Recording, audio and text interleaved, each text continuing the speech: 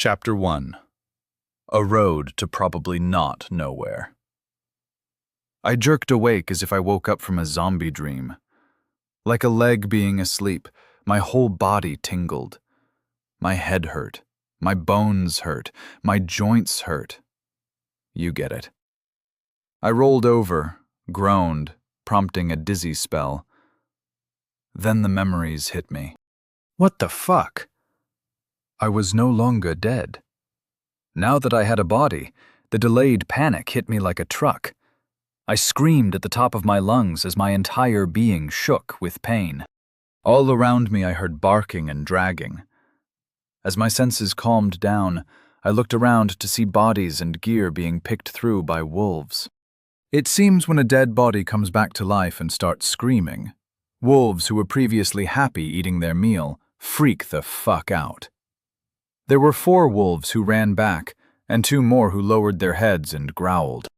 As a former dog lover and avid Nature Channel aficionado, I had no idea what to do. I slowly stood up and looked around. I was encircled by confused and hungry wolves. Well, judging by the bodies around me, they didn't seem that hungry anymore. There were several busted wagons and crates were spilled about. Some bodies had armor and were filled with arrows. Others simply dressed in typical commoner garb. So it seems the wolves didn't kill everyone here. They were just scavenging. Do wolves scavenge like that? Maybe I didn't watch enough Nature Channel. As I didn't seem to be hostile, the wolves slowly started to drag bodies to the woods, away from the road. A road? I'm on a cleared road with packed dirt. That means civilization. And dead bodies, especially dead bodies with arrows in them, mean people. As we all know, wherever there are people, there is someone else nearby trying to ruin their day. While these thoughts ran through my head, I kept an eye on the 2 wolves watching me, standing vigil while their brethren dragged away their meal. Leaving them to their dinner, I slowly made my way toward a carriage with the doors open. I really hoped this wasn't a horrid sight with a princess that I was going to have to avenge. Dead bodies of people killed in a war I could handle, but some things I'm just not ready for. Peeking inside, I see 1 male in fancy clothes lying down in the middle, and 2 fancy-dressed women with what looked like sword-type stab wounds on their chests. Okay, good. Well, not good, but not as bad as it could have been. Yeah, that's what I figured dead bodies smelled like. I dragged the bodies out of the carriage as the wolves eyed me from about 10 feet away. It was creepy how they just stared at me, ready to respond to any hostile act. I know dogs are smart, but that's just unnecessary. Once the bodies were out of the cabin, I got in and closed the door as best I could. Looking out through the window, it seemed that did the trick. The remaining wolves backed away. It annoyed me how they seemed to strut. From now on, wolves are on my shit list. Now let's review. I died falling out of my shower because I was too lazy to put a bath mat down. Then I went through what seems like some kind of reincarnation cycle, which I fucked up. Picked a door that looked interesting. Ignored the soul-cleaning circle of whatever. Then got burned by a big-ass bug zapper. Woke up here, in what appeared to be a recently dead body. Crap, this body was dead. I looked down and tried to take stock of my condition. There are some bloody holes in my crappy commoner shirt, which smells like shit, by the way. It seems that the wounds scabbed over, so I'm not bleeding. Do I feel okay? Name unclaimed. Level 1. Race, human. Growth, 2%. Tier 1 condition, 87%. Age, 14. Center, 100%. Body, 0.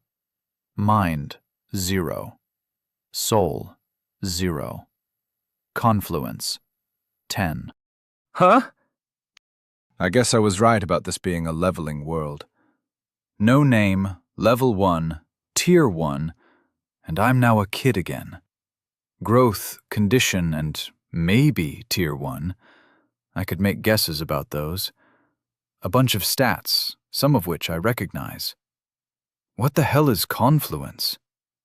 Regardless, this means that I took some kid's dead body, but at least I'm alive. Let's be honest, he wasn't using it anymore anyway. Have I always been this blasé about death? I guess going to the other side solidified my belief in the afterlife, and my long-held belief that bodies are just window dressing like the good Buddhists believe. Or was it the Taoists? Oh my God, now that I don't have the internet, I will never know. It's weird that until just now it hadn't hit me that I was really in another world. In another body. Because I died. And how crappy a death it was. Spending a few minutes with my eyes closed and focusing on my breathing, I got myself back into a headspace where I could start figuring this out again. So if I'm in a world with a stat menu, then I should have a skills menu too, right? Skills. Active listening, 0.8. Adaptability, 1.5. Administration, 0.3. Advocacy, 0.4. Analysis, 2.1. Assertiveness, 1. Attention to detail, 2. Etc. Okay, so apparently it lists every damn type of skill a person could have. I looked through pages and pages of skills, all of which were below 10. I'm surprisingly good at charades. Huh. There needs to be some way to narrow this down to special skills or something. Oh, that was easy. Skills. None NA. Yeah, that's about right. As I stared at the empty skill menu, I thought about how simple my life used to be. Apparently, there didn't seem to be anything special about managing a cell phone store in a strip mall. Although my focus probably shouldn't be on my skills, but on why I'm not at 100% condition. I guess I'm a little sore. Also a little hungry. And I could use a shower. Wait, showers better exist here. I should take a look around and see what I can scavenge for myself. Maybe I can figure out what the hell happened here. It's been a few minutes. The wolves are probably eating or at least not around anymore. If the great Saint Murphy is here in this world, I'm gonna be pissed. Stepping out of the carriage, I almost stepped on the bodies I had pulled out earlier. Watching my feet as I stepped over them, I held in the cringe of disgust at the brutality. Looking around, there was a long line of carts and wagons, maybe 15 or 20. Some were broken. All of them had some damage. Arrows were lodged sporadically. There were ripped coverings, and blood was splattered across the sides. Each and every one of them seemed to be looted. I could see footprints and drag marks leading off into the forest. Also, the bodies were all facing up. Once I realized that, I froze.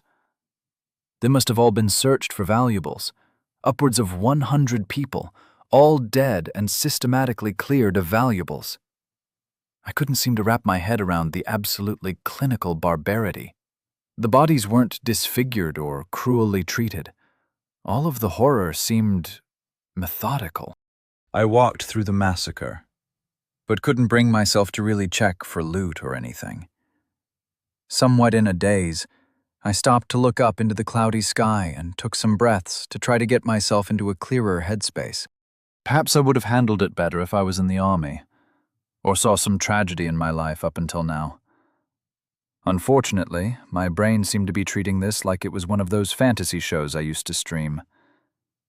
The bodies smelled, but they hadn't been there for long, so they weren't rotting. This is starting to catch up to me. I spent a few minutes building up to a panic attack. Then, another feeling started to slowly rise from my gut. I was annoyed, and a little ashamed. This was like the first time I got a flat tire. At first I felt terrified, but then my stubbornness fought back against the emotional interruption. Fuck it! This is my world now. Don't overthink. Live in the moment and take things as they come. I didn't let fear take control in my old life. I'm not starting my new life as a little bitch, I thought to myself. Breathe in, breathe out. As I mastered myself, like I did back in high school when I played football, don't be impressed. I was resoundingly unimpressive. I heard the clatter of horses in the distance. Looking toward the front of the caravan, I saw a group of riders in what looked like medieval steel plate with bright blue tabards. Blue is good. The good guys always wear blue. Now I just need a justifiable reason for being alive and surrounded by dead bodies while I have a shirt covered in holes and blood, but suspiciously without wounds. No problem. Good guys are always trusting. Chapter 2. Questions should have answers. The approaching soldiers rode 3 wide and went back pretty far. I guess there might have been 25 of them or more. They split along the sides of the wide, packed dirt road and continued in single columns at a trot down both sides of the caravan. They adeptly avoided bodies while both looking at the trees and the dead. The soldiers were speaking softly to each other, their horses and armor only adding to the prevailing cacophony. The noise was loud enough that I couldn't help my eyes from darting around while I calmly kept my hands out to the side, palms up, seeming as innocent as I could. Riding up to me, the lead 3 soldiers, knights, stopped within a few meters. Damn, those are some big-ass horses, I thought. "Boy, what happened here?" The leader demanded in a clear and deep voice. He sounded exactly like an annoyed cop that showed up at the aftermath of a bar fight. Apparently, this scene didn't shock him as much as it shocked me, and I thought the emotionally muted haze I had going on was bad. Ouch, what the hell was that? My head spiked in pain, making me wince. As quickly as the migraine came, it left. Probably a language download or something, I deduced through my extensive knowledge of this trope. I looked down and put on the most sincere grimace I could manage. This caravan was attacked while I was sleeping in one of the carts. I managed to hide from the looting while I heard them killing everyone. I don't know who did this. The noise was horrible.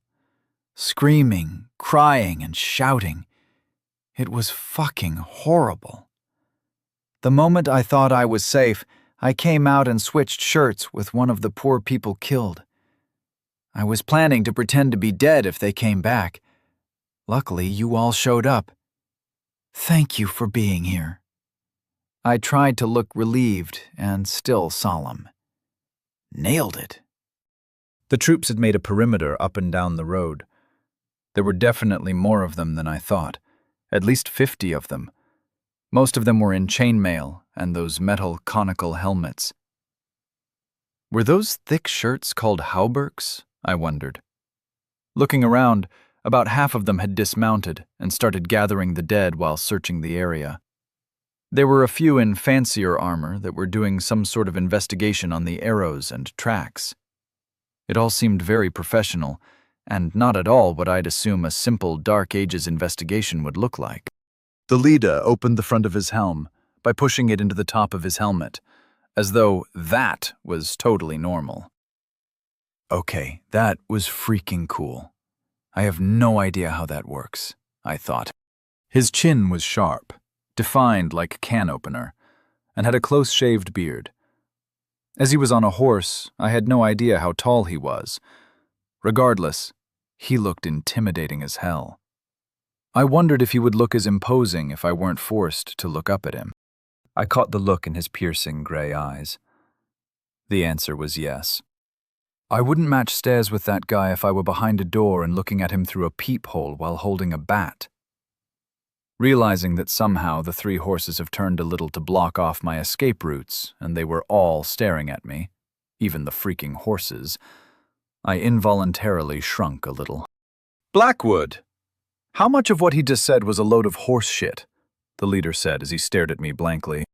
Like a bolt of lightning, I realized my mistake. This is a world with magic and skills and whatnot. They probably have lie detector magic and intuition skills and other things I haven't even heard of. I realized I might be in some serious trouble. Sir, everything he said was a lie. But it was weird. My skill felt no deception. A child can lie better than him. It's like he purposefully wanted us to know, without a doubt, that he was full of shit.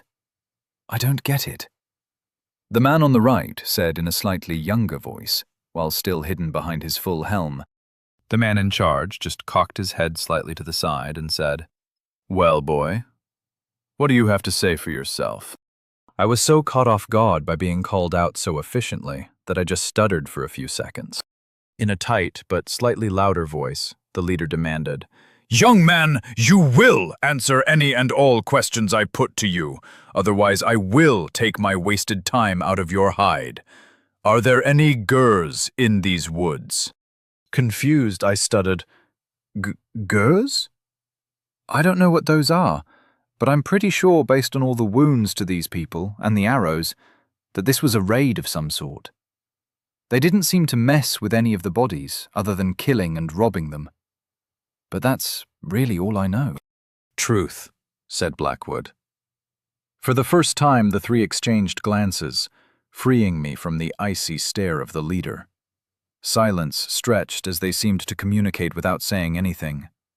My eyes kept bouncing back and forth between them as I rubbed my sweaty hands on my pants. What is that weird feeling in the air? It's like I can hear talking from far away outside a window. "You don't know who the Aslangers are," the leader said to me, with a pensive furrow to his brow. No, sir. Or, my lord." I really need to shut up.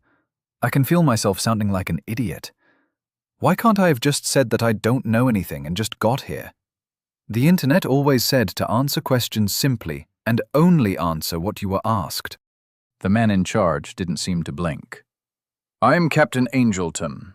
Do you know where you are? And what is your name, son?" A name. I need a name. Magic might have some true name bullshit or something.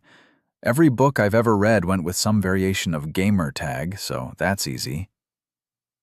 "I'm Nero. Nero, Walker?" I could feel them confirming that I'm an idiot. I already knew that they could tell if I was lying. What the hell was the point of that? "All right, Nero. Where do you come from? How did you join the merchant train? And once again, do you know where you are?"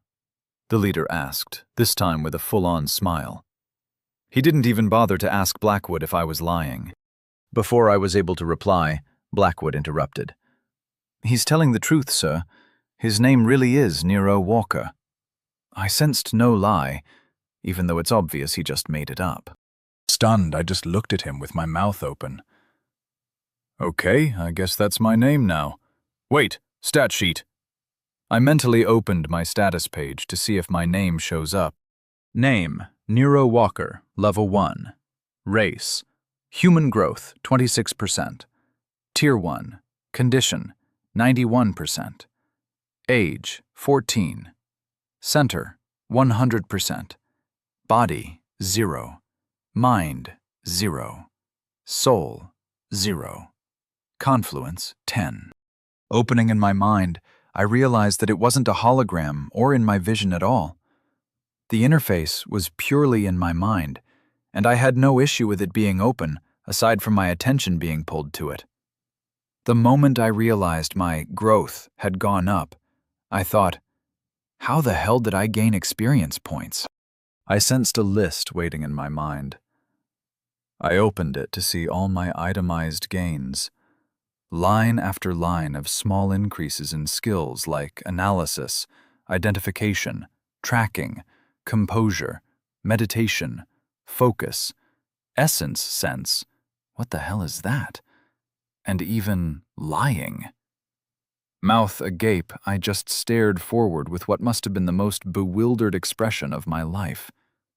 One skill stood out in bright gold. Skill gained. Local common. The world has a voice, and all shall share it. From now on, you will know why someone is trying to kill you. "Boy, did you just awaken?" said the leader with his amused and confident smile, with his hands now resting gently on the pommel of his horse. What the fuck is going on? This is not a leveling system I signed up for. I was under the impression when I went through the soul door thing that I would transmigrate into a baby and grow up in a nice family, or an orphan or something. I'm supposed to have a protagonist journey, damn it. Where is my 6 months of living on my own in the forest while I learn to hunt and master my skills to become some kind of chosen one? Yes, I think I awakened, I replied with a sour look filled with repressed rage. You don't understand anything that's going on, do you? The captain asked with what was now an even wider smile. His 2 men have seemed to have raised their helms and were all clearly having a great laugh at my expense. They sat there with their smiles as wide as can be, and were not in any way wary anymore. My temper was starting to slip, and I could feel the embarrassment turning my face red, which just made it worse. I was failing miserably at my new life, and it brought back all the emotional trauma of the old one. In an instant, I knew what I was feeling, and more importantly, why. Like a cool breeze on a hot summer day, my emotions cooled. What the fuck do I care what these assholes think? Of course I'm confused. I'm not going to make the same mistakes I did before. I'll do better. Every second, I'll learn more. Eventually, these, admittedly cool, douchebags will look up at me. This world is my chance to become more than I was. I will seize my future in my hands and wrestle fate itself if I have to. I swore to myself. It was like all the self-help cringe weeb culture that I had absorbed in my youth crystallized into one internal rant. Apparently, in this world, self-realizations can actually happen. No, sir. I have no idea what's going on. I have no memories of joining this caravan. I just woke up a little before you all showed up, and I was surrounded by wolves. I hid in that carriage till they left, then looked around for a bit. Then you all showed up. That's it, I declared, while hoping that he had no more questions. The captain rubbed his chin and asked, "But do you have any idea where you come from?" I just woke up here. I don't even feel like this body is mine. When I awakened, I saw that I was 14. That's about all I know, I replied while spreading my arms helplessly. Not any lies, technically. Captain Angelton turned to Blackwood and asked, "Well?" "Yep. Even the part about it being all he knows. The poor kid has no idea what's going on. He is filled with confusion, but damn does he have a strong center. His psychic field is all over the place." Blackwood chuckled. The captain nodded to himself, as if he had made a decision. Then he straightened up in his saddle. Putting on an aura of command, he said, "All right, Sergeant Blackwood, go see if Sergeant Williamson has found anything of use, and see if we have tracks. If so, send out Johnson and his squad to shadow them and find out where they lead, and see what's out there." He then turned to the silent man on my left. "Borson, get the men moving. I want the dead collected with whatever goods that are left. Put them in whatever wagons are still functional, and send 10 men to return with extra horses and tack and hitch them. Anything left over, I want off this road and cleaned up." He paused and looked over to Nero. "Also have them bring an extra mount for the boy. I don't want to be here in an hour." Both men replied with a crisp, "Yes, sir," and turned their mounts to their duties. As they headed off, the captain dismounted and walked his horse to the wagon I was standing near. He loosely tied it up and gave it a few pats, then walked over to me. He was a big man. Must be over 7 feet. Wait, I'm a kid. How tall am I? Maybe he was over 6 feet. Either way, he walked over in his full armor, wide enough to be confused for a tank. As I looked up at him, I thought about how great he would have done in the WWE, or as an actor for some streaming platform. "Let's have a talk, son," he said, and put a large hand on my shoulder. I looked up and gulped. Chapter 3. Receiving the Facts of Life from a Stranger. For Archmage Jennings, the past 100 years had been, in a word, dull. While he enjoyed research, he had never been one to chase beasts or fight in the mud like some moron too stupid to stay inside the walls. As such, it was through knowledge that he advanced, and his pursuit of the world's truths was unending. But now he was over 1,000 years old, and with every passing year, he felt there were fewer things to learn. But today, something interesting has finally happened, and Archmage Jennings felt invigorated. Did you feel it busting through the upper planes? Jennings shouted over his shoulder into the hallway.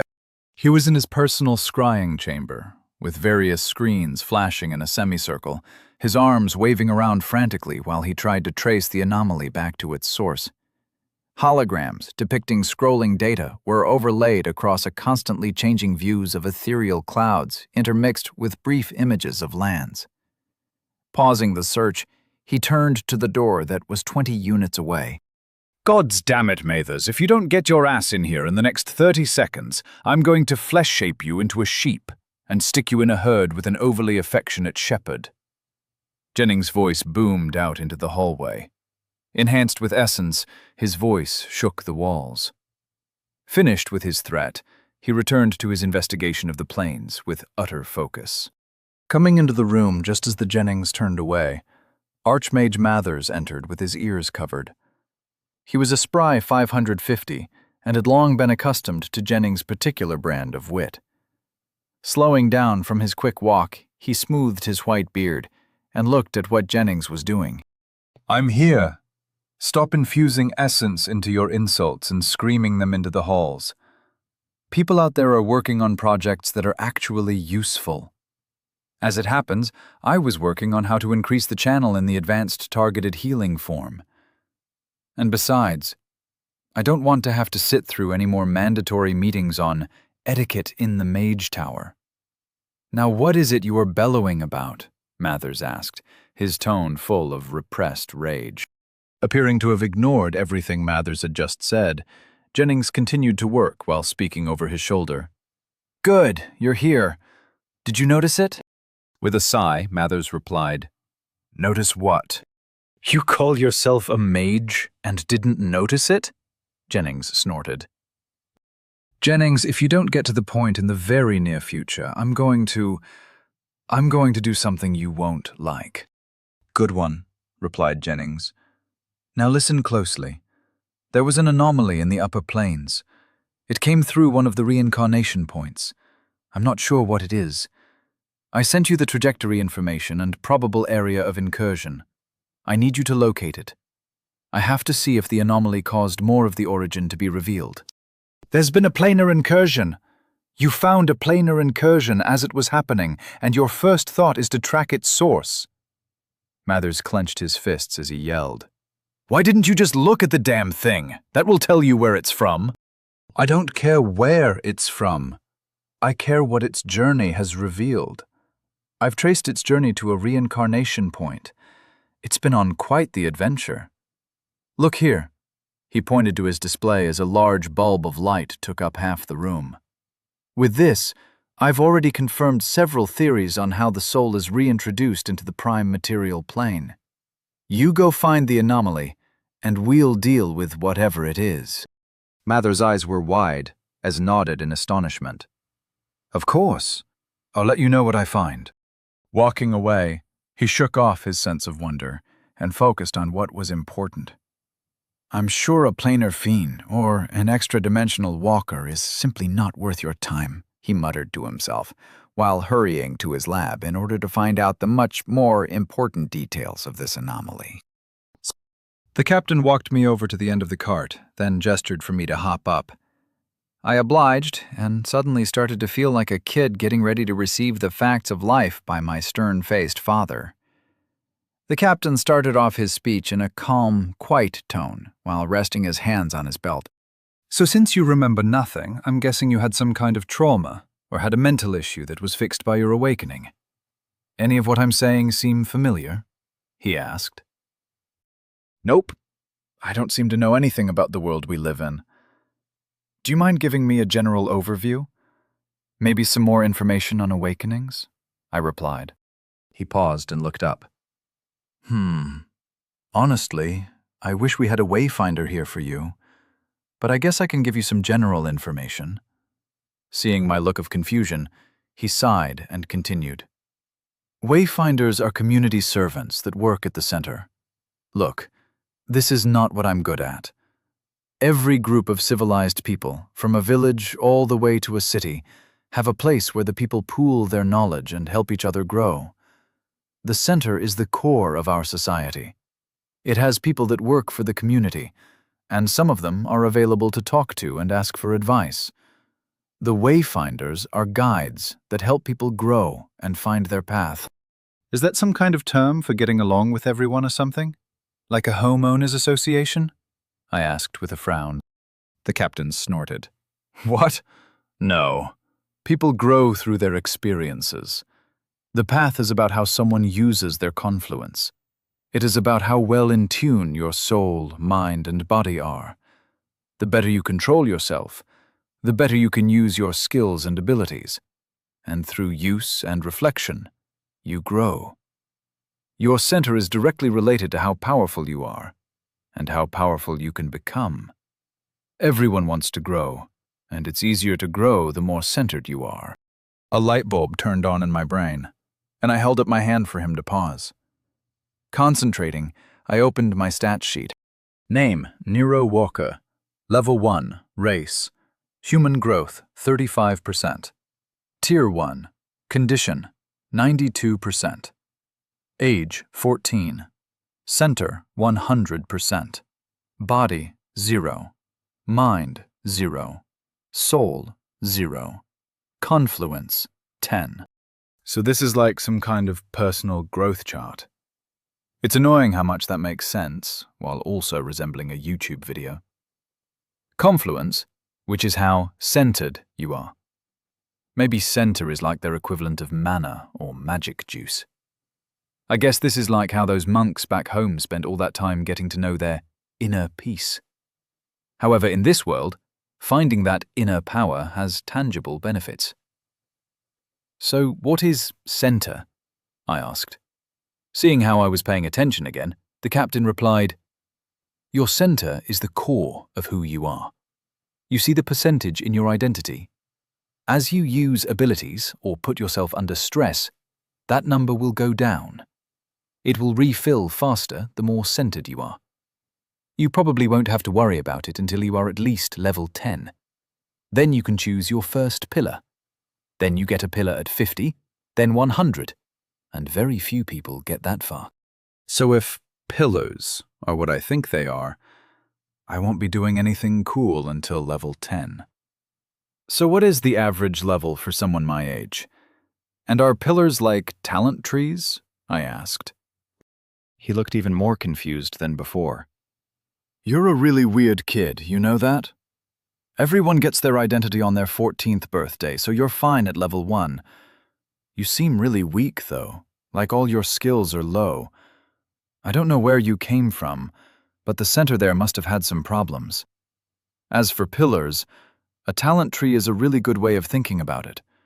You start at the base of the pillar, and as you put in stars, stars are the points you get when you level, then you gain more affinity or abilities in that pillar. He casually gestured off to the side, and a semi-transparent gold rectangle appeared to his left. This is a basic shield that comes from the defense pillar. There are other shields and other pillars, but this one is pretty common, he said casually as he promptly dismissed it. Fuck yeah, I said, as I pointed with both hands at where the shield just was. That is what I'm talking about. Full-on magic powers. How common is that?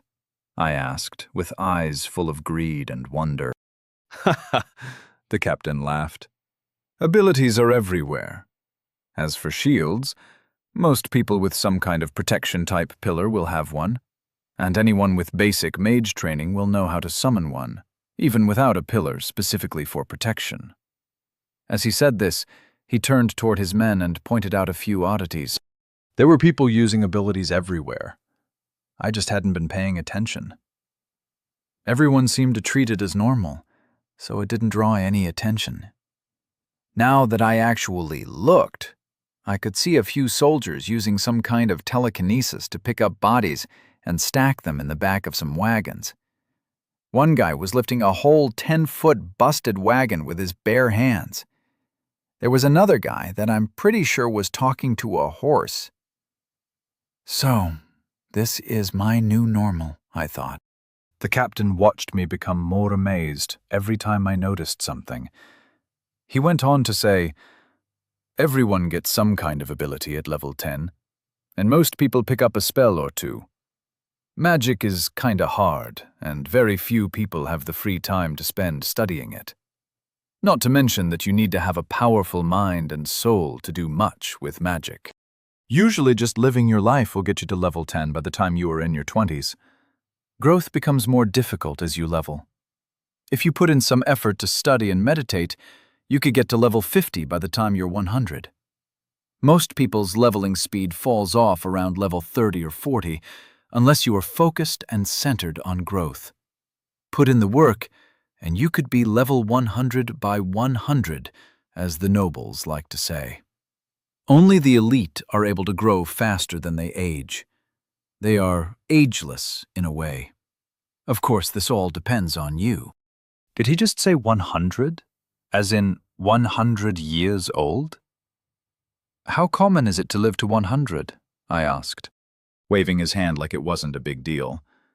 "Unless you get killed by a beast, bandit, or some monster, most people live to 100. Stay in a city, you shouldn't need to deal with any of that. It's not that hard to get enough stars into your body and your confluence high enough to take advantage of your time. The big problem is that pushing for levels and developing your center is hard. It's not an easy life to focus on the climb. There is no way to avoid the personal aspect of the journey. You can't buy focus. You can't steal ambition. The world is large, and if you focus on the climb, you'll always be moving. It's a difficult life." He finished the impromptu fortune cookie with a somber look on his face. "It's rather interesting how power here is personal, while political power seems to be balanced away from the young master stereotype. If some noble kid didn't get his shit together, he was never going to be centered or whatever. That kid would probably be put aside for someone who was more powerful. I'd have to see how the cities were organized. But if you can't buy levels, the people in charge will have trouble abusing the system." That brings up an interesting thought. I looked at the captain, who was patiently waiting as I worked through all he said. "So what will happen to me? If I just awakened, I'm assuming I'm considered an adult. Are there any opportunities that I can take advantage of with absolutely zero skills and no history?" I asked. Nodding, he said, "When we get to town, I'll have someone take you to the center. They'll know how to help you get your memories back, or at least point you in a direction. To be honest, I'm not really good at this type of helping people. Usually my men and I are the avenging and preventing part of helping people. The army isn't intended for community outreach. That make sense?" He seemed a little embarrassed to not have a better answer. However, this suited me just fine. "No problem, Cap. You've been a great help already. I have 1,000 other questions, but they can wait for a wayfinder," I said, proud that I was starting to sound like I know what I was talking about. "By the way, you wouldn't happen to have a spare set of clothes, and any ideas as to how I can get this blood off me?" I asked as I held up my tunic that looked like a Jackson Pollock painting. The captain laughed and walked over to his horse.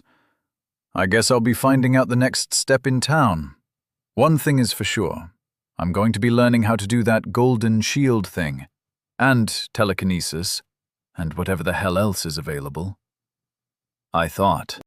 The men were still clearing the road, and I watched closely as they did freaking magic. I'm going to learn it all. Seeing some horses grouped up, I realized that I don't care about talking to horses. In fact, that one over there is eyeing me like I stole his apples. Just as I turned back toward the captain, I was hit in the face with a bundle of cloth. "Change into these, and most people can cast a basic cleaning spell on you," the captain said as he turned away and started doing soldierly things. I had no shame and stripped on the spot. Maybe I could find someone willing to teach me a cleaning spell. Chapter 4. Arriving at the Great Wall of Dorchester. Captain Angelton walked toward Blackwood and Williamson while keeping his eyes on the edge of the forest. Diligence is focus in practice, he told himself, as he checked his sword for freedom of movement. Men, report, he interrupted them as he walked up. The soldiers straightened up and saluted with and armed their chests. The captain gestured for Blackwood and Williamson to come closer. He returned a quick salute to the rest of the men, and they returned to their business. In Williamson's hand was an arrow and a broken strap with a buckle. Showing the arrow to the captain, he said, "It was the Gurs, no doubt about it. Looks like 30 to 50 of them. Small patrol, must have snuck past the front. I have no idea how they got this far north without anyone noticing. The scouts found the trail. It wasn't easy, but it's hard to hide a trail while they were carrying a lot of food and goods from the raid. We should find them before nightfall." Williamson tossed the arrow and strap onto a pile of others and dusted his hands. Looking around, he sighed and continued. This wasn't even a military convoy. These were just basic merchants and travelers heading to Dorchester. We found the manifest in the lead wagon. No persons of interest or suspicious cargo. We even found the remains of everyone on the list. Well, some of them seemed pretty torn up by scavengers in the woods, but nobody seems missing. That just puts more stock on these being soldiers led by a knight and not bandits. I've never seen a merchant train hit by bandits that didn't do a little kidnapping along with their reaving. The captain was looking around as he listened to the report. His sergeant's conclusions were justified, but worrying. This was too close to Dorchester. How did they get past the front and this deep into the straits without anyone noticing? If this is the first we are hearing of them, then why hit this unassuming merchant caravan? What aren't I seeing? He wondered. Looking at Williamson, he said, "We don't know if we're being pulled into a trap. When the scouts return with their report, send them right back out to do a sweep around the bandit camp, or wherever they are hiding. Something about this doesn't sit right. I want at least triple their number when we hit them. When we head back, I'll get the court mage to thoroughly scry the area.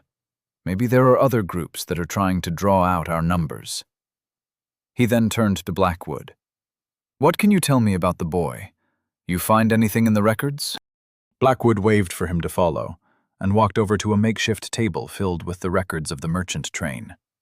Every bit of paper they could find was being searched, with skills to deduce the history of the parties involved.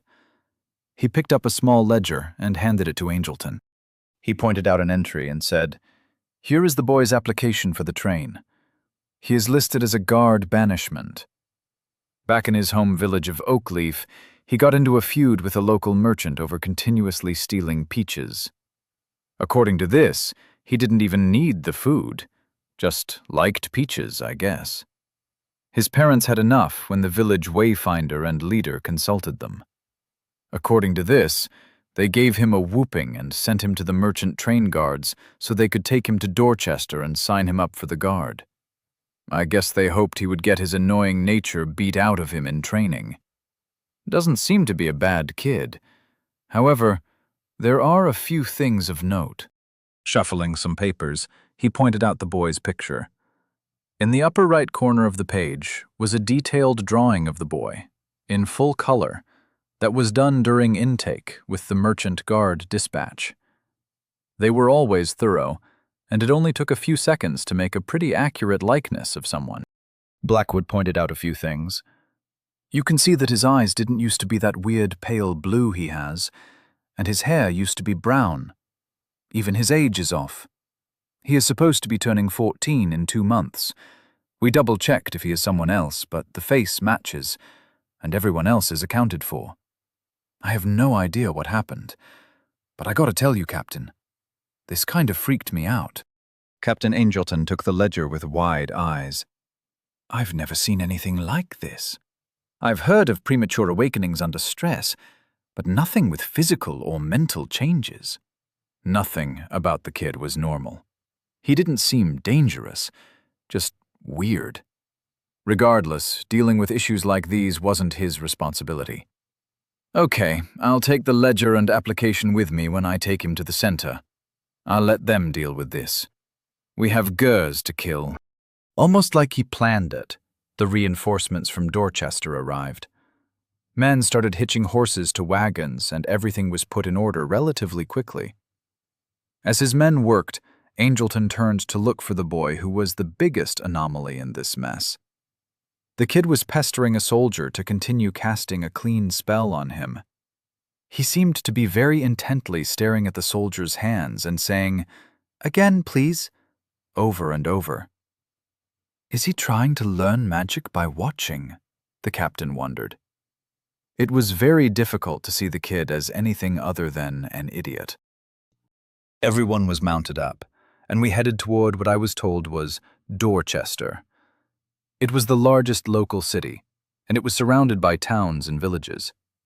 As the largest city, it was where the army was stationed to protect the locals, while being a preparation point for ongoing conflict with Islangur, which was far to the south. I was told that the region we are in is called the Straits, after the line of lords called Stratings that rule this part of the kingdom. From what I could tell, the area is huge, and the fact that a raid happened this close to Dorchester has all of the soldiers worried. I just wanted to see a map, along with a globe. Without a frame of reference, none of this meant anything to me. I also learned that I can sense magic, or essence, as it is commonly known. My pride was immeasurable until I found out that everyone can sense essence. In fact, most children can sense essence. Not only does it not mean anything special, it is also useless. At a basic level, it is only good for knowing that something is agitating the local essence. So I won't be learning any spells by following along with their casting. This had me inquiring about how someone went about learning spells. According to a nice soldier that didn't mind continuously casting clean on me as we rode, regardless of how many times he assured me that it won't help me learn it, the way to learn spells is also commonly known. A person has to first be able to influence the essence around them. Usually through meditation and focus, you can adapt your feeling the essence into probing it. Eventually, you can manipulate it, and finally start making patterns with the streams that are all around us. He called it essence weaving, patterning, or my favorite, stamping. You start with manipulating, or weaving, raw essence. Then you move up to creating patterns infused with essence. And when you are really familiar with the spell or pattern, you can stamp it into existence with your center. Stamping is the fastest way to cast a spell and the most powerful. It stresses your center like crazy, but you're directly influencing the world around you. I thought to myself, that sounds so badass, I don't even mind calling it stamping. Although it does remind me of people who used to collect stamps and wasted everyone's time by talking about them. I'm pretty sure they also called that stamping. As these thoughts rattled around in my head, I continued to bother the poor guy whose name I never bothered to learn. After an hour, I realized that I wasn't paying attention to where we were going. In the movies and stories, the camera always follows above the column of soldiers, providing a grand view of the surroundings. For me, though, I was surrounded by large, smelly men that blocked my view of the forest, which stopped me from seeing anything in front of the column. So it was a pleasant surprise when we cleared the forest and started to spread out. Now that I could see a little more, I noticed that off in the distance there were large walls that must have been 100 feet high, with towers spread about in a circle so large that the walls seemed almost flat. Now that is a fantasy city. And what the hell are they defending against? I wondered. Covering a fair bit of distance before the walls was a city in and of itself. There were small businesses and homes all around the outside, but they looked so tiny next to the behemoth of a wall. The men just calmly rode on, used to seeing the Great Wall of Dorchester, as it was so named in my head. It took another hour before we finally arrived at the buildings outside the wall. I realized that the wall was much taller than I thought. There were some small walls and defenses, but nothing that compared to the wall I couldn't stop staring at. The damn thing became more imposing the closer we got to it. The people were dressed in what I thought was a typical medieval fashion. Wool clothes with leather belts and boots. The city was clean and the roads wide. Plenty of space for everyone, though they did respectfully move out of the way for the soldiers. Nobody seemed to be afraid of them, so I guess it wasn't a totalitarian state or despotic rule. No joining the revolution, it seems, I grouched. Looking closely, there were people using random abilities all over the place. Glowing lines from a parent attached to a kid's back, like those kid leashes suburbanites used back home. And there was a vendor with a magic glowing sign above his door that said, "Varanus Enchantments for home and work. You need it, we have it. Be better than the others." Wow, even the subtext of the world is all about personal improvement. It's kind of depressing that I'm going to have to get over the idea that people will pull others down to lift themselves up, I thought to myself. It seems the fabric of this universe is completely at odds with the unhealthy competition I was comfortable with. I also just realized that I could read without any issue. Nice! It must be part of that skill for common I got, I thought. As I kept up my observation of the town, I saw that my first impression was incomplete. Although the focus was definitely about how great each merchant was, there were still subtle digs at the competition. Regardless of how personally awesome someone is, there are only so many customers out there. Businesses have to advertise, and maybe subtly imply that we're the best, so choose us over them. I wonder if there is identification magic that can unquestionably prove, one way or another, if someone is better. Maybe there is a magic yellow pages that updates who the best is at giving haircuts in a locale. When a diner says they serve the best hamburger in Dorchester, they can actually prove it. That's trippy, I mused as we moved through the town. Coming up to the wall, there was a giant tunnel with a spiked gate. Even with the gate up, it was very imposing. As I was in the middle of the column, I couldn't see what was happening up front, but I was content staring at the freaking abomination that was the wall. Is that 200 feet? Maybe it's 1,000 feet. I've never seen something that size, so my frame of reference is not helping at all. It must be the height of a downtown apartment building, I thought in wonder. Finally, the men around me started to move again, and my eyes snapped back to my surroundings. I adjusted my seating as we entered the tunnel, my attention on my horse. I imagined I would have had more trouble riding, but when they aren't moving fast, I don't have to do anything.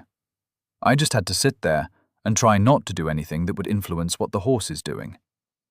It had seemed perfectly happy to just follow the other horses. I checked my identity, I still think it should be called status, and I didn't even get a riding skill. I suppose I'd have to actually steer the horse in order to be considered a rider. A bunch of other skills went up, though. Analysis, observation, listening, and a ton of others. Do people actually follow all this? I doubted it. The tunnel must have been as wide as an entire football field. How much stone must be in this thing? Embedded in the walls were doors and arches. Shadows covered small terraces for guards to rain down death to invaders. Looking at the ceiling, I noticed little bulbs of light up in corners that looked like they were hovering. They kept the tunnel well lit. This place was awesome. Through the opening on the other end, you could tell this was now the real city. Stone houses and roads, gutters with steel coverings, street lamps that were currently unlit, multi-story buildings with curtained windows, and those plant boxes hanging from the side. It was unreal to the point of being cliché. This is almost too fantasy-like. Where is the inconsistency that pulls the eye? There wasn't even a weird smell. What happened to the horse droppings? It was so normal that I got a headache just trying to spot something out of place. The sound of the people going about their day seemed to inspire the column to start moving faster, and we quickly approached a walled-off compound. It made sense that they were stationed near the gate. Like a bomb going off, everyone started to go in different directions. My travel companion, whose name I still don't know, told me to dismount, then immediately walked off with our horses, giving me nothing but a nod and a smile. So I just stood there, in the middle of all this activity, being completely ignored. It was impressive how no one seemed to be bothered by me just standing in the middle of everything. "All right, young Nero, come with me," I heard from behind me, causing me to jump a little. I turned to see Captain Angelton standing there, already changed out of his full plate, and now in chainmail and without a helm, his blonde military haircut now on display. He still had his blue tabard and sword with him, but he looked significantly more relaxed. Yet, I noted that he was still unnecessarily large. Once he saw that he had my attention, he immediately turned and walked away. I hastened to catch up to him as we walked out of the compound. The captain gave a nod to the gate guard. I tried to keep next to him, but I seemed to always be a step behind him. I got the distinct impression that he didn't want to talk to me anymore. His brow was furrowed, and he walked with purpose. He seemed to have a lot on his mind, and was just trying to get this last duty finished before he could move on to more important things. As we passed by a food stall, I realized that I hadn't eaten since my miraculous body snatch.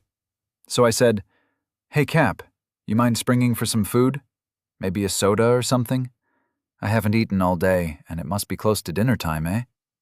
With a smile on my lips and a hopeful look in my eye, I levered all my considerable charisma to bum some grub. With a small glance to his side down to me, he replied without breaking stride, "What the hell is a soda?" "Never mind, it doesn't matter. We'll be at the center soon, and they'll be serving dinner there. I'll introduce you to the inntaker, and they'll get you all set up. Don't worry, son. Oglevark takes care of her own." I really need a map. I thought I was in the kingdom of the Straits, sufficiently chastened to hurry up and be quiet.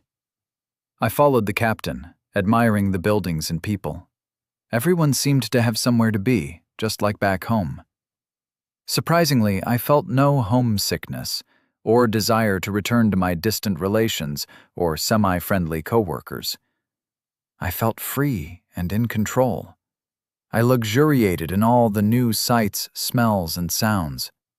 I heard a soft chime all around me, and the air seemed to thicken for a moment. My steps halted, and I looked around confused as to what just happened. A couple passed by on my right, and both offered their congratulations as the man patted my back, and they resumed their day. I thanked them by reflex and turned to the captain, who was staring at me with those piercing gray eyes of his. He walked right up to me, looming over me like a teacher who just caught their student cheating. "Boy, did you just level? How the hell did you already level? You haven't done anything since we found you." "Right?" He damn near accused/questioned me. I cleverly replied, 1 second. Name: Nero Walker. Level 2. Race: Human growth, 0%. Tier 1. Condition, 100%. Age, 14. Center, 100%. Body, 0. Mind, 0.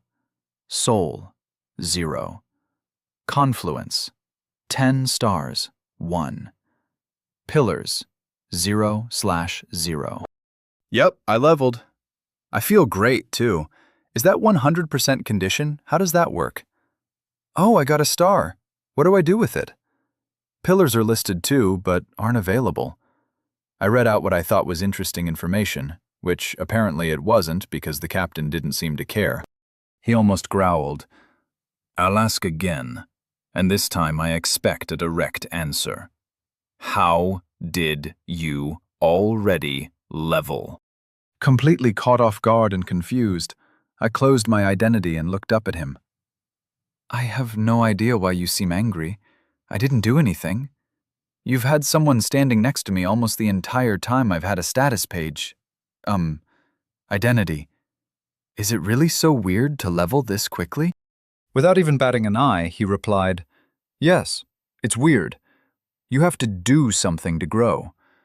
You have to commune with who you are as a person. You have to acquire new knowledge and experiences. You have to become more than you were just minutes before. It's supposed to take time and effort. You're not supposed to level by staring at that woman's ass like you were a few minutes ago." I think I have a pretty good read on this straight-laced captain by now, and I was currently feeling great thanks to my recent level. So I smirked and crossed my arms like the little shit I was. First of all, you know that everything I'm seeing is brand new to me, considering I don't remember anything. Second, I've learned stuff. Like that vendor over there is selling something called Maginopes, 3 for a 2 valence. And third, and most importantly, that woman's ass was worth some introspection and consideration. You need to start looking around. There is never nothing to experience. I finished with what I hoped was a profound look on my face. I paused and looked down for a second to think whether or not that amazing last line made sense. Yep, checks out, I decided, as I nodded and looked back up at him proudly. The look on his face was priceless. If this growth thing works the way I think it might, I'm surprised I didn't level again. He stood there in stunned silence, now standing like an immovable pole in the middle of the walkway as people passed by. Confusion and contemplation clear in his features. I watched him struggle with what I said for a solid 15 seconds. It was glorious. Finally, he seemed to come back to himself and grunt, as if to clear the air. He resumed his calm but authoritative tone and said, "Come, boy, we're almost there." I just chuckled and followed along. Chapter 5. Paperwork is a multi-dimensional evil. The captain and I soon reached what looked like a large marble library with incredibly wide steps. The building had statues of what I assumed were important people lining the side in recessed alcoves. The building rose into the air for several stories, and the roof had crenellations that gave it a sense of grandeur.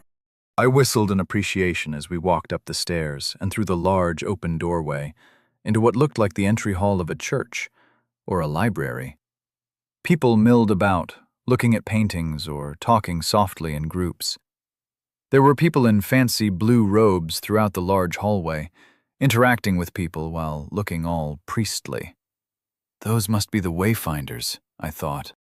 Judging by the way this place looks like a church crossed with a college library, I should probably have had some insightful opinion.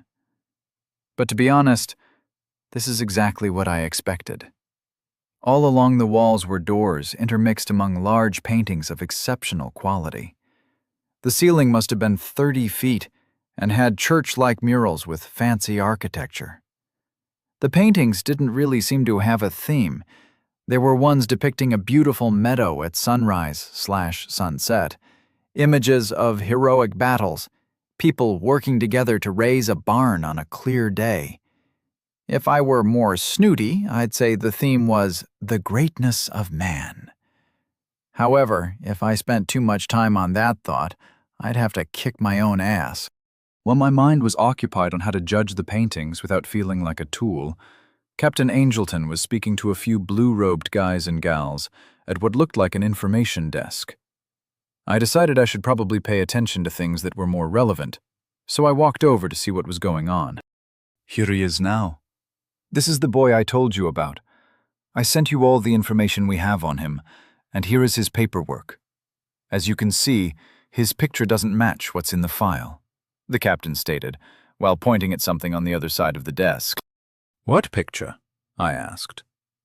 No one told me about a picture. I'm in a book? Evidently, they were ignoring me for the moment.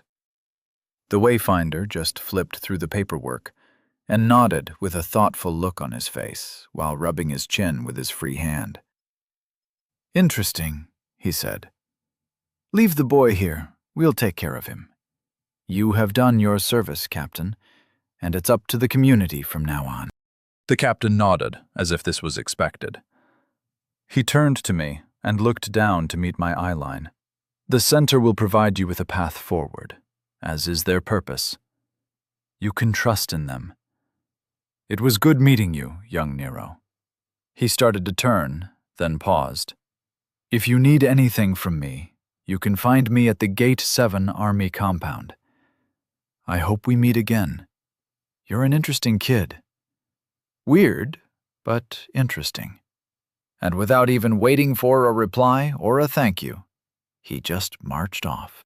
Surprised at the quick separation, I watched his wide back shrink in the distance. He is always marching with a straight back and squared shoulders, and seemingly leading with that amazing chin of his. What an odd dude, I thought. Turning back, I put the captain out of my mind and looked across the desk to the blue-robed guy. He was taller than me, which isn't saying much, and looked to be in his mid-30s. With a clean-shaven and scholarly look to him, it fit right in at a human resources department.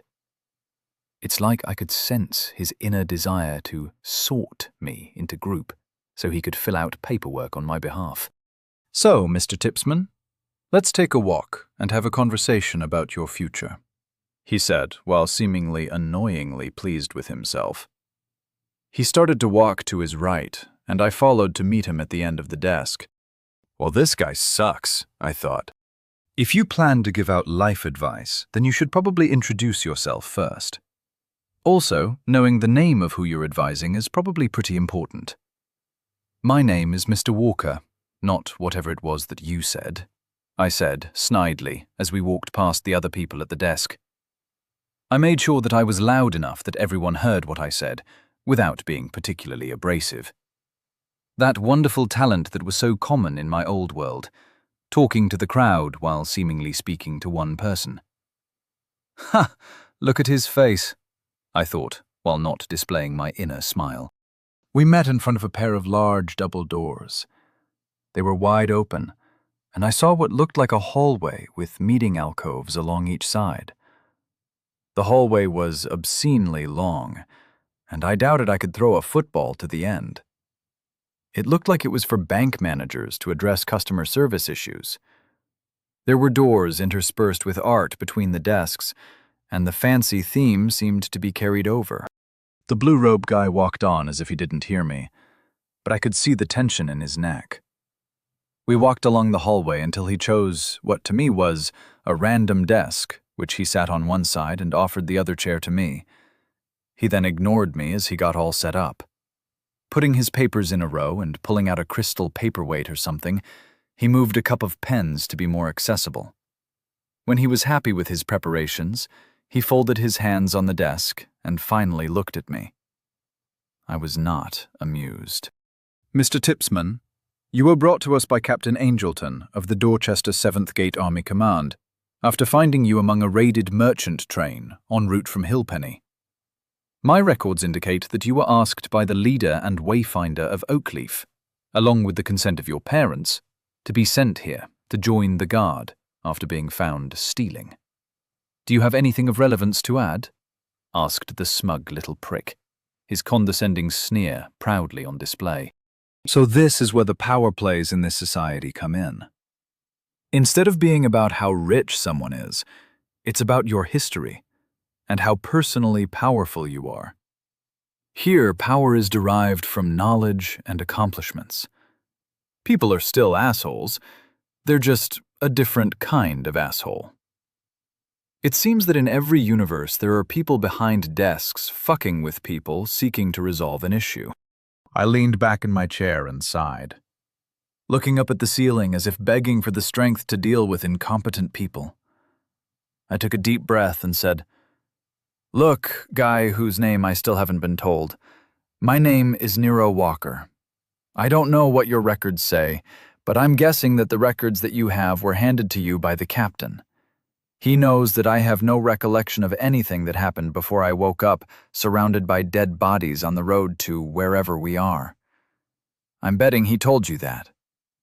I'm also betting that you, being the bureaucrat that you are, ignored everything he said and just started reading what he gave you. So I'm going to take a lesson from pop culture and do the smart thing. At which point I stood up and righteously raised my hand into the air, full of self-importance, and loudly declared, "I demand to speak to your manager." All of the quiet conversations at the many little desks seemed to come to a halt. I glanced around at a ton of confused faces. Ha! Never seen a blogger making a scene, have you? I thought. Fast walking from the back of the hallway was a tall woman and another man, both in impeccable blue robes. Maybe velvet? She had her light brown hair in a tight, sensible bun, and was only missing glasses to complete the "I'm in charge here" look. The man next to her seemed to be in his late 40s and tired. Everything about the guy screamed, "My work is my life, and it's important to no one but me." I've always loved the hard-working middle manager that puts everything he has into his job. The woman, on the other hand, was the epitome of the corporate troubleshooter. This lady could walk into a room full of problems, and the only thing coming out would be her covered in ink stains and sporting a smirk. "What's the problem here, young man?" she asked before she even stopped walking. As soon as she reached the desk, she elegantly paused and crossed her hands in front of her waist, while looking every bit a leader.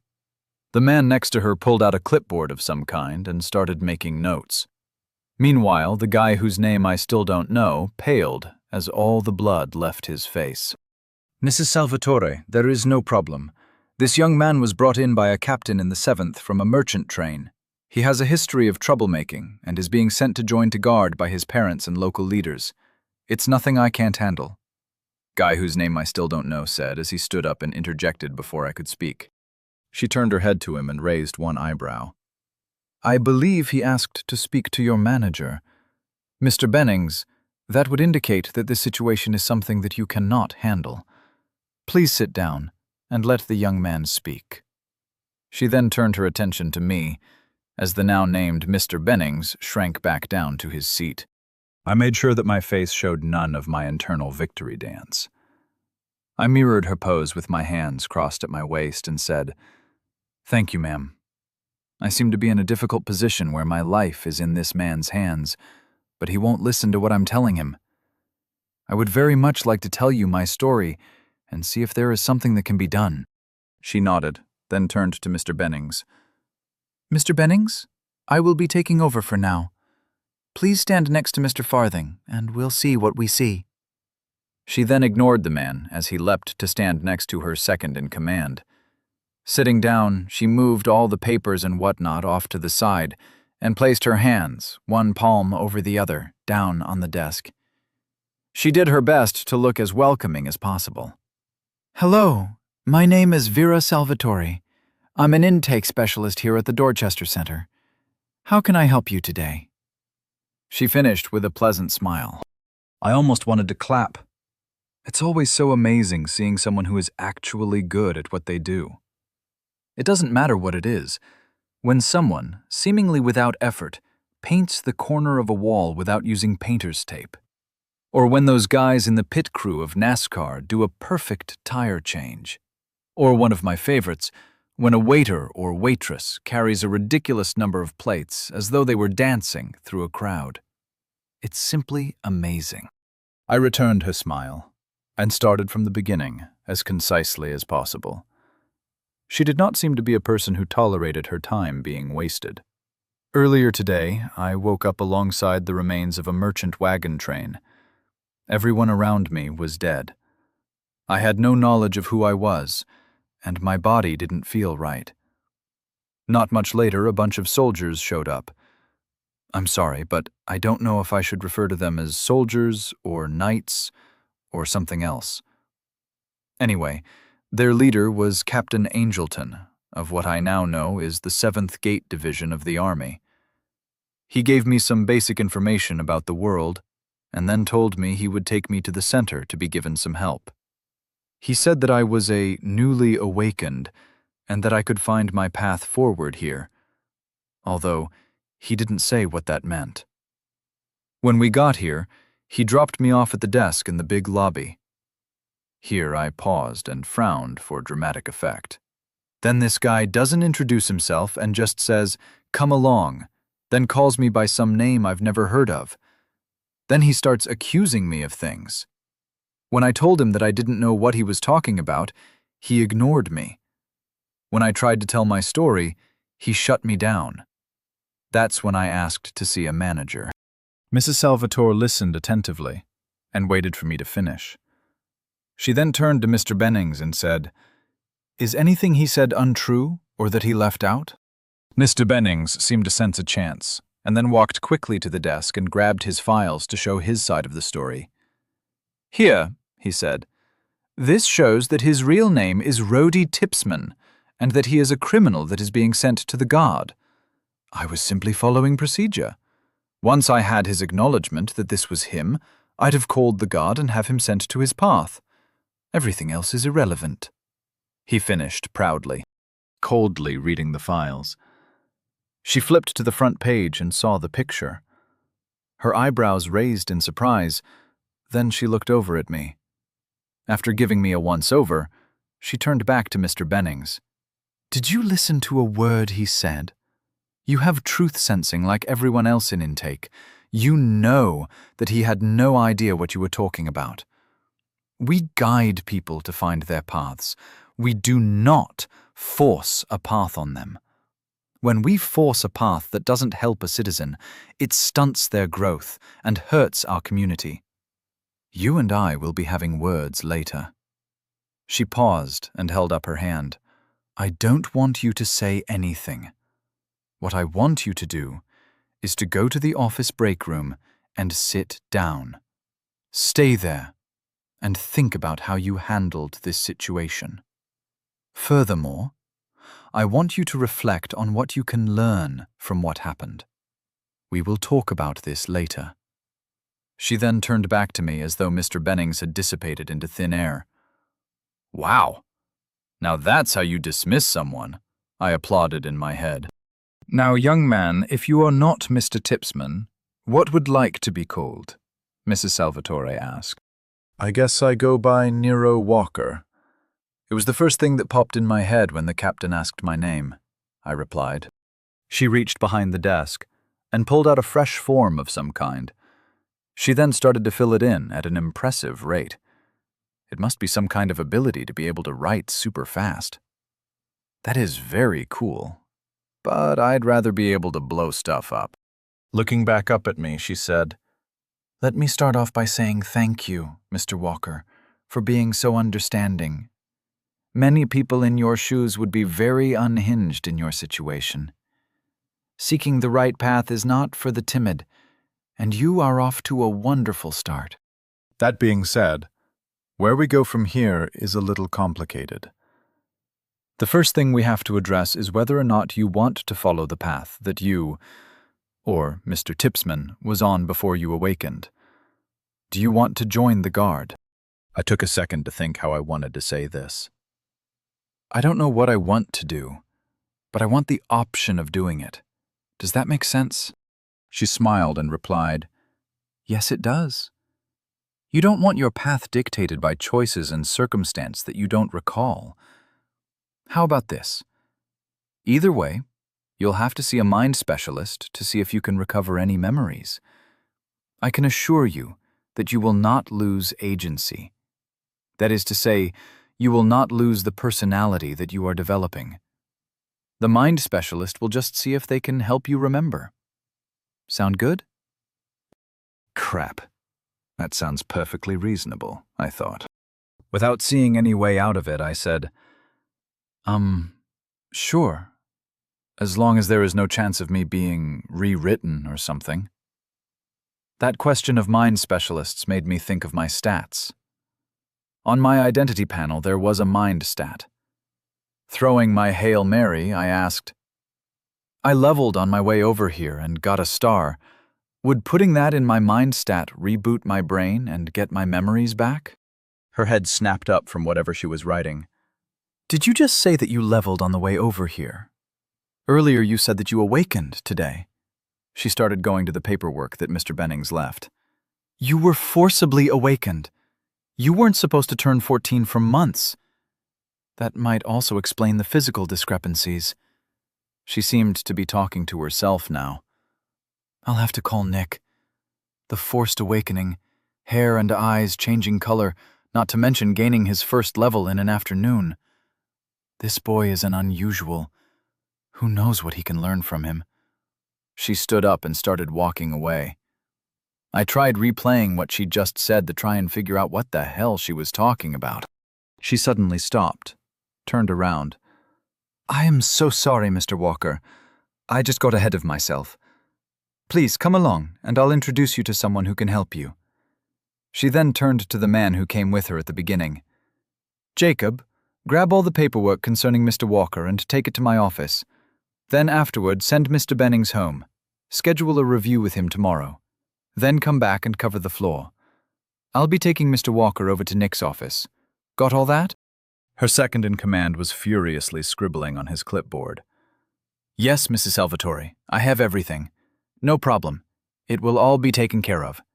Would you like me to reschedule the end-of-day review for this shift, or would you like for me to handle it? You can handle it. Thank you, Jacob, she replied. Jacob then turned back to the table and started collecting everything. What an intense dude, I thought. All right, Mr. Walker, follow me. We'll be going to see Nicholas Salvatore, the head of the research division of the Center for Dorchester. If there is something concerning the path, he'll know about it, she said. I noticed the name and asked, Any relation to you, Mrs. Salvatore?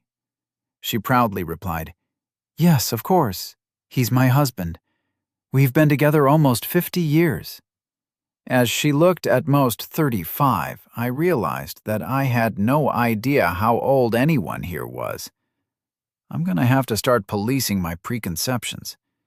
I thought of her as a young go-getter headed for upper management. With this new information, I realized that she already is management.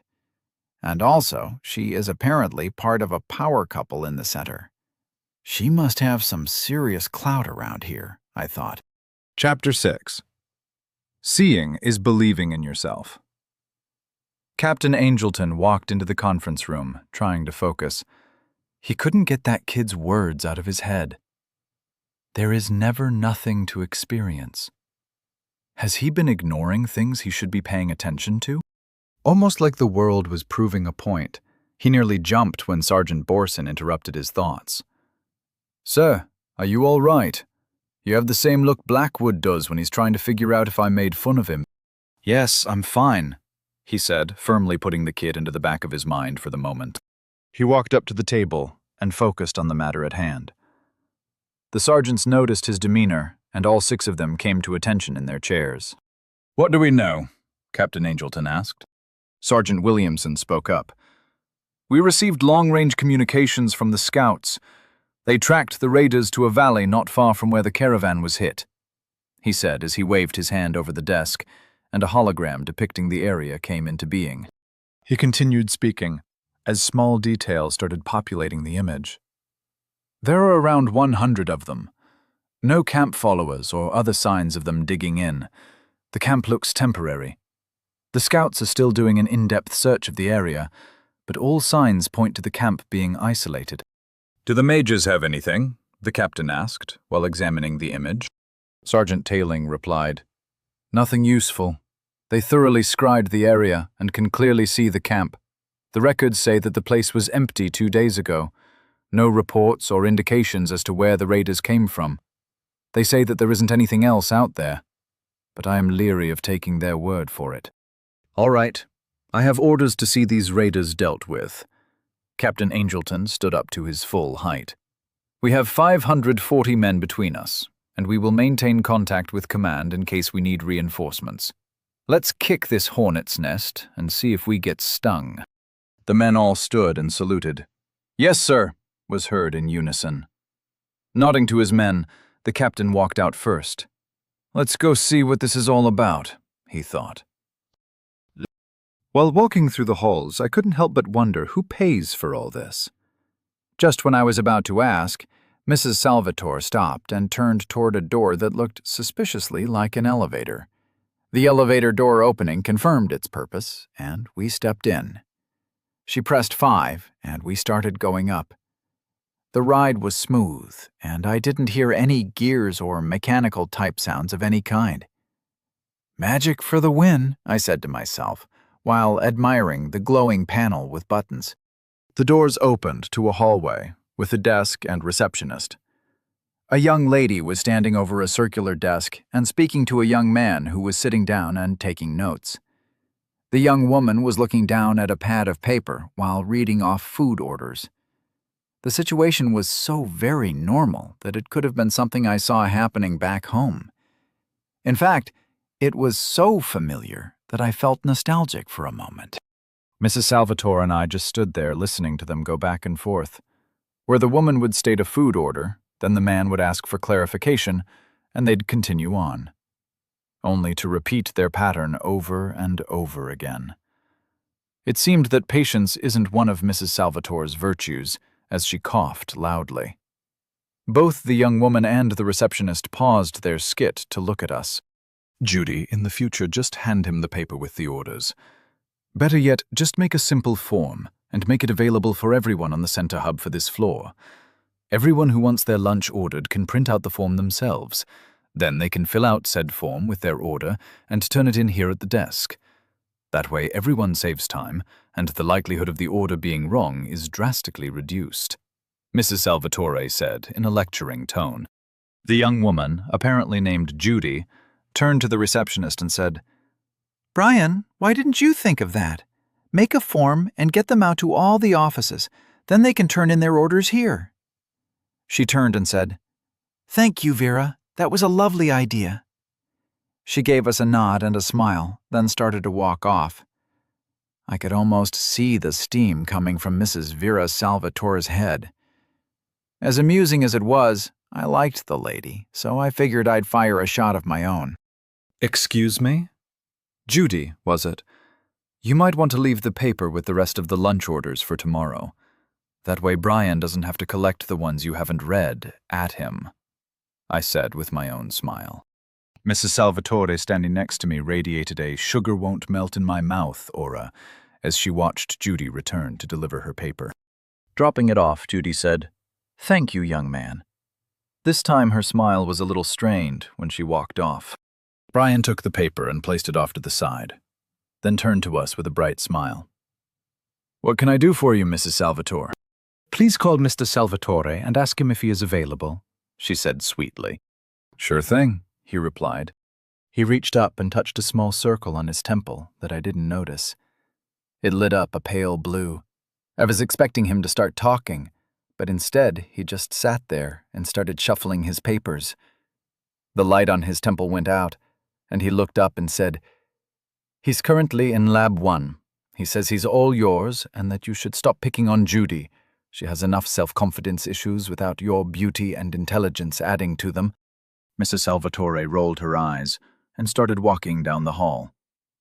"Right. Thanks, Brian. Good luck tomorrow. Come along, Mr. Walker," she said. I followed while chuckling at the amazing fantasy office politics skit I just witnessed. I'm hoping that Nick turns out to be a bumbling goofball that is constantly inventing things that don't work. There is just something amusing about a head of research being someone who constantly researches things that don't work. I think that's why everyone likes mad scientists. Wait, a scientist wouldn't get very far in this world if that were true. Son of a bitch. He's going to be competent, isn't he? I thought to myself. Looking over at his wife, I tried to imagine what kind of man would be with such an exacting woman for 50 years. Before long, we were at a metal door with no handles. We just stood in front of it for about 5 seconds, with nothing happening. I was just about to say something when Mrs. Salvatore audibly sniffed. Then the doors opened with a slide. Magic automated doors. Nice, I thought, while watching the doors disappear into the wall. The room was huge. It had segmented areas that looked like they were for spell testing and were able to be sealed off. There were books everywhere, along with tables and chairs.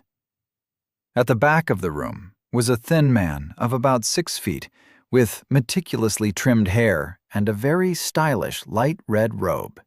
Do only intake people wear blue? The army wore blue too. What does red mean? I wondered.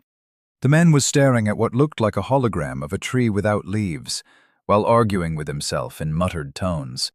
"Nick!" she half shouted. "Thank you for taking the time to see us on such short notice." Mrs. Salvatore continued loudly to break his concentration as we walked up. Sighing, Nick's temple radiated blue while he started pressing some glowing sections of the table as holograms disappeared. He then turned around with a sardonic smile and said, "Lose the management voice, Vera. I love you to death, but you know I hate that." She smiled as she walked up and said, "That is exactly why I do it. You always tell me you love me along with your complaints. Now come here. I want you to meet Mr. Walker." Nick walked up and I put my hand out for a shake. He just stared at me with a confused look on his face. "No handshakes here. Got it?" I reminded myself, as I lowered my hand and offered a smile instead. Taking it in stride, Mrs. Salvatore said, "Mr. Nero Walker here awakened today under unusual circumstances. He was found by the army at the site of a merchant train raid. He was supposed to turn 14 in 3 months. When he woke up there, he had no memories of the raid or anything having to do with his past. He even has a new name on his identity. In addition, this is what he used to look like." She then raised her hand, and a picture of my file appeared in front of us. As this was the first time I'd seen this, I was extremely interested. Leaning forward, I took a good look at myself while trying to ignore the fact that she held a freaking hologram in her hand. I was a thinnish young man with average looks, tan skin, and mud-brown eyes and hair. The look on my face was that of a typical teenage angst-ridden mouth-breather. I had an urge to tell the kid in front of me to stop being a little shit, comb his hair, and take the trash out. "So that's me, huh?" I thought. Mrs. Salvatore noticed my interest and realized that this was the first time I'd seen my file. She then said, "Here, Mr. Walker, this is what you look like now." As she spoke, the hologram turned into a mirror, and I could see myself for the first time. To say I was shocked would be an understatement. I'm a goddamn anime character.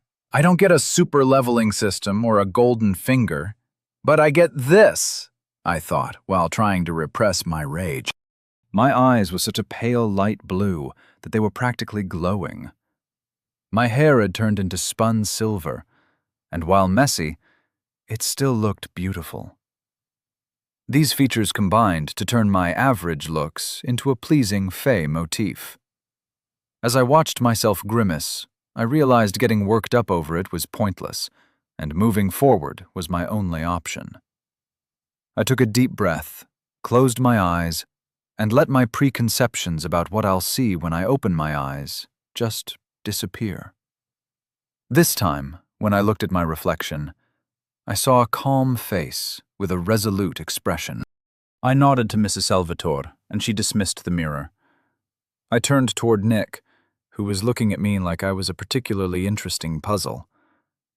Mrs. Salvatore added further fuel to the fire by saying with a smirk, "It's also worth mentioning that within an afternoon after having awakened, on the way over here from the gate, he leveled."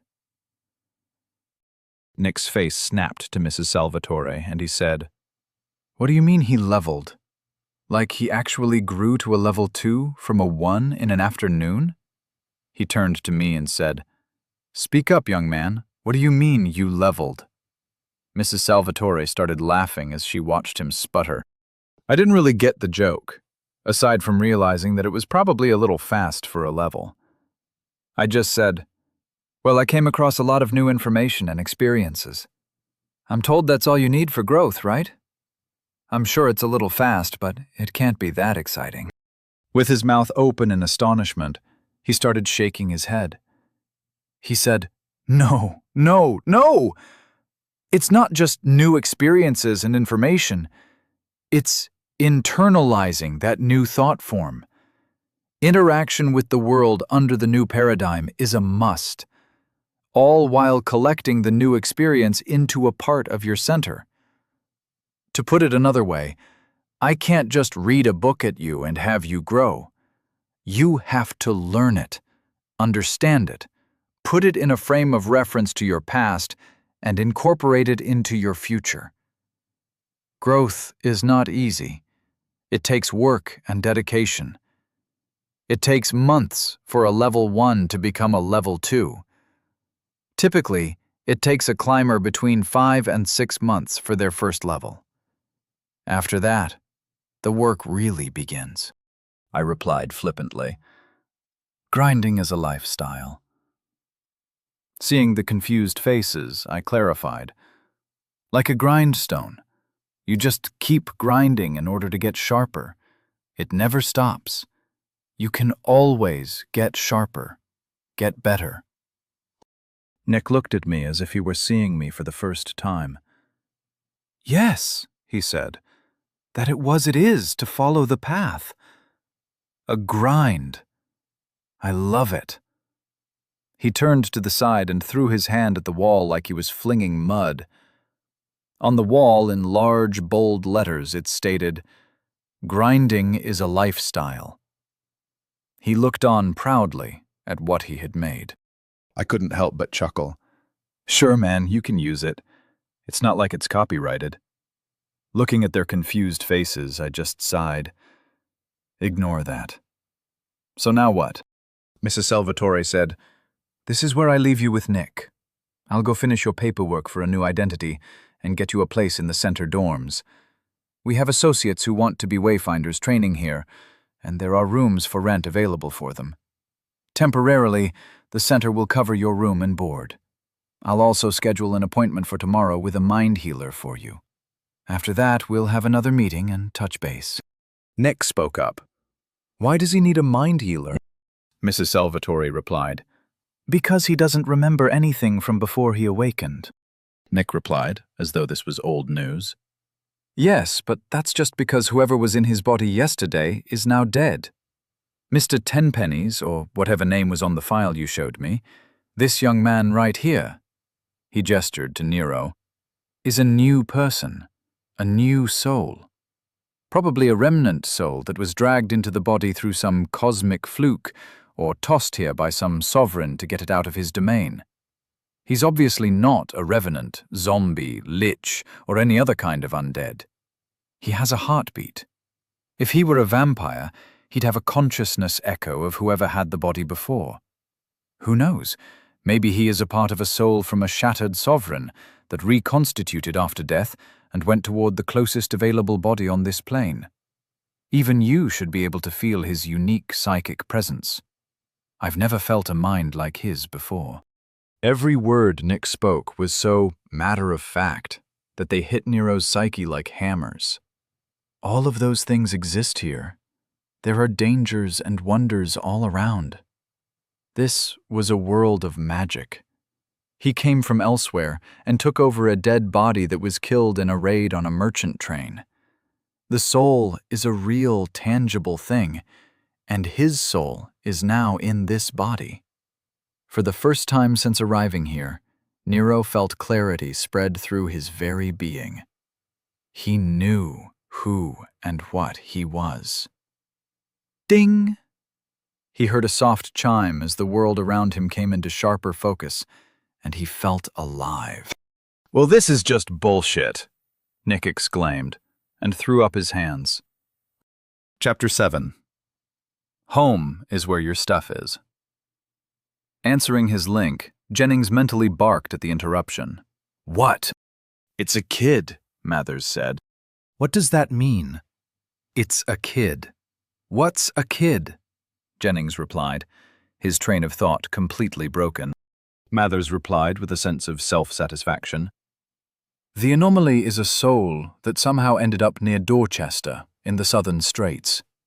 Other than a leftover mind imprint, there doesn't seem to be anything out of the ordinary." "You mean to tell me that a regular, everyday soul caused that much of a disruption of the upper planes?" "You're wrong," Jennings said matter-of-factly. "I'm not wrong. Mathers replied, his joy at Jennings' misery coming through the link loud and clear. Show me, Jennings replied while gritting his teeth. All right, I'm on my way. Mathers replied and cut the link.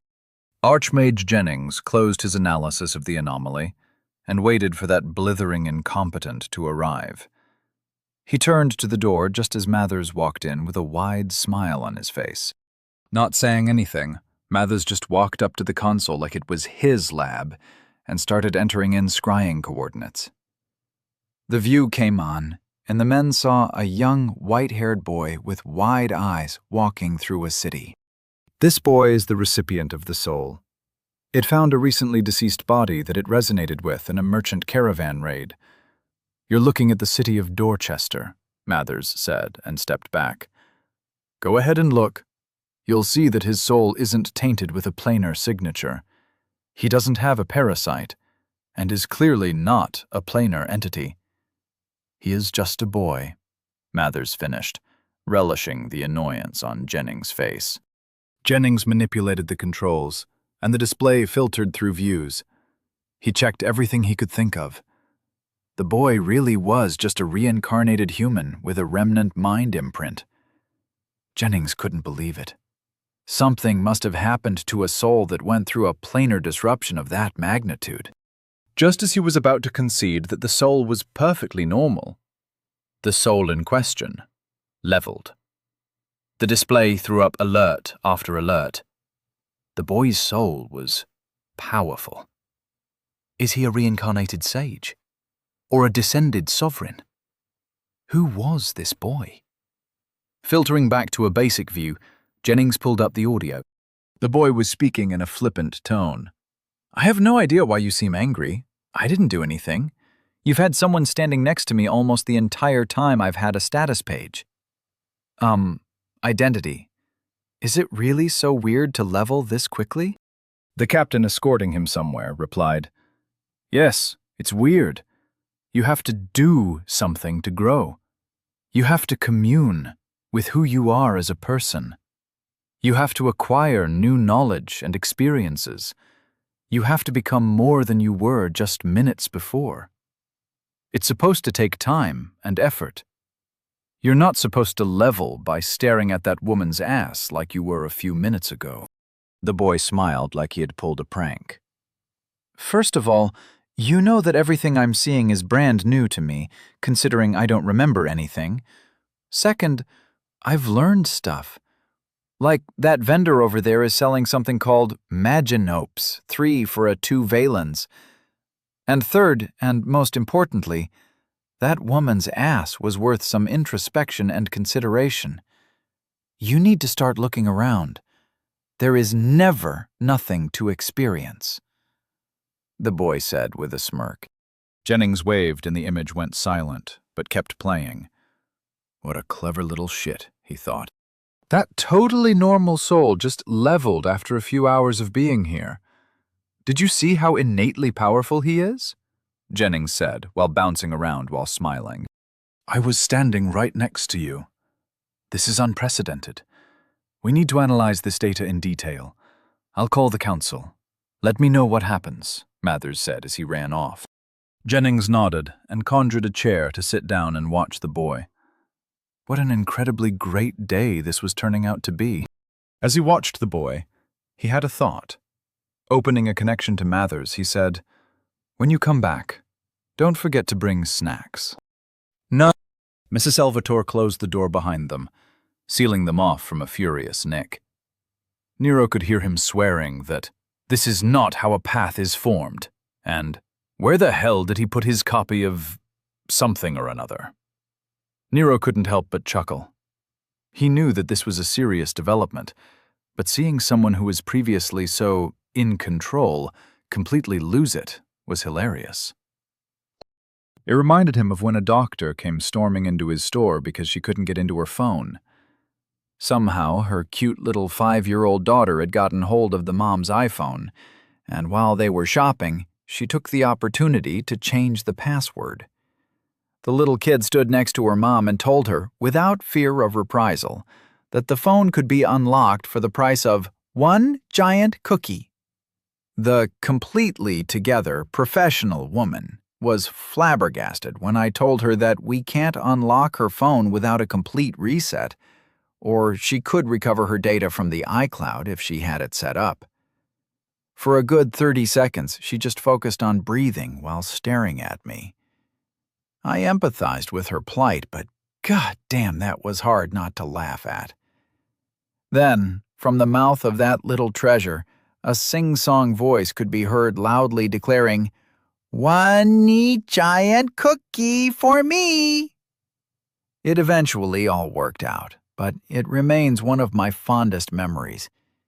Much like how the sight of Nick cursing while flipping through charts in a book will also one day be looked upon with delight.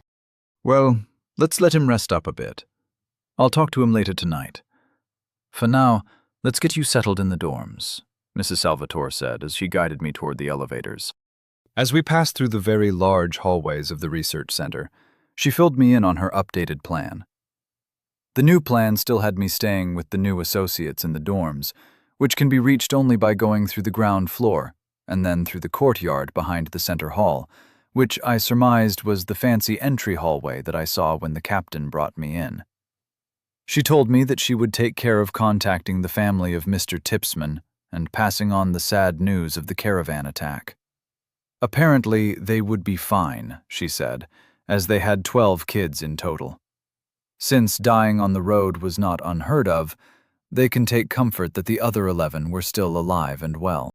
I tried to wrap my head around the idea that the parents were unlikely to be crushed by the news of this body's previous host dying.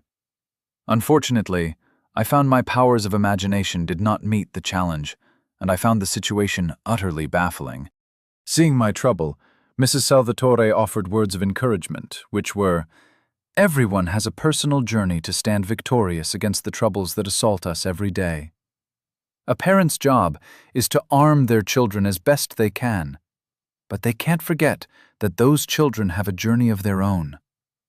Bad things happen, and to focus on them is to ignore all the opportunities for growth that are all around us, every day." After that, we walked in silence for a while.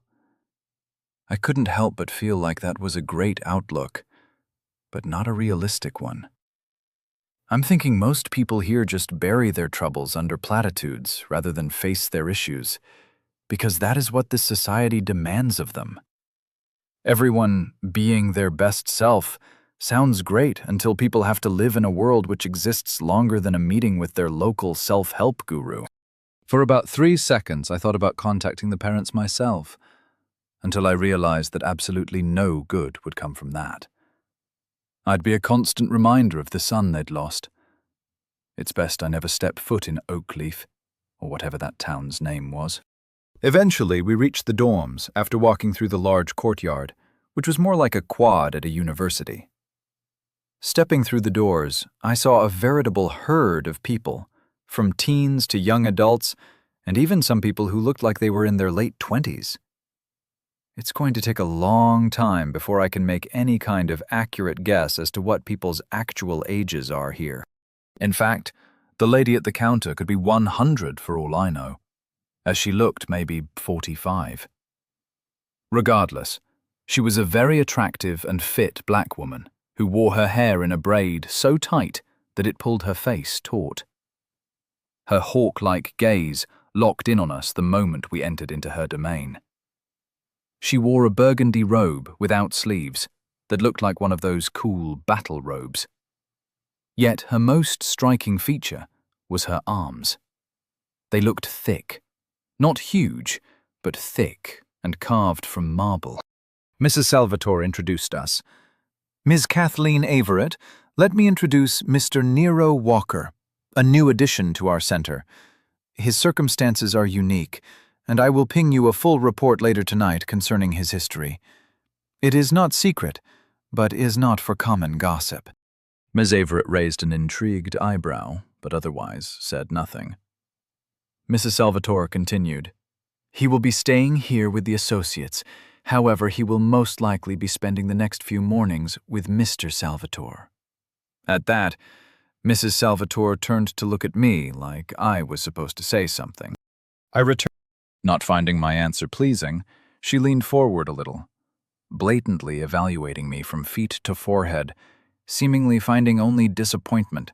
She locked her gaze to my eyes and said, "You don't look like you've trained a day in your life. How have you been spending your time, boy?" She interrupted my response by holding up one hand. "Don't answer that. I don't care." Her black eyes seemed to glow as she stated, "We'll fix your schedule right quick." She then gestured without breaking eye contact to a wide hallway. "Cafeteria is down that hallway and serves meals at all times." Then she pointed at a large freestanding board with papers all over it, surrounded by students. "That is the center class hub. Even if you are not taking associate training, you will be taking combat classes at least 3 times a week. I expect to see your name registered for basic combat training by tomorrow." She finished with a mumble about soft people and this country going to hell. She then picked up some papers and yelled, "Heather!" From a door behind the desk, a young woman came out quickly with a cup in her hand and said softly, "Yes, Miss Everett?" She didn't seem bothered by Miss Everett's tone at all. Heather just smiled in amusement and took a sip of her drink. "Are you two taken care of?" Mrs. Salvatore returned the smile and said, "We need a dorm assignment for Mr. Walker here, and then he'll be going to get some food, then sleep." She turned to me, then continued, "Don't mind Kathleen. She comes from an army family from the northern reaches. Up there, they tend to focus on paths of physical dominance. If you prove that you're tougher than you look, she'll treat you fine." She paused for a second. "Well, she won't treat you any worse." While Mrs. Salvatore was speaking, Heather had collected an information packet and a fine chain necklace with a metal disc with a crystal embedded in its center. "Here," she said. "This is your identikey. The key will bond with your link and give you authorization to use center facilities." Apparently noting my look of confusion, she elaborated. "The center has an isolated hub." "Oh, it's an isolated hub. What the fuck does that mean?" "Once you touch it to the door disc, the room will be locked to only open for you and the master key, which is in Ms. Everett's hands. I recommend you never give her a reason to use it. There are 3 standard sets of multi-sized robes, and toiletries are already in the room. The communal rooms are listed on the map, along with the game rooms and the physical library. As long as you are within the center and you have your identikey on you, you can access the library through your link. Now, if you have any questions, this desk is always manned. Welcome to Center's Rest, Dorchester, and may you find your path wide and safe." She finished with a well-rehearsed dismissal, then turned back to whatever it was that didn't involve me. I said, "Thank you," and took a few steps back along with Mrs. Salvatore. I slipped the key over my head and wore it as a necklace, copying everyone around me. The crystal on it lit up a light blue for a second, then went back to clear. I then turned to my current benefactor and smiled. "I am so very glad that I met you, Mrs. Salvatore. My day could have gone a lot worse had I not requested to see a manager." She chuckled. "The pleasure was all mine, Mr. Walker. I'll be seeing you tomorrow afternoon. Nick will be in his office waiting for you at 7. Just go to the same floor we met him on earlier. That's floor 5, if you weren't paying attention."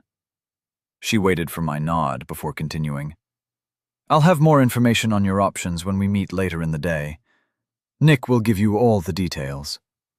Do you have any last questions before I leave you to explore?" "I have 1,000, but I guess I can wait for tomorrow.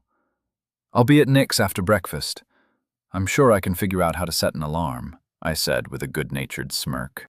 She just rolled her eyes and said, "You should have a sense of the time now that you've awakened. You're not a child anymore." She paused and furrowed her brow. "Then again, you had a weird awakening. Before you go to sleep, you should head to the library and look up how to be in touch with your identity. Or just look it up through the link. After all, your identity is how the world sees you. And don't worry, Even if you can't figure it out, I'm sure Nick will track you down. I don't think he'll be letting you get away without a few intrusive conversations." Then she walked off, laughing like she saw a dad get hit in the nuts while trying to teach his kid baseball. You know, that pure laugh of the evil. I shook my head and headed off towards the cafeteria. I didn't exactly ignore the class board thing that was full of students, but I decided not to look in that direction. That seemed like a tomorrow problem. My immediate concern was food. Chapter 8. Scientifically spiritual is a thing here. Sitting cross-legged, he floated unimpeded in the middle of the room. He could see far into the distance, and he enjoyed watching the city go about its day. Below him, his subjects were focusing on their own concerns, weaving the tapestry that was the kingdom. King Oliver Oglevarch enjoyed watching his kingdom from this tower. The expansive ceiling in his observation room was supported by tall, ornate pillars that were interspersed along the edges in a circle. As there were no walls or furniture, the wind howled unimpeded. The harsh winds made the atmosphere unappealing to most people, so he was usually undisturbed by trivialities. This isolated room, sitting atop his tower, was perfect for pondering the state of his kingdom. His gaze, as of late, has been pulled south toward Islangur. It is not only through conflict with each other that we grow. The world presents conflict enough. Your path is flawed, Barrett. The king thought to himself, not for the first time. His time of introspection and meditation was interrupted as the door leading to the lower floors slid open on the floor to his left. Glancing over, he saw two of the Council of Leadership rise up out of the floor. Both Lord Jessica Manchester and Lord Jonathan Silverbrook wore equally deep frowns. They were two of his most meticulous advisors. Every day they brought something that required his immediate attention. When the wind hit them, their robes started fluttering madly. The king spread his psychic field and calmed the surroundings, as there was no reason to subject them to his preferences. With grateful looks, they bowed deeply. "Sire, Prince Benjamin has heard from the Fate Weavers. They say something has caused the Matrix of Fate to foretell of an uncertain future," said Lord Manchester. "We think it may have to do with an anomaly in the upper planes reported by the Council of Mages," Lord Silverbrook added in a grave tone. The king nodded and descended from his seat in the air. As his feet touched the ground, he summoned a robe to cover his bare chest. On his brow sat a thin crown, holding down his slicked black hair. His bright blue eyes met theirs, and he gave them a look of exasperation. "Don't let Ben's belief that fate-weaving is infallible infect you. You both know the term fate-weaving is nothing but tradition. In fact, fate-weaving is an oxymoron. Fate-weavers don't weave anything. What they said just means that the variables the Matrix was monitoring changed. It doesn't necessarily spell disaster. We really need to push a title change through committee for their entire order. Anyway, what was the anomaly?" The two council members exchanged a look. "Not much is known yet, but there was an anomaly in the upper planes," Silverbrook said. Yes, you just said that, the king said with a sigh. He would have to find his own answers, as usual. He didn't need a link to interact with the Thought Hub. "Give me a moment, I'm reading the report now," he said, as he looked off into the distance, crossing his arms as he mentally read everything that has been uploaded by anyone in his kingdom investigating the anomaly. They don't know anything about it. Wait, Archmage Mathers just located it. The king's eyes locked onto the Tower of Mages in the distance. "It's just an extra-dimensional soul. It's possible that the new soul's path will affect some of our projections, but I doubt it will amount to much. Tell Ben to stop jumping at fate's shadow, and in the future try to wait until you actually have something to worry about before you jump to conclusions," the king said sagely, and the wind returned. Taking the hint, the councillors returned through the floor as the king resumed his meditation session. The cafeteria was another ridiculously large room. This one had long wooden tables organized in rows like a fancy dining hall at some Ivy League university. Everything was buffet style along the walls, with employees moving around and refilling heated trays. The place wasn't filled to capacity, but it seemed like this was a busy time of day. I couldn't help but think back to what Mrs. Salvatore said. I'm supposed to have an internal clock? My identity is how the world sees me? I found it annoying how everyone just keeps referencing things that I'm supposed to know. For instance, what was the link that she casually threw into conversation? Questions like these are going to keep coming up, considering that I'm in an entirely different world. I need to find the local version of Wikipedia, I thought. I stood near the entrance, looking around like a tourist. People were forced to move around me to get to where they wanted to go. As I was starting to cause a backup, a waiter wearing green robes and an apron made his way through the crowd. When he saw he had my attention, he said, "Excuse me, you need help finding something? Or are you looking for your group?" "It's my first time here. Do I just grab anything?" "Can I charge it to my room with this?" I asked, while holding up the token that Heather gave me at the front desk. With a puzzled look, he said, "The Center's Rest cafeteria doesn't charge for food. Your identikey is just so your link can join the local hub. Didn't you pay attention during your introduction?" Not wanting to get into it, or go through my whole story again, I replied, "I'm just a special case, don't worry about it." I waved it off and started to head toward the buffet. "Thanks for the help. Have a great day." For me, the novelty of a new world is already starting to dim. I could already tell that the people here were going to annoy me just as much as they did back home. Probably even more so than back home, considering all their self-help bullshit. I wondered if I could exploit that somehow. Maybe I could market some motivational posters or encouraging t-shirts. "I'm the change that I need," or "Today is the first day of the rest of my life," and other such sayings that were totally common back home, but were probably considered clever and impressive here. Speaking of money, what the hell was going on with the economy here? How is all this free? Who pays for the center? Weren't those market fruits 2 for a Valen or something? At least the food looked normal, with some odd exceptions. I saw some sliced ham, but the guy behind the counter was definitely not cutting it off a cooked pig. The guy was expertly removing slices of meat off a 6-foot-long tube of a torso. Both ends were cleanly sliced, and the whole thing was roughly cylindrical. I couldn't see any joints. Was it some kind of snake? Fuck it, it looks like ham. I'm calling it tube ham, I decided. I put a plate together, grabbed a pitcher of what I hoped was some kind of coffee, and threw a cup in my mouth. After collecting my meal, I found a seat as far away from anyone as possible. It was time to read the introduction packet and get some answers. While eating my meal, which was pretty good, I started reading. I made sure to begin from page 1 of the Welcome to the Center indoctrination packet. The cover had a picture of center associates working together and pointing at things. All of them were happy and good-looking. It could be the welcome packet for any corporation, university, or even a cult, I guess. I didn't skip the introduction because I figured there was information that everyone already knew.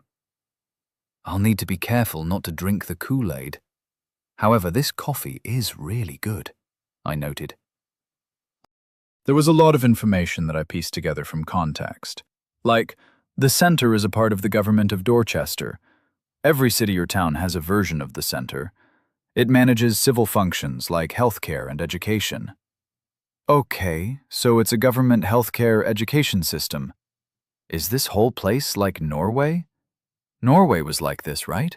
I tried to remember. They offered classes on everything. I noticed that it was like a community center and Ivy League University combined. While flipping through the class pages, I saw everything from accounting to monster hunting. Cool. They have pottery and beginning painting classes.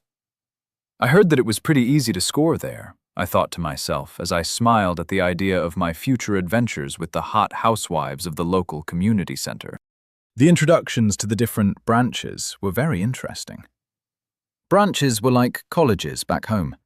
For example, branch of politics, branch of mathematics, branch of engineering, etc.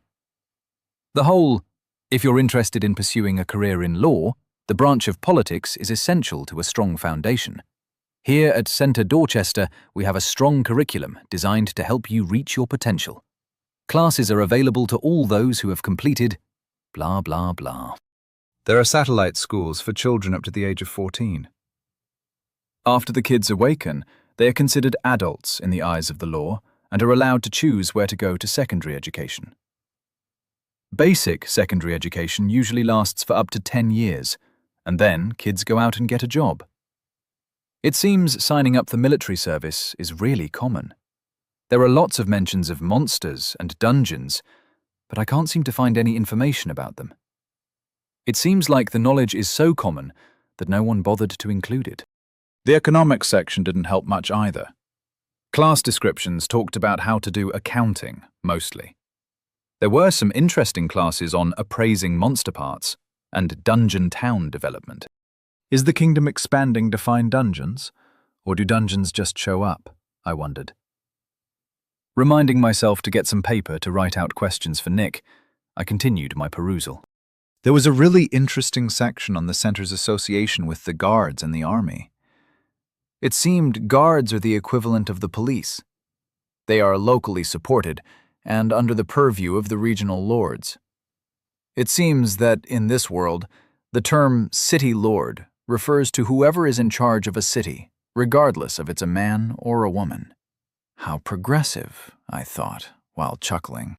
I could just imagine people being for or against it for tons of reasons. One side complaining that Lord is a masculine name, and a woman in charge should be called Lady. The other side saying that calling someone a lady is inheriting a bias. Oh, there is a class on lording, I noted with excitement. Unfortunately, the class required a noble claim slot for potential ruling. The description was disappointing as well. It covered the standard departments and how to address staffing concerns. I was hoping it was more spicy than just being a fancy version of a management class. In fact, everything in this world was very literal. When they talked about their center, they meant the actual center of themselves, as in the metaphysical place that powers their abilities. That brings up a good point. Are there philosophy classes? I wondered. Flipping through the book, there was a branch of philosophy. However, it seemed to focus on the scientific aspects, meaning that they only cover testing of verifiable data. For them, concepts like the afterlife and the self were verifiable. I guess when you could actually test someone's soul, you didn't have to stare at the stars and wonder what it all means. Even their psychology classes were about reading minds and emotions. The idea of privacy was just assumed. It seemed that it wasn't hard to keep people out of your head here. All the classes were about how to help people who voluntarily let mind readers muck around inside their head. Nut jobs, all of them, I thought with a scowl. How can they be okay with someone going through their mind? Although, an even better question was how someone can dedicate their incredibly long life to reading other people's minds, with the caveat that it was completely voluntary. Then there were entire classes that focus on the soul, examinations of who you are and what you want, all treating the soul like it was a jar that you can carry around and examine. Flipping through the pages, I got a sense of how people see the world. Imagination was a poorly developed skill. If everything that is esoteric can be measured, then no one does thought exercises. People don't sit around and think about what it would be like if they got turned into a gerbil. I looked up at the beautifully carved ceiling and spent a good 30 seconds trying to decide if that was a bad thing. I wondered if my imagination was why I was leveling so fast. I think differently, I said to myself. When someone born here sees something they don't understand, they just look it up. That's probably where the world I left was headed. Why would a person try to figure something out when they could just look up a video on it? At least when I'm confused, I point my admittedly poor imagination engine at whatever confuses me. It may not offer any immediate solutions, but I could always come up with a few ideas. First time seeing a tube ham? I try to think about what it came from, whereas people here will just go, "That's weird. I wonder what that is," then move on. I wonder if there are creative writing classes. Yep, here they are, I noted with some enthusiasm. My happiness was short-lived, as the classes were focused solely on the writing. There were several writing classes about how to frame a story, proper grammar, and how to correctly reference scientific journals. There was even a writing class on how to correctly research your subject. I don't think it's wrong to research for a topic, but isn't creatively writing a defined concept a little oxymoronic? I thought to myself. Closing my booklet and picking up my empty dishes, I stood up to leave. Whatever, I'm done with this for now. I think I got the gist of it. People here are unimaginative but spiritual, in a very literal way. The centre is a government division that takes taxes and donations and turns them into a workforce and healthcare. The army is both local and national. The guard is local.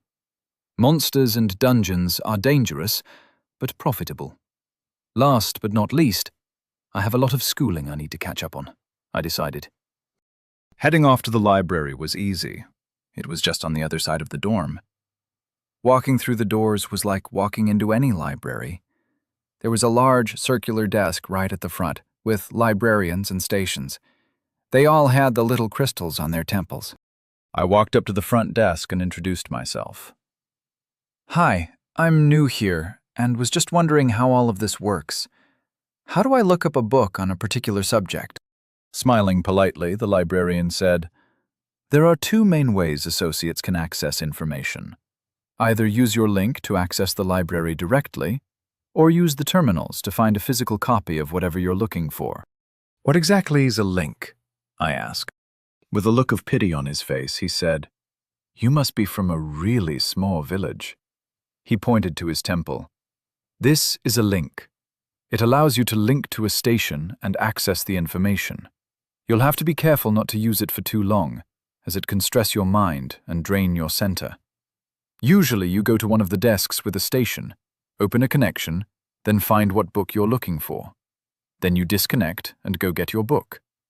Basic links aren't too expensive, and you can get them at most general stores. In the meantime, you can just ask me what you're looking for, and I can help you find it." Seems simple enough. Except that they have freaking brain interactive technology while still riding horses. I want a book on the basics of the identity and skills. Oh, and an overview of leveling, the economy, and a map. And also pillars, I said. He just stared at me like I was an idiot. Okay, let's start with the book on identity and skills. I amended my request with a smile. His temple lit up as he sighed, and he closed his eyes. This will work. What to know when you awaken is a good choice. It is routinely checked out by new associates. Before I send you to the stacks, let me see if someone recently returned a copy, he said. As he stood up and started going through some book carts, I thought about how much there is to learn. Looking around at the thousands of books and all the students working intently, I felt like I was really behind. I may not have been privy to most of the collected human knowledge back home, but I at least knew how to use a toaster there. Here, I was completely out of my depth. My incredible mastery at online searches for topic outlines wasn't going to help me much here. Then my stubbornness and irritability reared its head, and I thought to myself, screw 'em. They can read all they want. I've been baptized by comic books. Anime and fantasy culture are my pedigree. I got this. The overly polite librarian returned with a thick book and interrupted my mental pep talk, saying, "Here you go. This covers the basics of what you need to know, now that you've awakened." Seeing his customer service smile, I couldn't stop myself from responding with a sarcastic, "Yeah, I can read the title, thanks. Pausing to rein in my temper, I tried taking the edge off my cutting remark by adding a charming grin. "Can I take this with me?" I asked lightly. His smile now gone, he just placed a little brick on the counter and said, "Put your chit on this. The book will be checked out under your name.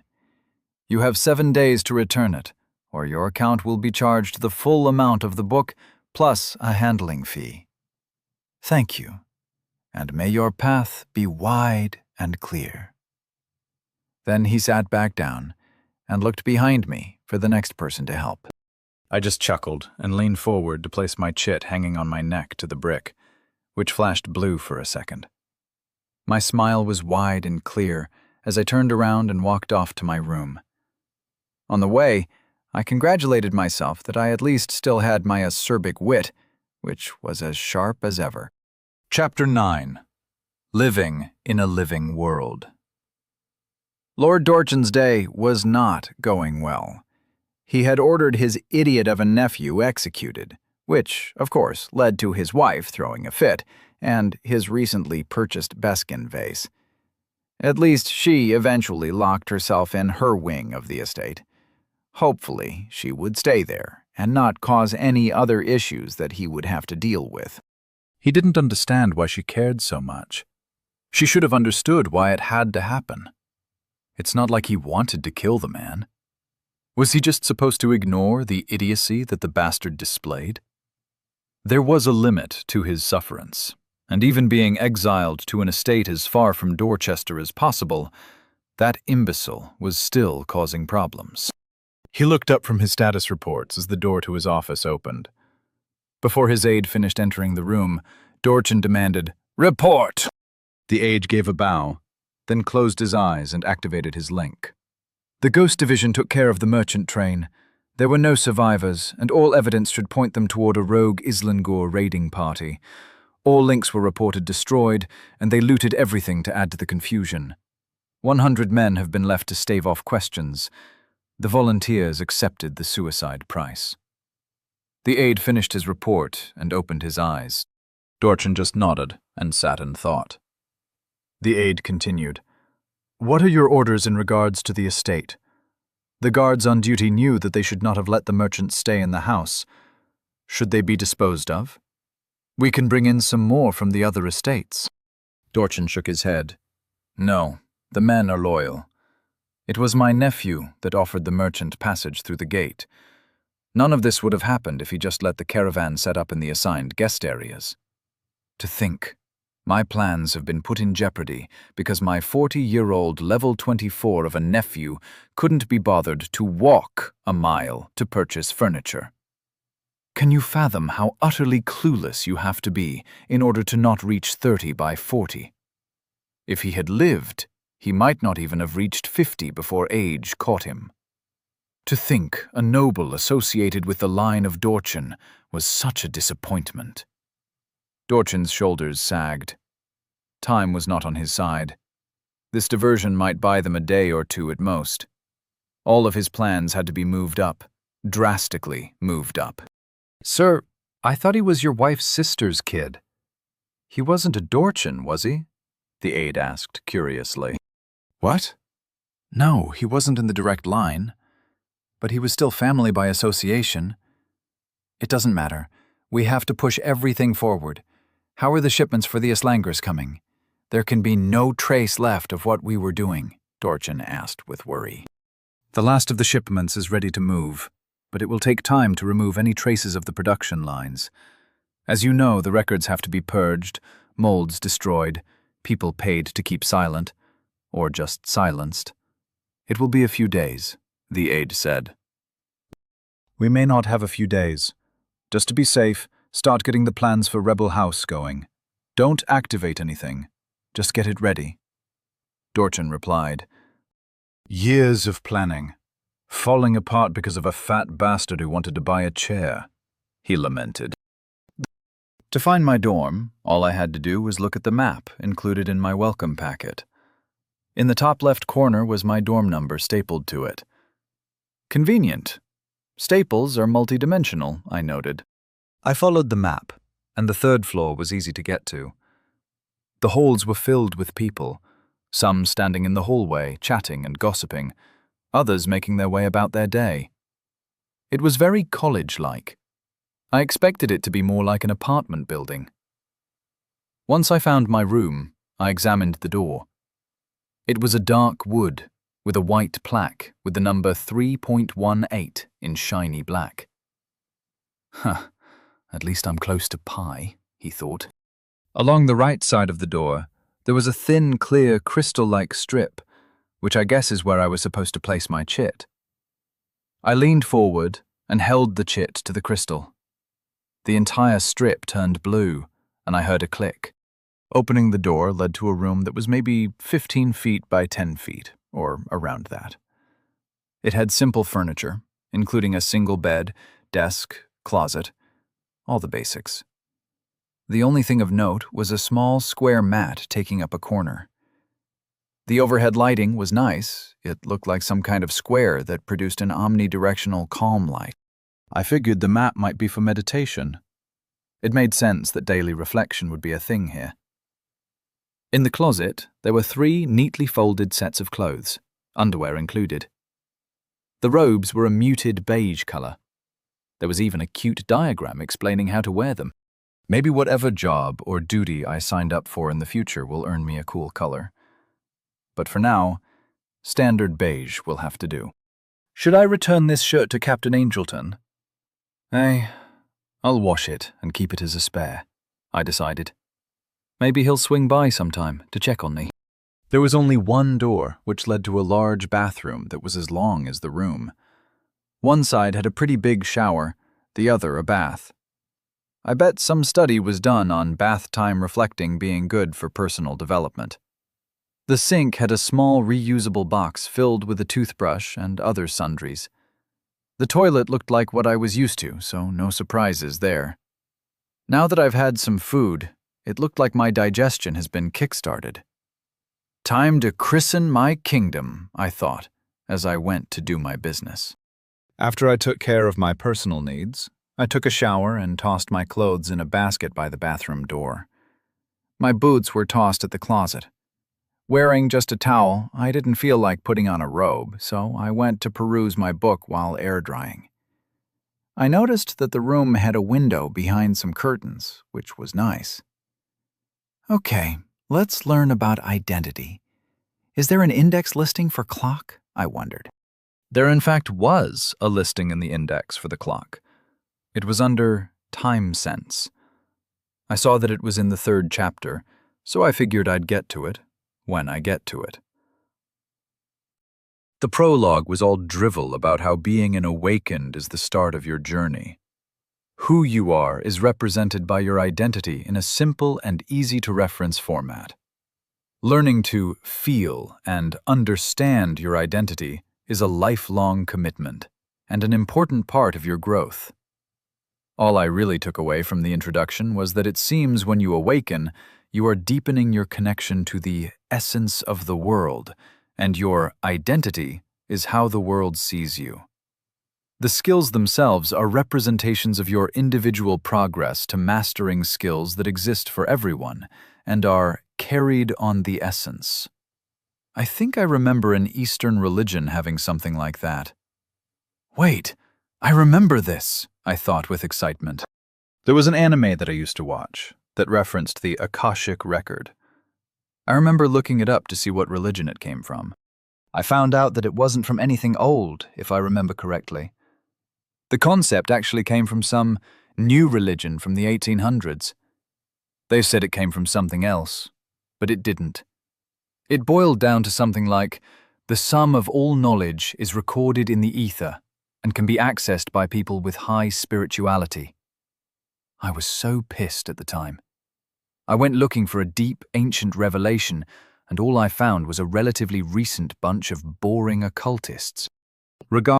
I was so amused that I took a break to examine my chit. Yup, it's still just a small piece of metal with a crystal in the middle. With a shrug, I returned to my reading. Eventually, I ended up getting through a big chunk of the book. probably due to the fact that I tended to gloss over the interpretations and opinions of experts. I noticed that people here suck at extrapolating information. From what I had questions, damn it. Can you only learn along prescribed paths? What happens if you learn incorrectly? What if you learn a crappy way to fold your laundry? Does practice matter? At least they had all of the proven facts listed clearly, with references in the back of the book to famous studies. The section on leveling speeds was almost useless. While there were people who leveled extremely fast, getting to level 100 by 100 was very unlikely. The chart in the book said a fast leveling speed could get a person to level 100 by the age of 1,000, whereas the average leveling speed would put the level 100 age at 50,121 years old, which was impossible, according to the book. Someone could live to over 500, but their level would have to rise pretty quickly and keep rising quickly. The term they used was age creep. From the bunches of charts and curves, the time between levels continues to rise, but the rate of aging stays the same. So, while a person slows their aging significantly during their early levels, as the time between levels rises, eventually the person in question begins aging faster than they are leveling. Once age creep has overtaken leveling speed, people begin to visually age. So anyone who looks over 30 has been caught by age creep. By the end of the chapter, I was completely confused. The charts showed that a person who leveled to 100 by 1,000 was considered fast. 100 by 75 was considered very fast. 100 by 50,000 would be average, and slow wasn't even calculated to 100. The life expectancy charts were also confusing. The faster you leveled, the slower you aged. That made sense in theory, but seeing the numbers made it confusing. For a very fast leveler, a person could take 1.39 years for their final level, while for an average leveler, it was 4,555.6 years. Worse still, your leveling speed is not set. It varies as you go about your life. Every chart made sure to stress that these were observed averages and were not to be considered factual. The subject was depressing, but also interesting, especially as there was a note that at level 100, age creep is reset and you are reborn or something. The book didn't elaborate. It just made the statement so that the charts in the book weren't used for Tier 2 age creep calculations. Eventually, I decided that I wasn't going to understand it, so I'd just have to rely on a mirror to tell me how old I looked. It worked for Hollywood, it will work for me, I thought. When I moved on to a new subject, I was both relieved and hopeful. Unfortunately, the section on traits was equally depressing, but in a completely different way. I was damn near heartbroken when I read the section on traits that you can acquire from mastering skills.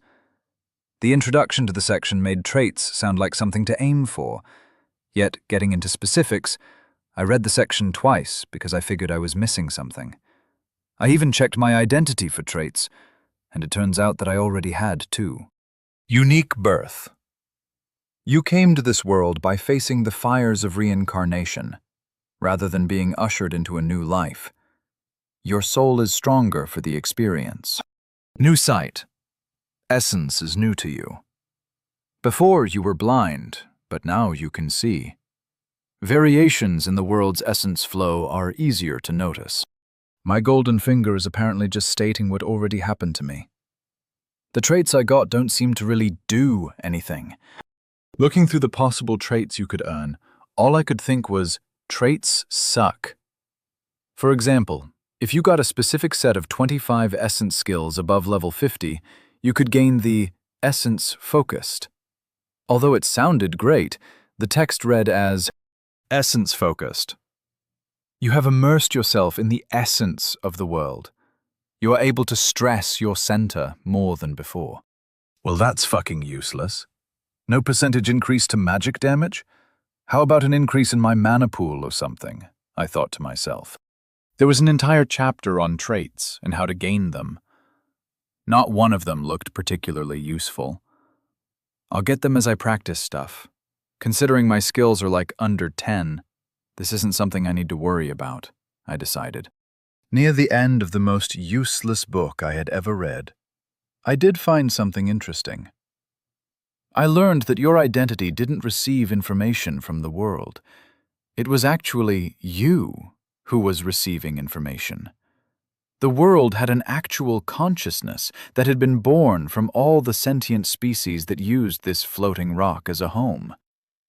The world's information was all around, and as a person interacted with it, the resulting conversation was interpreted by the mind as a person's identity. Just by being part of the world, a person receives a language download from the ambient essence. Not to mention that anyone can ask the world what time it is, with nothing but a thought. Languages and times both updated in real time by region, but it seemed the mental translation was automatic. It was amazing. Every word spoken was translated and incorporated into the language, with the meaning carried alongside the sound. I wonder what someone would hear if I called them some of the more oddly specific insults from back home. Would bitch translate as a female dog, or would it be a whiny person, like I intended? Intention has to matter, right? And what about translations for acronyms? Or how about phrases like checkmate? Do I say one word, and then they get hit with an influx of context? Maybe I should write out a list of words to sneak into conversations, just to see what happens, Nero wondered to himself. Luckily, the world didn't seem to want anything. The consciousness was really just a collection of the floating essence of what most people believed. So, if everyone in an area thought it was 5 in the morning when the sun is in a particular place in the sky, then everyone automatically knew that it was 5. So, the time was really just what slice of the 30-hour day was locally accepted. The concept was baffling. I did think it was kind of cool that seconds, minutes, and hours were the same as what I was used to, at least as far as I could tell. The breakdown came from their central number to everything being 3. 3 aspects of a person: mind, body, and soul, held together by confluence.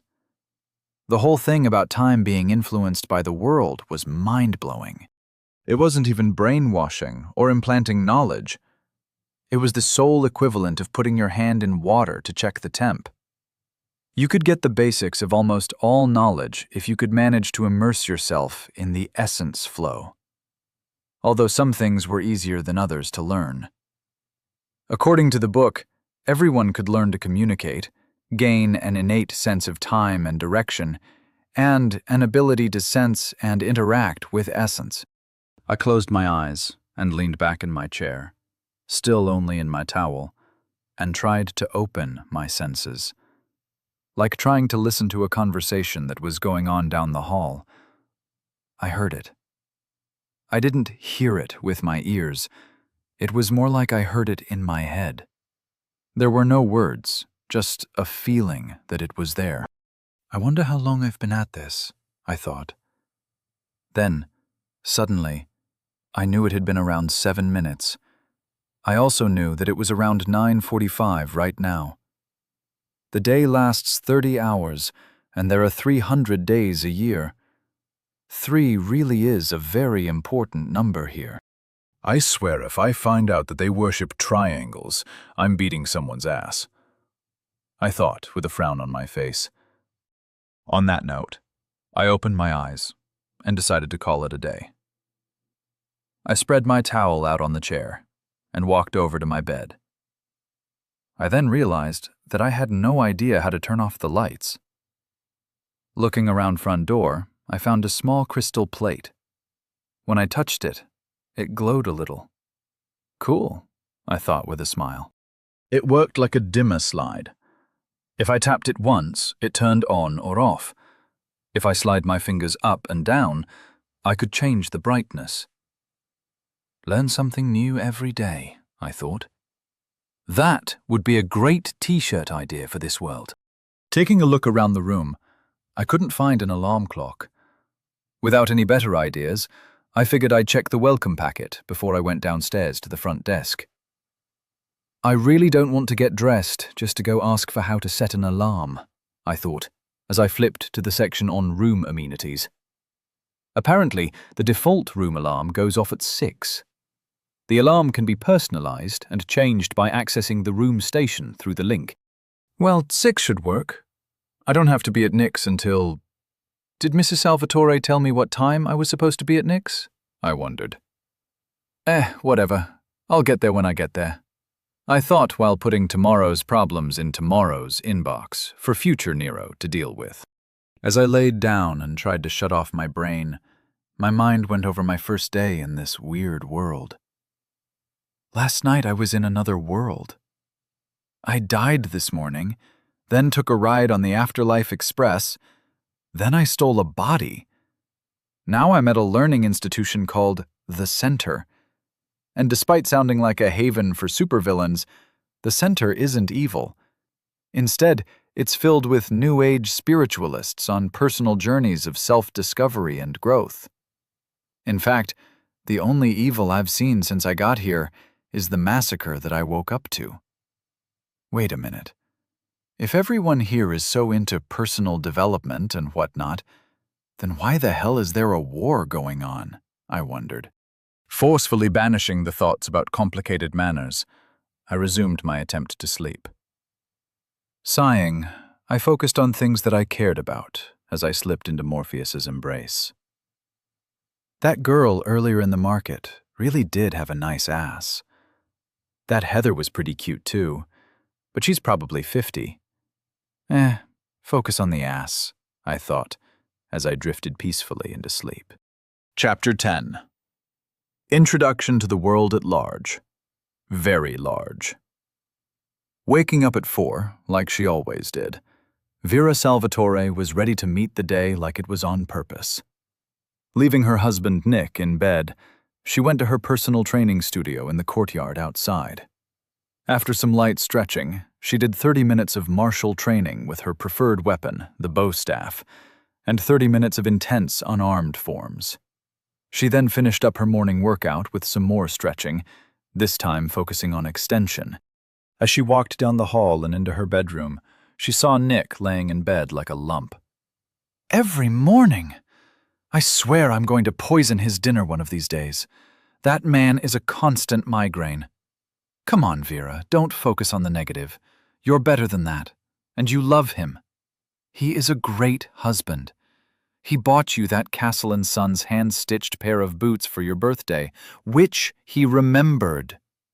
She walked right past him as her internal monologue ran in her head, simultaneously berating and praising her husband, like it did every morning. Meticulously groomed and ready, she took the time to double-check herself in the mirror. She nodded to her reflection with a smile. Walking back into the bedroom to check on Nick, she found him laying on his back with his mouth open, like a putz. She sighed and walked over to the overly large bed. Picking up a pillow, she used it to hit him in his stupid face. Smack! Get up, Nick. You have Mr. Walker coming in this morning, and you have to file a report on his status by 3 p.m. for the intake board. She didn't bother to stay and appreciate his resultant fight with her pillow. Walking downstairs, she felt much better. Starting the coffee maker with a wave of her hand, she sat down and activated her link. Joining the house system, she searched for any alerts or updates. Aside from a city-wide alert about the 100-man squad of Gurs that were killed last night, it was nothing important.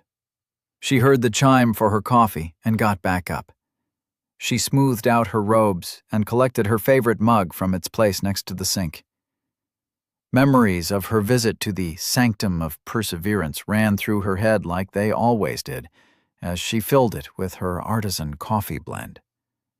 Now supplied with coffee, she collected one of her pastries from Pelletti's bakery and sat back down to address her personal pings left over from the day before.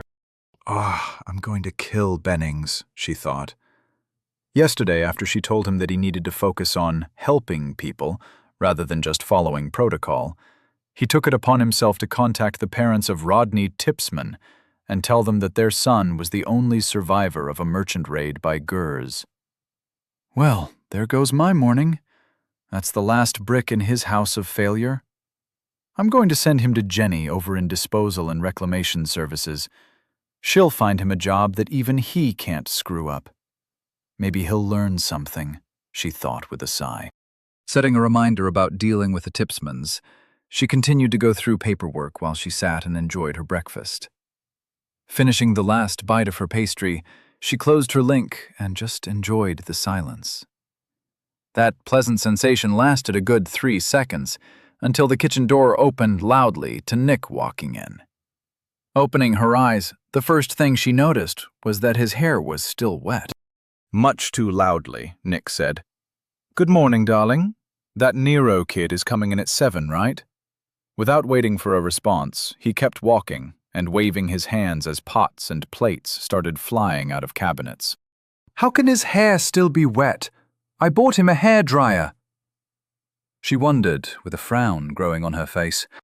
How great is it that some soul fused with a kid right near Dorchester?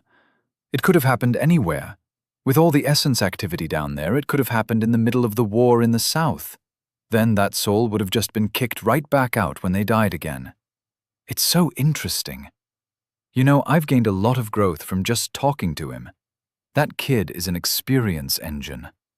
By the way, did Jonas ever get back to you about the non-military engine design that I submitted to the Travelers Board?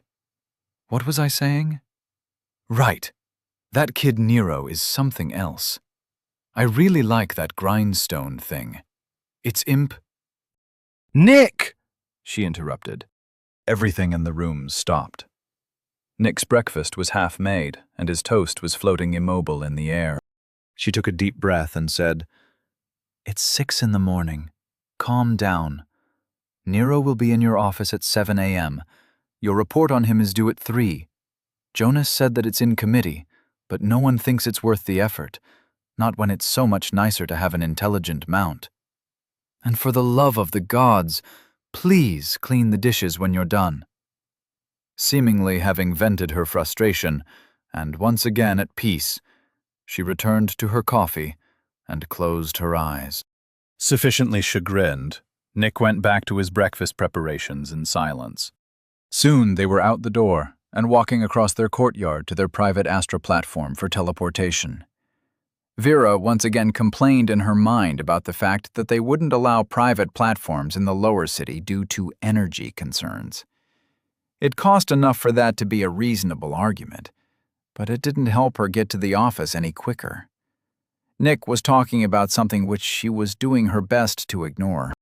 "Farthing better have his expense reports filled out for the C-103, so I'm going to have him go through all of the duty sheets for last week. That will show him," she thought, as she and her husband stepped off the platform, now in lower 7th. The alarm went off at 6, and I shot up in bed. Since I didn't have a link, I couldn't interact with my room station to turn off the alarm. That's number 1 on the list, then, I thought, as I stumbled around trying to figure out how to make the noise go away. Seemingly without me doing anything, the alarm turned off. Looking around the room, I couldn't figure out what happened. I was wide awake, and I realized my morning was starting off with an overwhelming feeling of unfinished business. This did not bode well for the rest of the day. Shaking off my tension, I tried to get control of the situation. I walked over to the desk, still naked, and sat down to start writing a list of what I needed to get done. 1. Ask the front desk about a link. If they don't have one, get one from Nick. 2. Breakfast. 3. Off to Nick's office. 4. Lunch. Reminding myself not to forget the map I was given, I made sure to place it next to my pad of paper. Finished with my anemic list, I ripped it off the pad of paper and placed it on top of my map. Staring at the 4 short lines, I decided I needed another list. I labeled this one, Things to Poke Nick With. 1. Economy/job, I wrote with relish. That's a nice, easy topic to start with, and sooner or later the state was going to want to kick me out, and I was going to have to pay for things myself. Thoughts of taking care of myself led to my next idea. I grabbed my sad first list and added a 5. Sign up for combat classes. Combat seems to be a big part of life here, and maybe the basic class will have some magic, I thought with a smile. With a nod to recognize how great an idea that was, I went back to the list for Nick. In bold letters, I wrote, 2. Magic training. Then I underlined it twice. As I tried to think of anything I was missing, I remembered that I was supposed to have a meeting with Mrs. Salvatore, too. Why am I calling her Mrs. Salvatore and not calling Nick Mr. Salvatore? I thought to myself, and then immediately answered my own question. Because Mrs. Salvatore projects an image of a professionalism with leadership qualities, and Nick comes off like someone who gets excited about ant farms. Looking at my 2, admittedly thin lists, I adamantly ignored that I didn't have much to do and proudly thought, this should be enough to get started. Time was wasting, so I grabbed a set of clothes and a robe from the cabinet, then headed to the bathroom for a shower. That time sense thing is still weird, I thought, as I dropped my clothes on the counter and got down to business. After getting my appearance taken care of, I collected my lists and my map, then left for the front desk. The entryway was a madhouse. Well, it was this world's equivalent of a madhouse. Everyone was standing patiently while waiting in lines going back 15 deep, and all the clerks at the counter were occupied. The entryway was filled with people leaving to start their day, while the class board hub station thing for classes was surrounded by patient people waiting for their turn. This is what the DMV would look like if everyone had their morning coffee, there was no traffic on the way, and the employees enjoyed their jobs, I thought. Looking around, I decided to just ask Nick for a link rather than wait in line. Decision made, I headed off to grab a cup of coffee and whatever they have that resembles a Pop-Tart. After collecting a glazed pastry of some kind and a conveniently large paper coffee cup full of morning bliss, I made my way through the crowd toward Nick's office. Against all odds, I arrived on time. Leaving the elevator on the 5th floor, I saw a new person at the desk. As I walked up, I could see them making notes while their temple glowed blue through their link. I waited patiently for their call, or whatever they call it, to finish. Once the little blue light turned off, the lady at the desk looked up and said, "Good morning. How can I help you?" "I have a meeting scheduled with Nick Salvatore," I said. "One moment, please. Name?" she replied, and her link lit up again. "Nero Walker." After a few seconds, she frowned and looked confused. She then looked up at me and said, "He's in Lab 3. Just head down that hallway and follow the signs." I gave her a nod and walked off. From a few feet away, I heard her mutter, "Good luck." Well, that's not ominous at all. What the hell is he going to have me doing? I thought we were just going to talk about my identity and the world and stuff. Now that I thought about it, I had no idea what was supposed to happen. This should prove to be interesting at least, I thought. The signs were easy to see, and I found the lab without issue. The doors were large and metal, but they didn't have a handle. Not seeing what I was supposed to do, I knocked on the door. Not hearing anything when I knocked lightly, I decided to give it a good whack. Soon, one of the doors activated, and it slid into the wall and disappeared. Nick was standing there, with a confused and annoyed look on his face.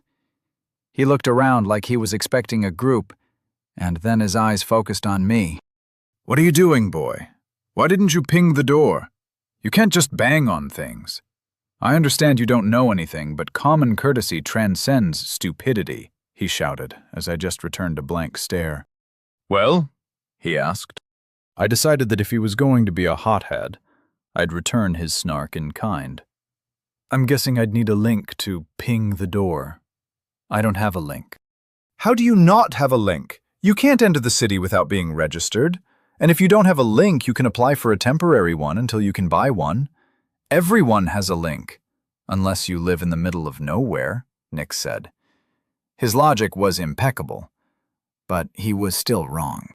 "Well, I came in with the soldiers from the merchant train massacre. Then I got dropped off at the center. It just never came up. And I've seen lots of people without a link on their head. People do take them off, don't they? As a matter of fact, didn't you already know all this? Why didn't you give me a link yesterday? Aren't you supposed to be part of my intake or whatever? Do I need to talk to your supervisor? I asked in mock anger. That put Nick on his heels. Seemingly stunned, he didn't seem to know how to respond. What? I am the supervisor. The confusion seemed to take the wind out of his anger kite. Taking a step back, he lowered his tone and seemed to welcome me into the room. Don't worry about it. We'll get you a link. To answer your question, people do take their link off. They put them in their pocket and wait for them to ping. The city network uses them to find people, and if someone gets injured, they automatically call for aid. The military and guard usually have implants, or are high enough level that they don't need them. Although very few people in Dorchester don't need a link. Almost everyone has a link, because everyone uses the Thought Hub. Hell, even higher-level mounts have a version of the links. Nick explained in a tone that calmed down the situation, although his words did nothing but raise my eyebrows in panic. You're telling me that this is a police state? People are being tracked and monitored at all times. How is the network managed? Who holds the keys to ultimate power? I rattled off questions in rapid fire as we stood just inside the door. Unconsciously, I refused to enter further into what appeared to be some kind of research lab. Large machines and crystal apparatuses were all over the place. There were even large open areas with dummies, both wood and metal, lined up for testing. Although the walls were still wood and fancy-looking, this was definitely a domain of science. Nick's eyes widened and he looked confused. He leaned back and interrupted my rant. What the hell are you talking about? What's a police state? I understand the words, but you make it sound terrible. I lowered my voice, now containing my burgeoning fear, and said in a whisper, a police state is where the population lives under threat of police action at all times. Every action they take is monitored and judged as to whether it is detrimental to the state. Harsh and immediate punishments are given out for anyone causing trouble. Nick leaned forward, listening intently. And? He asked, as if waiting for me to go on. You're all right with that? I hissed. Nick gave me a look that I was increasingly becoming familiar with. It was his "you're an idiot" face. I'm too tired to talk to you without coffee. Just follow me and don't touch anything. He walked off, rubbing his forehead, and headed toward a kitchen station along the wall. I could hear him mumbling complaints about frames of reference and stupid assumptions. I followed, a little confused, and now much more suspicious about the links. Pouring himself a cup of coffee, he added some sugar-like substance, then gestured for me to grab one.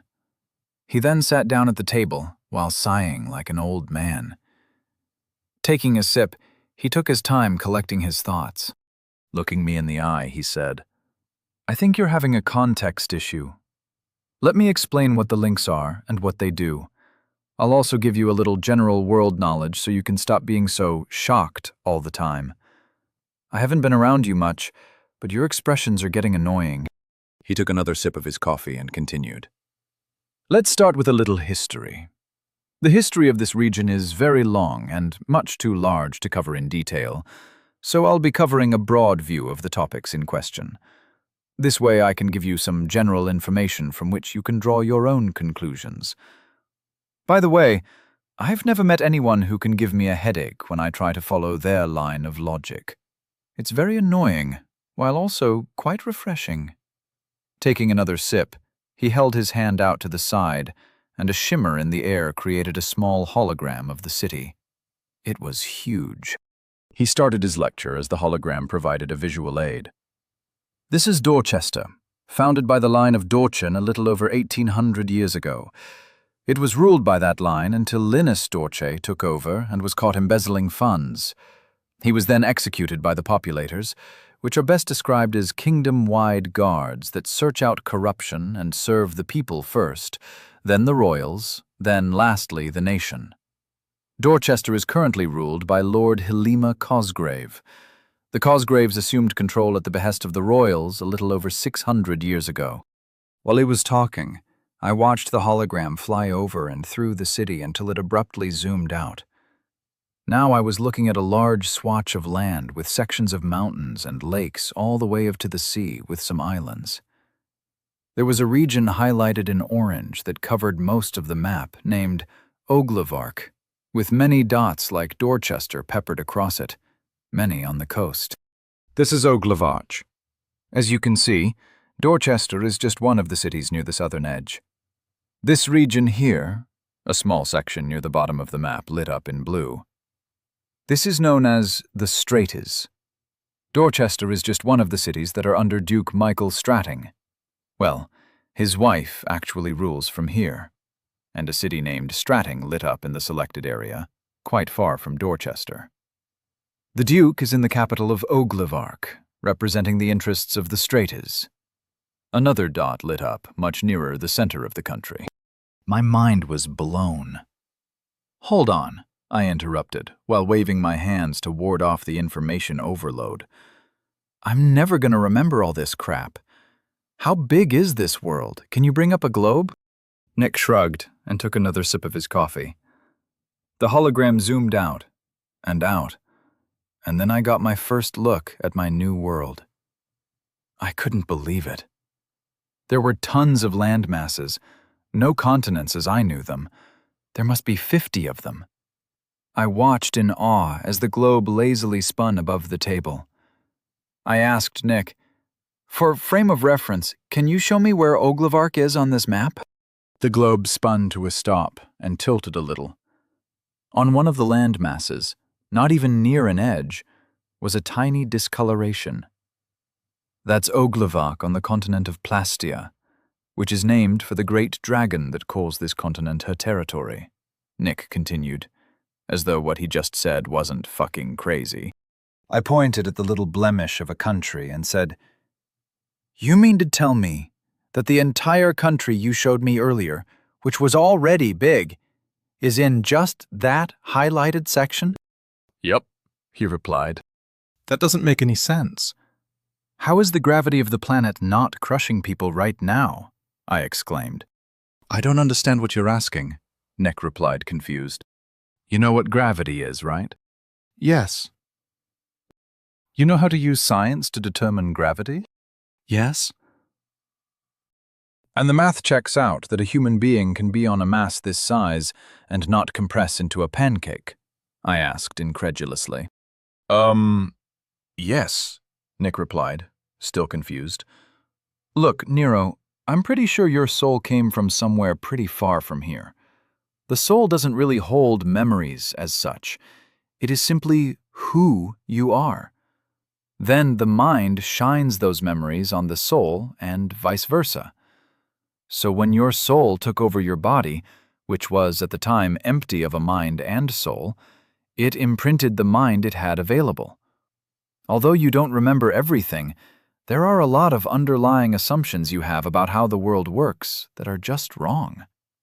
That's not a bad thing. It's an entirely new perspective. Whatever function that happens during the cleaning process in the upper planes didn't work correctly on you.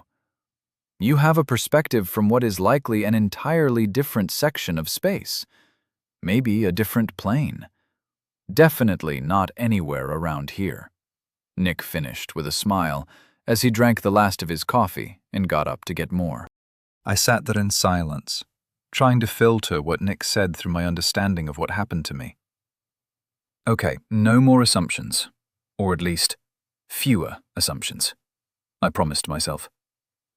This world is gigantic and I know nothing. I'm going to have to hug Nick's leg until I have some idea as to what I should be doing.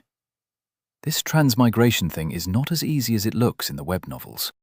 Nick returned to the table, this time with a bagel in addition to his coffee. Now, about the link. About 500 years ago, it was found that you could use essence crystals to create a mind link with a willing partner. Hugo Dieter was a genius, and he used this theory to create a large thought center for people to pool their knowledge. It didn't work at first because everyone was fighting to find a mind in all the congestion that amounted to the first thought center. Luckily, Plastia got annoyed at all the noise the psychic field was generating and came to figure out what was causing all the shouting. You see, an interesting feedback happens when using a large essence crystal to filter more than 10 minds. Doesn't matter, that's not relevant right now. Anyway, she showed up and scared the crap out of everyone. See, in the entire history of Oglevark, people only knew of her through legends.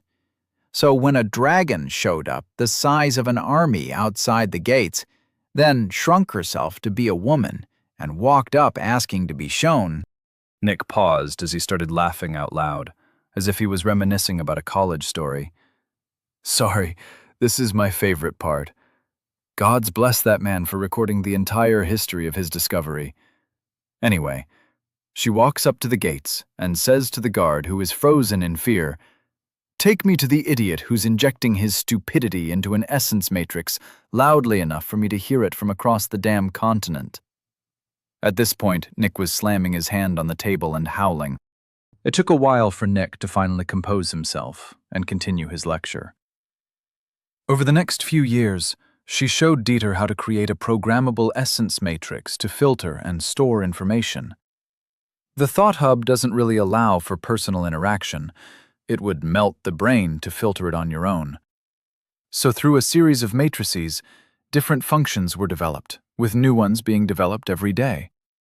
If you don't want your information on it, no one will care. The tracking function, while automatic, is only queried as a byproduct of something else. That term you used before, the key to the kingdom, doesn't exist. It would be much easier to just have a mage scry for you and teleport the guards to you.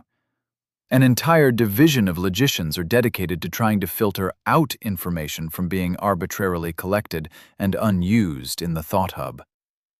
The link became so widespread because it can't be weaponized, and it is safe. It really is just a place for you to store your information in a way that no one can get access to without your knowledge. If you want to get into the science behind it, feel free. No one is stopping you. Nick finished his second cup of coffee and stood up, dusting his hands. Then, with a flick of his wrist, his cup flew toward the sink and landed without a crash. "Now," he said, "enough of you learning from me. Now I want to learn from you. We've already wasted enough time on things you could just read in a book. Come along now." Then he walked off toward one of the testing areas. This guy is just begging to be fucked with, I thought to myself, as I watched him walk off while just assuming I'd follow. Chapter 11. You must make sacrifices for science. Yes, I mean you. When Director Charles Weatherby heard the Council of Leadership posited the possibility of a connection between the anomaly that occurred in the upper planes and the disruption of the Fate Matrix, Archmage Mathers immediately contacted the leadership of the Fate Weavers. Within the hour, he had arrived at the Tower of Magic.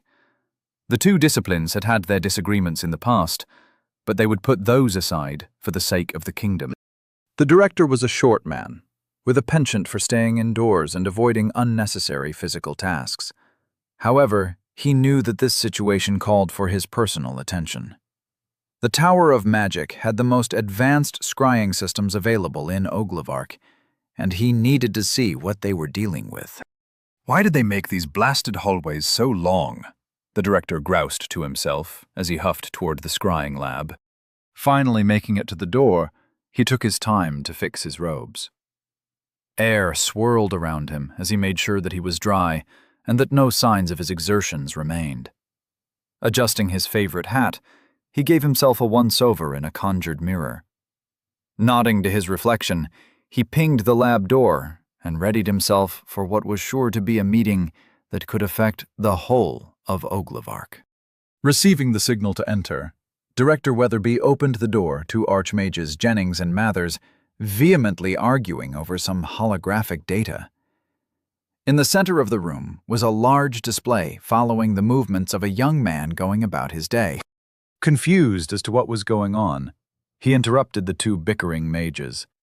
What the hell is happening here? I was told that you identified the threat to the Matrix of Fate, he said in a pompous voice. The archmages went silent and looked at him like they were surprised he was so worked up. Jennings then turned to Mathers and pointed a finger in accusation. What did you tell him? The boy isn't a threat. He's a scientific phenomenon. Mathers stared back like he was insulted. I didn't say anything of the sort. Don't you go pointing your finger at me. Weatherby sighed to himself. I hate dealing with mages. It's always like this. He held up his hands and snapped his fingers while imbuing them with essence. A loud snap echoed throughout the chamber. Gentlemen, how about you just tell me what's going on? Jennings gave Mathers a look that dared him to start talking. Mathers huffed and went back to the displays. Sporting a triumphant smile, Jennings walked over to Weatherby and waved for his attention to be directed at the large display. Meet Mr. Nero Walker, a 14-year-old young man who was forcibly awakened when an extra-dimensional soul burst through the upper planes and settled into a recently unoccupied body just outside Dorchester. Eyes widened in surprise, Weatherby looked at the display, which was showing Nero walking through a courtyard. This is the anomaly. How can his appearance cause so much discord in the Fate Matrix? Jennings snorted. That's because you barely try to follow the math behind the machine. Your order is buying into your own legend. Seeing that Weatherby was about to object, he continued, Calm down and let me explain. You know that the Fate Matrix looks at inputs from across the kingdom. Those inputs are then followed, and a directional probability matrix is formed. You following me? Yes, everyone knows this. Weatherby crossed his arms over his pot belly and raised his chin. Jennings nodded. Just bear with me. Let's say, for example, the Matrix sees that every morning a baker shows up at his shop at 7, and his wife meets her lover at 8. Then it sees that the local Department of Maintenance announces that they will shut that baker's street down on a particular day, but someone forgets to file the paperwork to alert the affected locals. The Matrix will then produce a prophecy within some percentage of error that the baker will come into conflict with his wife on that particular day. While I recognize the cute way you explained the Fate Matrix, I fail to see your point, Weatherby replied. All right. Now imagine the Matrix notices that a boy who was meant to be dead just appeared resoundingly not dead and starts going around interacting with people. What do you think the directional probability matrix will do with that? Jennings finished with a smile. Weatherby's arms dropped to his sides, and his head whipped to the screen to see Nero banging on the door to Nick's lab. Oh dear, he said quietly. Jennings nodded, his smile growing ever wider. Oh dear is right. The Matrix of Fate just needs to collect more data, and it will start spewing out new probabilities. In no way, shape, or form is the boy a threat. Now shut up and watch. I've been waiting to see this since yesterday, and he conjured chairs for the both of them. Weatherby just sat down quietly, and intended to just watch and see what the mages were so interested in. As Nick started getting all his machines up and running, I went over the information he just told me. Was the world as large as it seemed? Maybe. Without globes of both worlds sitting next to each other, how would I know? I needed to stop comparing things to Earth. This was a new world, with new rules. I shrugged off my preconceptions, and inwardly promised myself that I was going to stop being shocked all the time. There was no feeling so unpleasant to me than being wrong or misinformed, and I've been feeling like that since I got here. I stood up to walk over to the testing area. I need to be better. I am better. So the world is fucking huge. That's just more to see. So I'm living in a dragon's backyard, one who does whatever the hell it wants. Cool. I chose this world because dragons rule. The world is probably filled with shit I've never heard of. My previous world was tiny in comparison, and I didn't know shit while I was there. My stupidity didn't stop me from building a battery out of a potato when I was in the 5th grade science fair. and it's certainly not going to stop me from learning how to do the dishes with magic. I hate doing stuff, and magic can make not doing stuff a valid lifestyle choice, I thought to myself. My internal monologue ran as I walked over to the testing area. I stood where Nick pointed, and he turned away to start messing with a machine that had knobs and crystals and little holograms that lit up. While Nick was occupied, I was finishing my personalized pep talk. Slowly, the world came into focus, and I heard the now familiar ding. Nick immediately stopped what he was doing and turned around. What just happened? Specifically, tell me what exactly you did just now. In as much detail as you can manage, tell me how you leveled, he demanded in a forcibly calm voice. He was practically vibrating while holding himself as still as possible. I still felt a little high from my level as I turned my glazed eyes to Nick. Ah, you pointed for me to stand here. I walked over here. Then I watched you with the cool holograms. Then I leveled, I said. Nick raised his hands to his face and looked like he wanted to scratch out his own eyes. What were you thinking about? What was going on in your mind? I thought back, trying to relive the past minute or two. Well, I was going over all that crap about the world that you told me. Then I came to the conclusion that I was an idiot, and it's best to ignore as much of it as I could, and forget about whatever I couldn't ignore. Then you needed me for testing, so I figured I should focus on that, I said, proud of my helpful attitude. Uh-oh. There is that look again. Nick's "you're an idiot" face. He looks older, tired. He should get more sleep, I thought to myself as I returned his stare with my most compassionate face, the one I reserved for dogs that are too old to fetch. Turning back to his machine without another word, Nick said, "Just stand there and don't do anything. And don't use your star. I know it's hard to hold on to, but just hold on for a few seconds."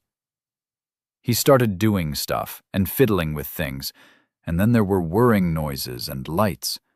It was all very impressive if you go for science-y, hologrammy type things. I stood in the middle of the platform as lights moved around me. I said, "I haven't spent any stars yet. I haven't gotten to that part of the book yet." Wow, I can feel the essence in the air doing stuff. I have no idea what it's doing, but it feels like it's doing something. What do you mean you haven't used your stars? Don't you feel soul bloated? Like an uncomfortable feeling where something bad will happen if you don't direct something? Almost like an instinct. Nick turned around, and all the lights went out. I blinked as the room returned to focus. "Not really," I said. I closed my eyes and tried to do an internal audit. "I think I feel what you mean. Kinda like holding a ball and being ready to throw it, but not actually throwing it. Like a sense of anticipation. Is that what you're talking about?" I opened my eyes and turned to Nick. He stood there with his hands on his hips. Maybe that's just his normal face, I thought. Yes, that's the feeling I'm talking about. Since your level is so low, and you'll end up using at least a few stars in each attribute over your life, would you mind using your stars in your mind, body, and soul stat one at a time while I record them? He said, while forcing a smile. Is there anything I should know about using stars that you haven't told me? Because I can tell by the look on your face that you're up to something. I get that look on my face right before I convince someone to go for the extended warranty, I said while squinting my eyes to see through his bullshit. Nick took a second to formulate a reply. Fine. It's very rude to offer input on how someone uses their stars. A path is very personal, and I'd get a long talking to by a wayfinder if they heard about me trying to direct anyone's path. That said, it would be very beneficial for my analysis of your identity to have me record it. Nick grumbled. Well, I won't tell if you don't. Will you promise to hide anything freaky that you find, at least until you talk to me about it? I hedged to see if I can get something out of my concession. Nick scoffed. I told you, paths are personal. I'm legally obligated to go over your analysis with you in private. Everything we record here isn't publicly available. Aside from your soul signature, that is. But that is merely used to identify you. In that case, I'll agree to use my 3 stars on whatever you want. But I need you to do something for me, I said. Nick went to the control panel and brought up a bunch of screens. He turned his head over his shoulder and asked, "What?" "You have to muss up your hair, raise your fists in the air, and exclaim in a shout that, 'This is for science!'" I said to him, while my eyes conveyed how serious I was. Giving me a look of confusion, he shrugged and then proceeded to rub his hands over his head to muss up his hair. He then raised his fists in the air. And then Nick spoke the immortal words of every crazy-assed mad scientist in history. "This is for science," he said in a strong voice, while not at all shouting or looking crazy. I sighed. "Never mind, you ruined it. Let's just get this over with. Tell me how to do this, and when." Nick lowered his hands. He just shook his head and went back to his machine. "Okay. Open up your identity, and when I say so, focus on your body stat and think about filling it up as if it were a cup. Go slowly." I opened up my identity. Name, Nero Walker, level 4. Race, human growth 1%, tier 1. Condition 100%. Age 14. Center 100%. Body 0. Mind 0. Soul 0. Confluence 10. Stars 3. Pillars 0/0. "I'm ready," I told Nick, as the machine's lights were flying all over the place. "Good. Push 1 star into your body stat now." He was focused completely on a hologram of me.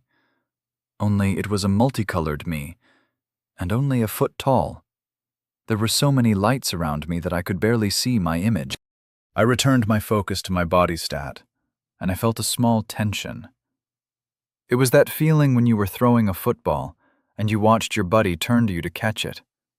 He was waiting for the throw as he ran.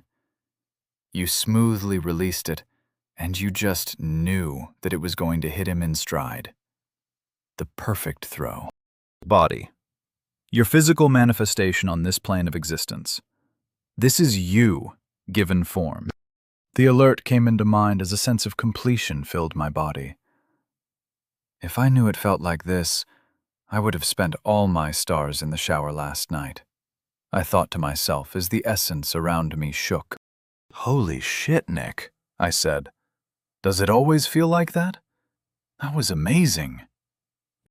"Focus, Nero. Now push a star into your mind stat," I heard Nick say. Mind. Both your tether and controller between this plane of existence and all the others. The mind is subject to the body and soul, but guides them both.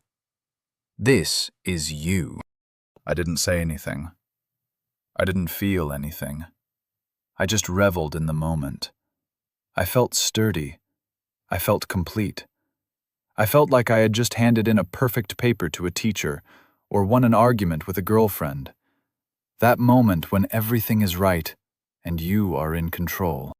"Now the soul, Nero," Nick said calmly. "Soul. The core of who you are. The you that is eternal." I felt like I was back in the void. Devoid of emotion, yet recognizing they exist.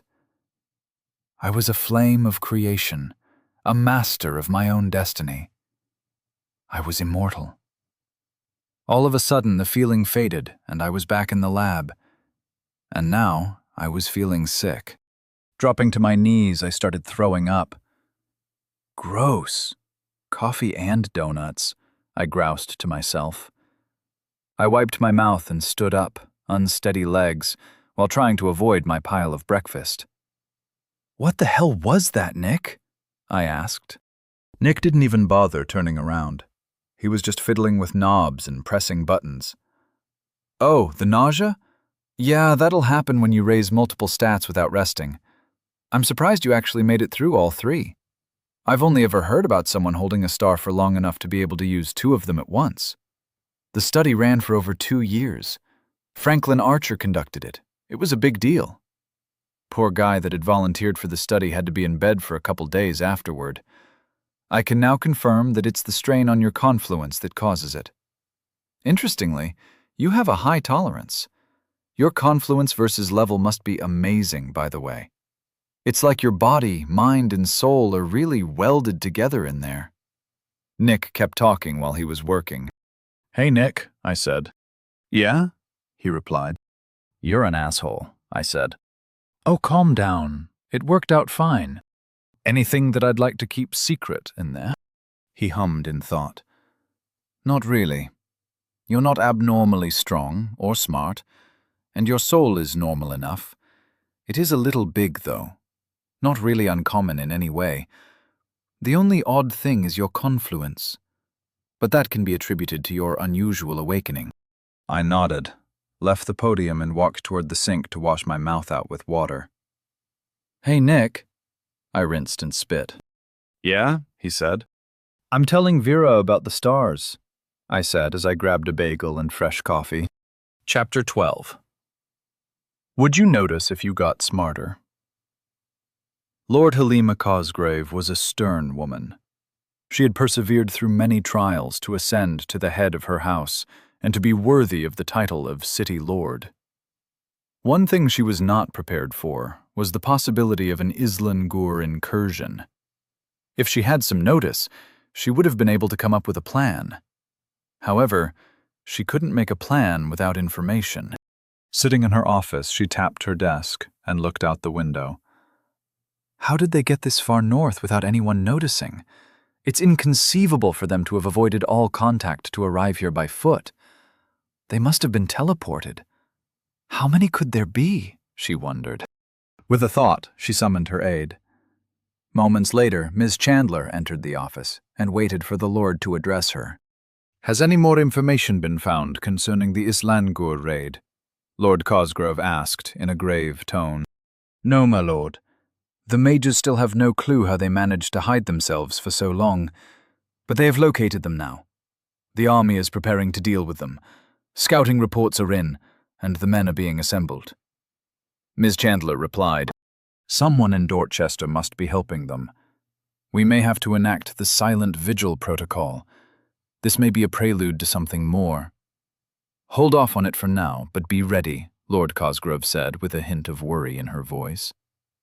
"Is there anything else we should be paying attention to? Perhaps this is a distraction of some kind." "Nothing, my lord. Well, there is one thing. The survivor from the merchant raid is of possible interest. The report the captain on site said that the boy was odd. He took him to the Gate 7 intake center to be evaluated. Other than that, the city is running as expected," said Ms. Chandler. "I want to see that intake report as soon as it's filed." "That will be all for now," Lord Cosgrove said, then turned her eyes back to the window. As her aide left, Halima tried to see the angles. "The game doesn't stop even if you don't know the rules," she thought to herself as her brow furrowed in thought. After threatening to tell his wife about the testing I just went through, I enjoyed watching Nick panic.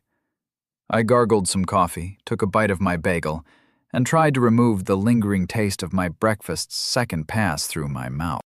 Meanwhile, Nick quickly closed all the holograms on his machine and walked over with a "Hey, buddy" expression on his face. "Come on, Nero, it wasn't that bad. I'll even clean up the mess," he said.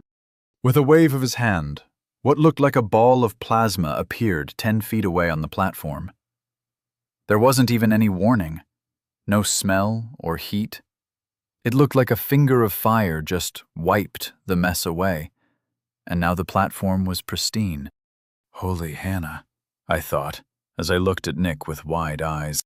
He looked back at me, trying to see if that was enough to get him off the hook. Reaching up and mussing up his hair, he threw his fists in the air and screamed, "It was for science!" Well, damn, it appears that I've been checkmated, I thought. Fine, it stays between us. But you have to get me a link and all the information on how to start my magic career, and the basics on pillars. Agreed? I asked. No problem on the link and magic information. But the pillar primers and information are all in the public library and easily accessible through the dorms. You don't need me for that. The magic school is complicated, but basic spells are no problem, he replied. No, that's not good enough. I want to be a tower-building, army-destroying, magic behemoth. I want to be able to wave my hand and rewrite reality. That's a thing here, right? I asked. He rubbed his chin. I haven't really heard it described like that. But in the capital there should be mages like that. I knew a guy that leveled past 75. He was like 350 years old or something. He mastered elemental ice pretty deep, even had an ice pillar to really study it. That guy was a monster. I wonder what he's up to. Anyway, if you study magic long enough and manage to live that long, you could be all that. It's not easy, though, he said with a warning tone. Nothing worth doing is, I replied. He widened his eyes. That's great! Let me write that down. I laughed and enjoyed my bagel. It's almost time for lunch.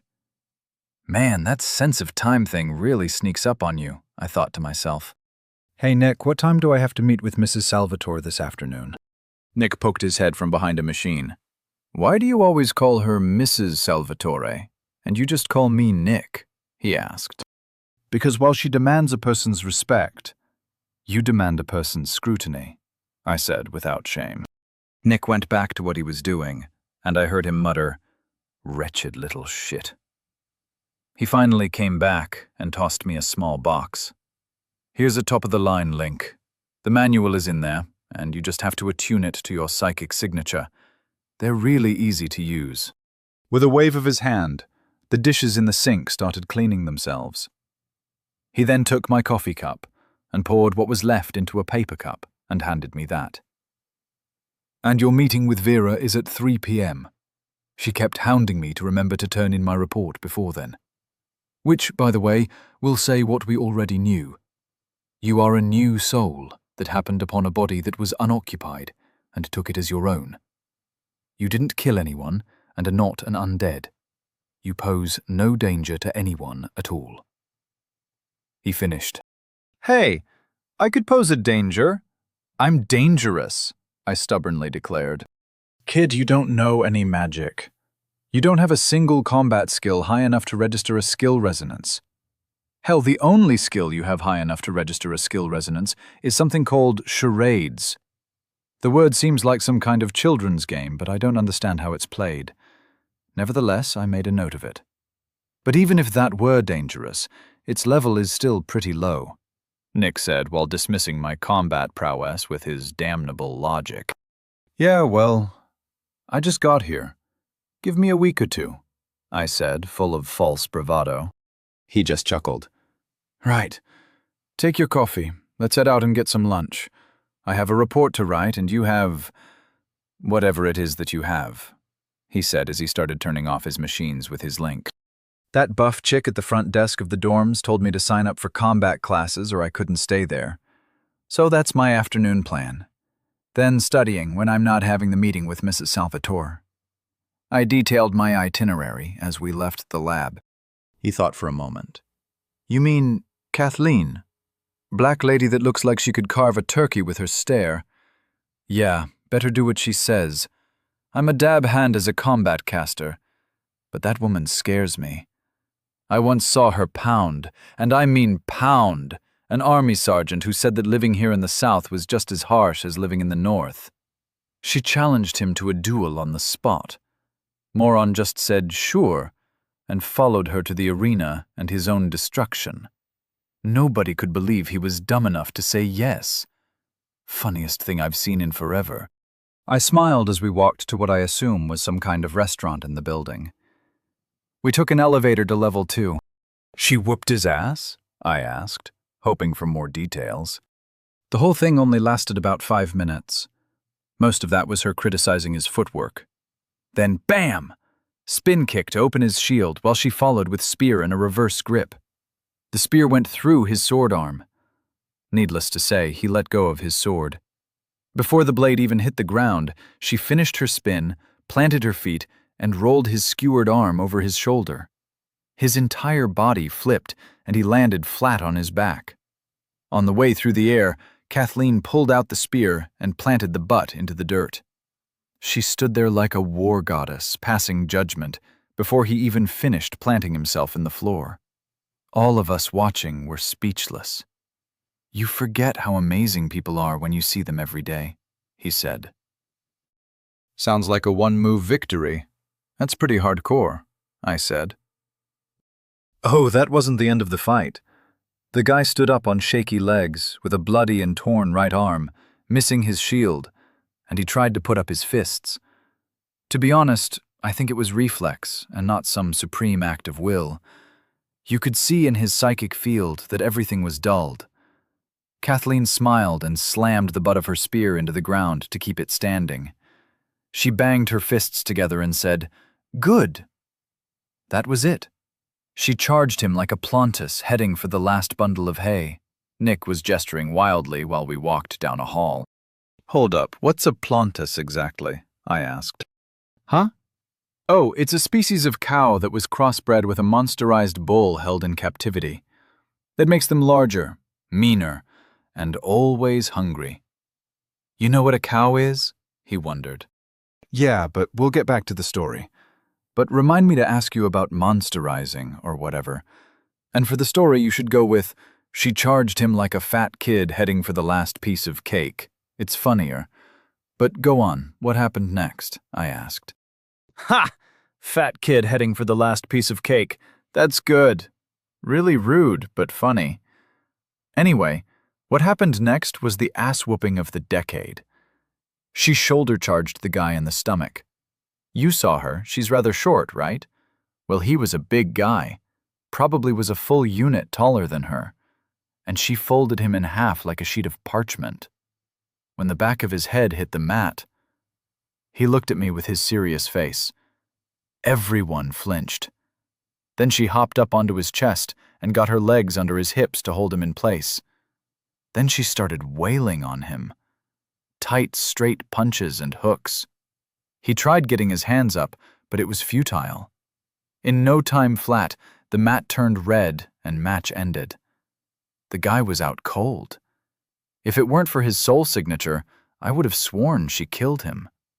Cool as a cucumber, she stood up and wiped her bloody fists on her pants. She walked over to her spear, pulled it out, and shouted, "Medic!" Then walked off like she just finished turning in an expense report. It was awesome. He finished. I laughed. Soon we were walking into a fancy restaurant with a polished wood motif, white tablecloths, and sported a hostess station and everything. We got a table with no wait. Must be nice to be a guy in charge, I thought. In no time at all, we were seated and being handed menus. I leaned forward and said, "Hey, Nick, you know I don't have any money, right? And I have no idea what any of these dishes are either." He looked up and waved like it didn't matter. "No problem. Lunch is on me. I'll just order us something simple. You'll love it." I looked around at the fancy decor and the nice silverware. Something seemed off. I just didn't know what. When the waiter came by, Nick ordered for the both of us. He also ordered a bottle of nice wine. He made small talk about the link and the opportunities for growth here at the center while I was staying at the dorms. He even offered to get me into remedial classes through the link so I could remote study and catch up to my age group. That sense of something wrong kept growing. Maybe not wrong, but something is definitely not right. As the waiter poured my wine and delivered our food, it hit me like a bolt of lightning. I'm on a date? I realized. My eyes snapped up to Nick. I was just about to accuse him of shenanigans when the memory of my assumptions about the link being way off base popped into my head. Aware that I might be jumping to conclusions, I took a minute to think things through. Okay, take a breath. You can figure this out. Vera is his wife, and she is smoking hot. Maybe they're swingers. I can't see Vera swinging. Hell, I don't know how she puts up with Nick. He's such a cool guy. Wait, was he this cool yesterday? No, he wasn't this laid back. He wasn't Mrs. Salvatore rigid, but he was very focused. I don't get any sexual vibes. It's more like he wants to be friends. Maybe it's because I was never that successful in my life back on Earth, but I'd never been wined and dined. This was a whole new experience for me. I didn't understand it, yet it was the only conclusion that I could come to.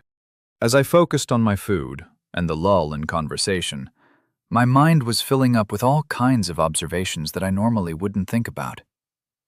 Although this guy looks like he is barely 40, Mrs. Salvatore said they'd been married almost 50 years. That is a long-ass time. He's also the head of a division, so he's successful. He's smart, political, and old. He shouldn't be acting like this. I don't think he's being really fake. I think he's just playing up the friendship angle. He's mirroring me, I realized. This is the thing I saw on TV about how to act when you want to get into business with people. You take them out to a nice restaurant and be their ideal friend.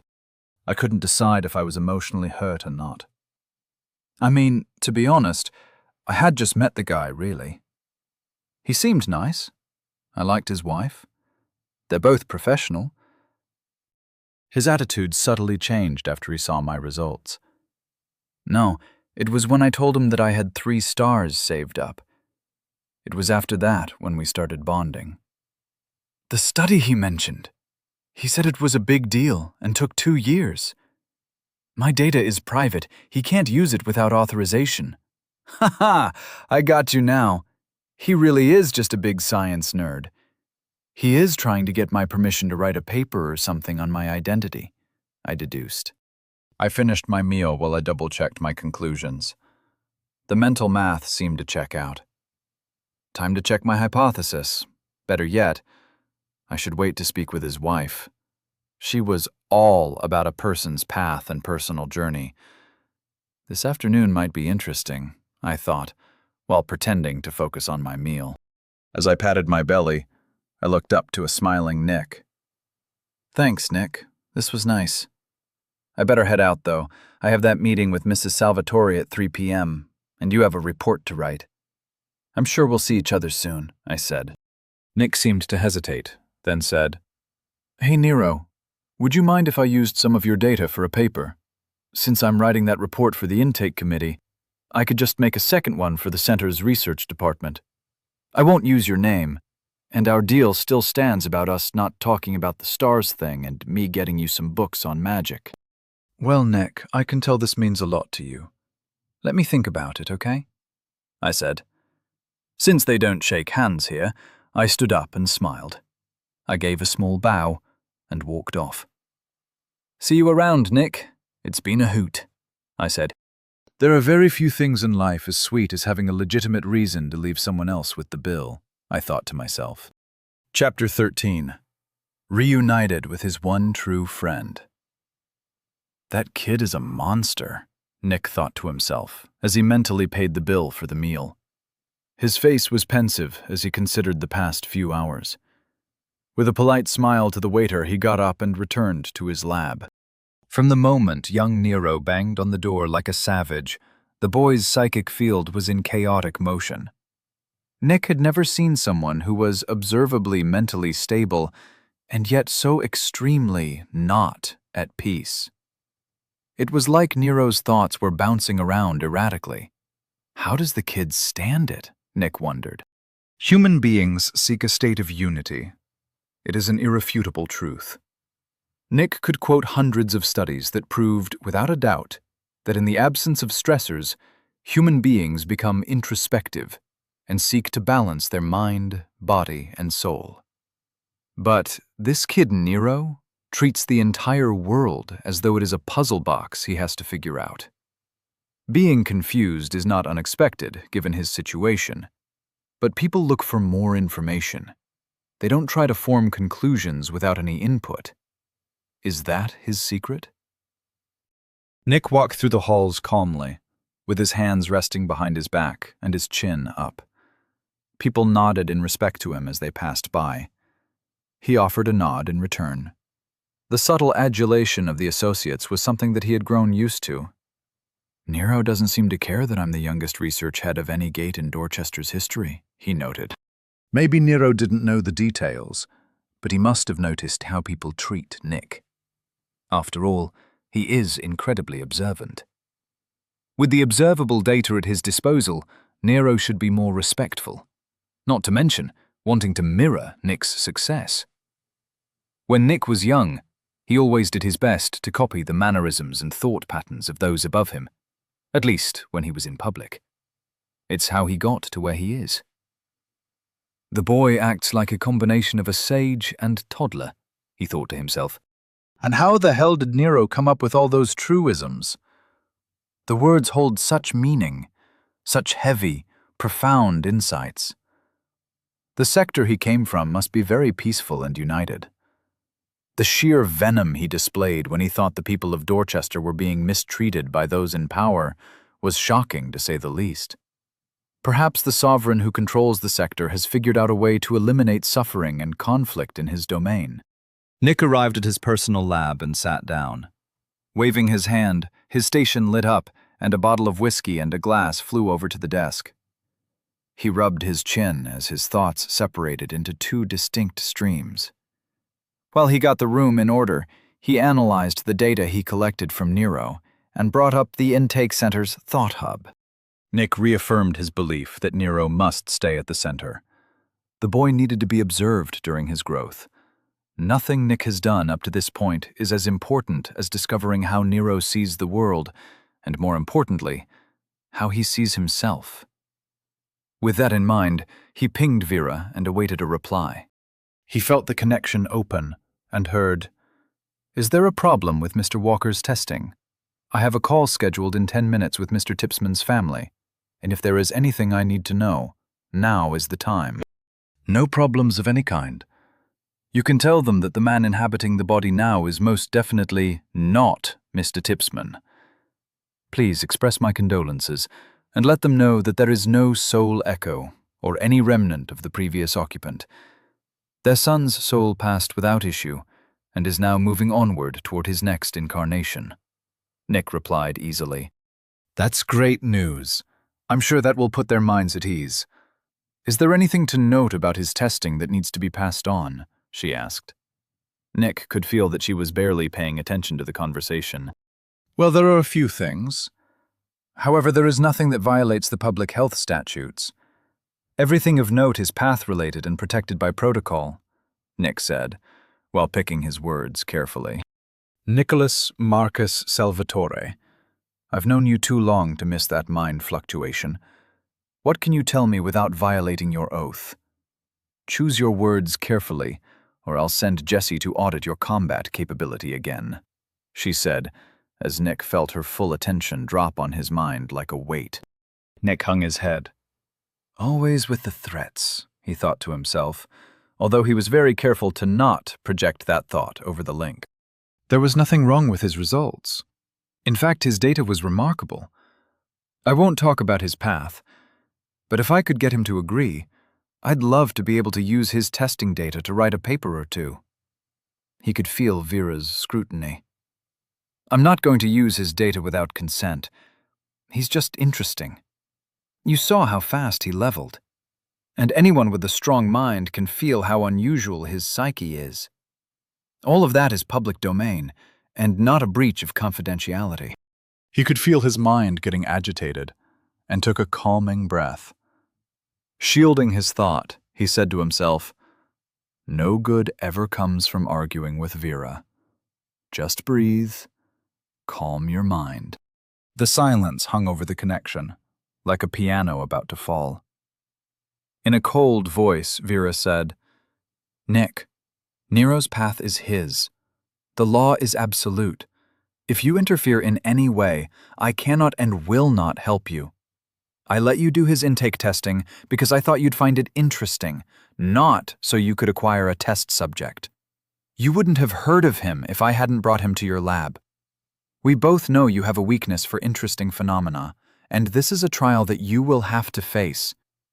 How you manage the next few days may very well become integral to your own path. Now, is there anything you need from me, or are you ready to submit your findings to the intake board?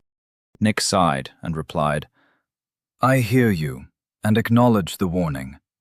The report stating that nothing dangerous was found will be on the hub within an hour. As for the future, I will be upfront with Nero, and hopefully be able to convince him to allow me to use his data. I will not blackmail or otherwise lie to get what I want. My path is in my control, and my decisions reveal who I am. Vera chuckled. I always liked Henry Spencer. He was a wise man.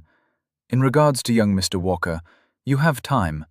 He's still young, and I'm sure by helping him, he'll help you.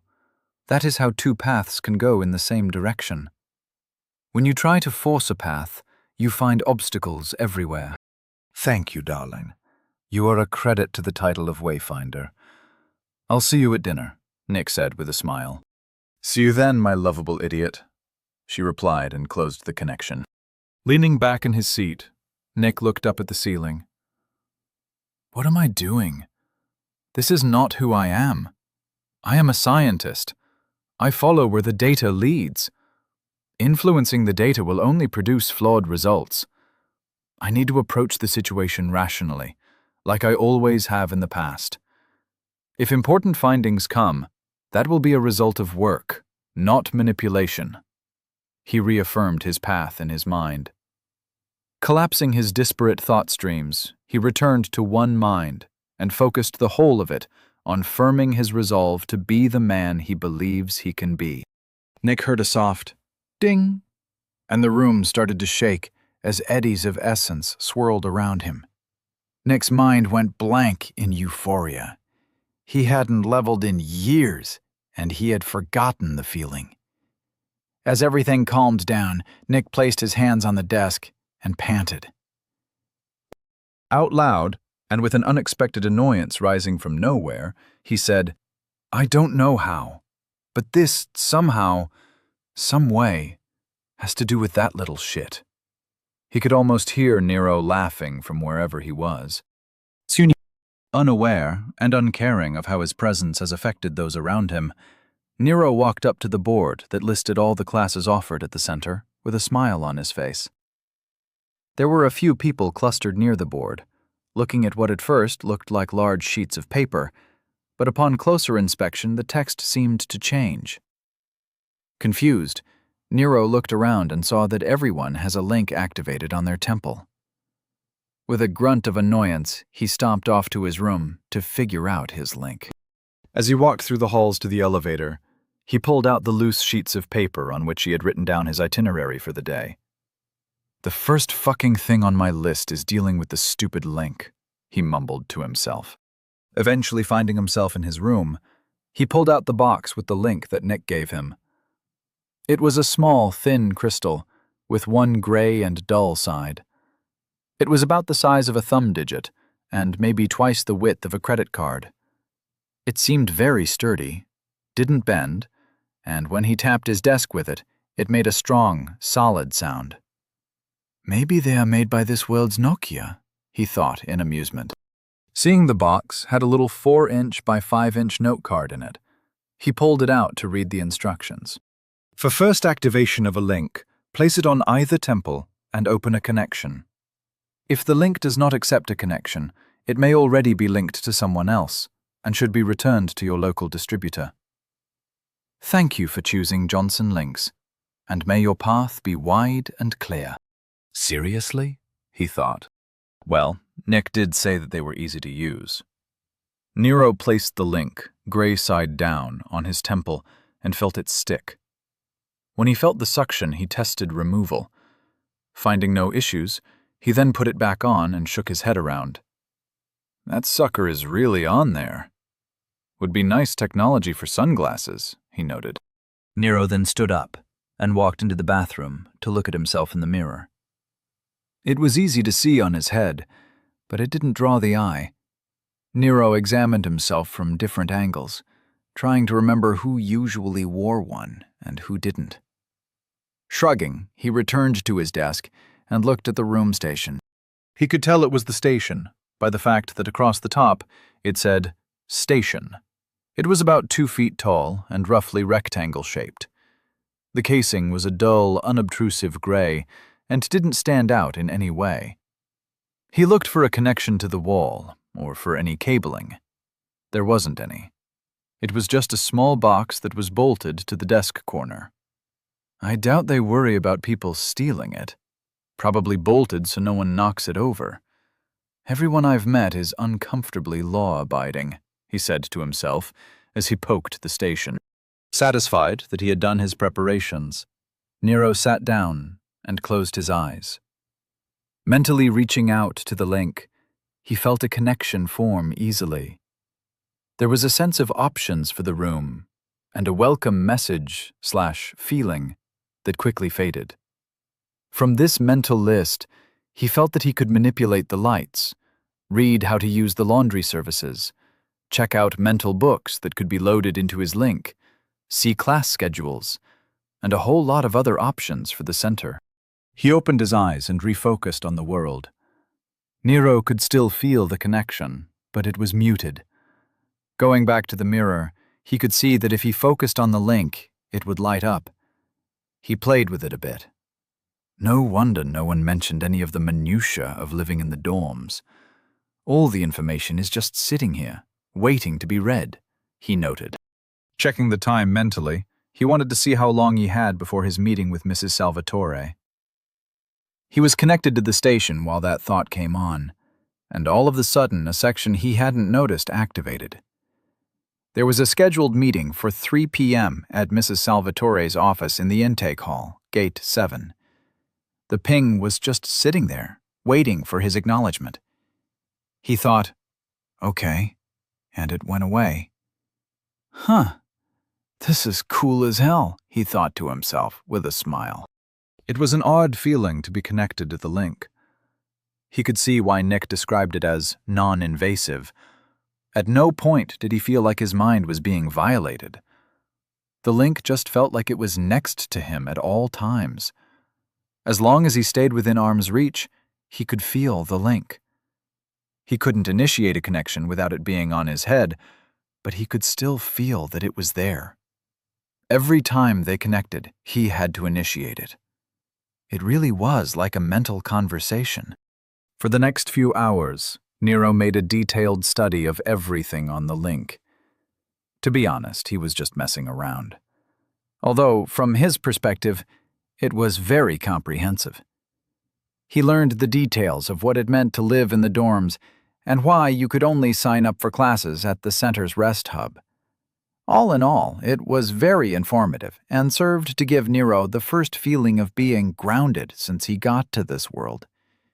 He didn't realize how much he missed his phone. Eventually, the time came for him to leave for his meeting. Proudly checking off the first thing on his itinerary, he left his room and headed toward the lobby. About 10 feet from the room, he felt his link lose connection with his room station. He felt around for access points as he continued on, and saw that most of them were closed. Closed stations felt like someone with their back turned, hands on their ears, saying la la la and ignoring him. Nero could tell that there was a connection to the city, but it was weak, and the city wasn't paying attention to him at all. As he walked through the lobby, he felt the connection with the classes board, now correctly named Center's Rest Hub Associate Classes Terminal. I'm just going to call it the Classes Hub. Maybe I should introduce acronyms to these savages, he thought as he walked past the board. When he looked at one of the pieces of paper on the board, he felt that someone was already using it. Abruptly, stopping mid-stride, he paid closer attention and moved closer. It seems that each 11 inches by 17 inches piece of paper was like a little screen that only one person could interact with at a time. When he found one he could connect with, options came up in his head that he could see mirrored on the page screen thing, although the screen displayed more detailed information. He used the link to look up Basic Combat 1 and saw a detailed schedule of the class with availability and locations on the screen. It was very intuitive and apparently based on a 10-day week. Either way, he didn't have time for this now, and closed out his connection. Eventually, he made his way to the intake hall, where he was greeted by an employee who politely gave him directions to Mrs. Salvatore's office. Without any trouble, he found it, and was about to knock on the door when a weird feeling of being able to ping the door came from his link. As he stood there with his fist almost at the door, he looked around to see if anyone saw his moment of stupidity. I'm clear, he thought, with a sigh of relief. After pinging the door, he felt a feeling of welcome and assurance that it was okay to go in. Chapter 14. Starting from nothing, with nothing. Mrs. Salvatore, I have to say, these links are great. Why didn't I get one when I showed up? Did the guy whose body this was not have one? Isn't that weird? Can these things be hacked? There is so much information on it. How are you not on it all day? Nero rapid-fired questions as he looked around the room. It was neat and tidy, just how he imagined it would be. There was a large desk with a couple of comfy chairs and bookshelves along the wall. Throughout the room were some tasteful paintings and plants. All of the fancy wood furniture seemed to shine as the big windows looking out onto the courtyard provided a warm light. Vera Salvatore just sat there, listening to the verbal barrage while being reminded of the annoyance that was Mr. Walker. Mr. Walker, have a seat, she said, as she pointed to a chair opposite her desk. Nero hopped into the chair and waited for her to say something. He saw her eyes furrow, as if his presence was annoying her. Mr. Walker, is your link active? Why are you trying to have a conversation with a connection open? Are you in a link right now? She said while staring at the active link on Nero's temple. Huh? No, I'm just keeping the connection open because it's interesting to see what's available. Is that weird? He asked. She put her head in her hands and said, Close the link and open your identity. You'll see why no one uses the link continuously. Nero did as he was told, and noticed the difference to how it normally looks. Name, Nero Walker, Level 4. Race, Human, Growth, 24%. Tier 1, Condition, 100%. Age, 14. Center, 36%. Body, 1. Mind, 1. Soul, 1. Confluence, 10. Stars, 0. Pillars, 0. Over 0. It seems that interacting with the link costs center. Okay, so I read that the center percentage was how much energy I have available for abilities and skills that can stress me. I didn't know what stress it talked about, but I'm guessing using the link is stressful? Nero asked. Yes, the link works with your psychic potential. It takes effort for your mind to perceive that level of world. The higher your mind stat, the longer you should be able to use it. How long have you been holding a connection? She asked. I don't know. A couple of hours. Well, more or less since I got back to my dorm from lunch with Nick, he said. Vera looked surprised as she asked, You don't have a headache? No symptoms of stress? Sore joints or a ringing in your ears? How much center do you have in reserve? Like 36% left? Is that bad? Nero was starting to get worried. He took stock of himself. I think I feel fine. How do I know how bad I messed up? She sighed and muttered, So this is what Nick was alluding to. Looking at Nero like she was explaining how to color within the lines, she said, You'd know if you were in trouble. Typically, symptoms begin around 50%. No one continues to train past 40%. It's remarkable that you aren't feeling anything. I'll keep this in confidence. You don't have to worry, but I wouldn't share this information with just anyone. People will hound you for this secret, to figure out how you do it. Okay, that makes sense, I guess. I'm not going to get taken to some secret testing facility and get hooked up to machines in a dark room where they analyze my genetic structure under different types of pain or something, am I? Nero asked, while checking the distance to the door and windows. Vera's eyebrows nearly hit her hairline. No, I was more talking about how people would be bothering you if they found out. What makes you think people are going to abduct you and place you in that kind of environment? She asked, genuinely curious. I don't know. People always want what someone else has, so it wouldn't surprise me if they did anything to get it, Nero stated what he would consider a fact. He shrugged and followed it up with, "People suck. Mr. Walker, people don't suck. Envy is a perfectly normal emotion. Managing it is a personal trial everyone has to deal with. More importantly, one's path cannot be influenced by another. You can learn how to walk your own path by watching someone walk theirs. But when you try to affect something out of your control, you lose control of that which you can affect. Do you understand what I'm saying?" she asked, concerned about how Nero seemed to see the world. Sure. That's a totally realistic position to take," Nero said.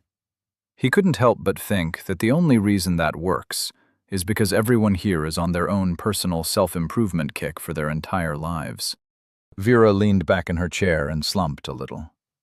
"Why is it that every time we speak, I end up confused and slightly annoyed?" she asked. "It's my charm. It sneaks up on you," Nero said with an unapologetic smile. "Anyway, what do you want to talk with me about?" Very well, we can begin. she said as she sat up straight, resumed her headmistress persona, and collected some pieces of paper. "As you know, the body that you are currently in was originally one Mr. Rodney Tipsman. All of the paperwork has been filed, and verification that he is now deceased has been logged with his local center. Next, your soulscape evaluation done by Mr. Salvatore has been filed without any flags. I registered you a new citizen of Oglevok under the name Mr. Nero Walker, 14 years of age, residing in Dorchester. You have a presence on the Thought Hub, an account with the center, and legal standing within the city. You have no obligation to the city at the moment, and the Tipsmans request that you do not contact them. They understand the situation and wish you no ill will, but do not want to connect with you at this time. Finally, as a legal adult, newly awakened or not, you have a choice as to what path you take. As you are not an associate of the center, you will have to vacate the dorms by week's end. That's 4 days from now on the 16th. Do you have any questions so far?" she said, while running down a list on her desk and flipping pages over from a stack every couple of sentences. "No, that sums it up quite nicely." "What are my options to make money?" Nero asked. She seemed surprised at what Nero was focusing on. "Well, someone in your position normally would focus on a training program of some kind. A job typically comes after you have acquired some skill which you can market. I don't want to presume, but considering your background, I'm not sure what skills you intend to market," she said. Nero took a minute to think about his plan. He said, "Just to be clear, there is no way that I can join some magic school with all expenses paid, is there?" Vera smiled and replied, "No. Without a strong education, it would be very unlikely to get into any of the Centerpoint academies. Even then, scholarships are reserved for non-nobles who have shown great potential in leadership, sciences, and combat. I'm sure if you had the requisite background, it wouldn't be an issue. However, as it stands, that isn't an option for you." Nero nodded, not at all surprised. "Centerpoint sounds cool, though," he thought.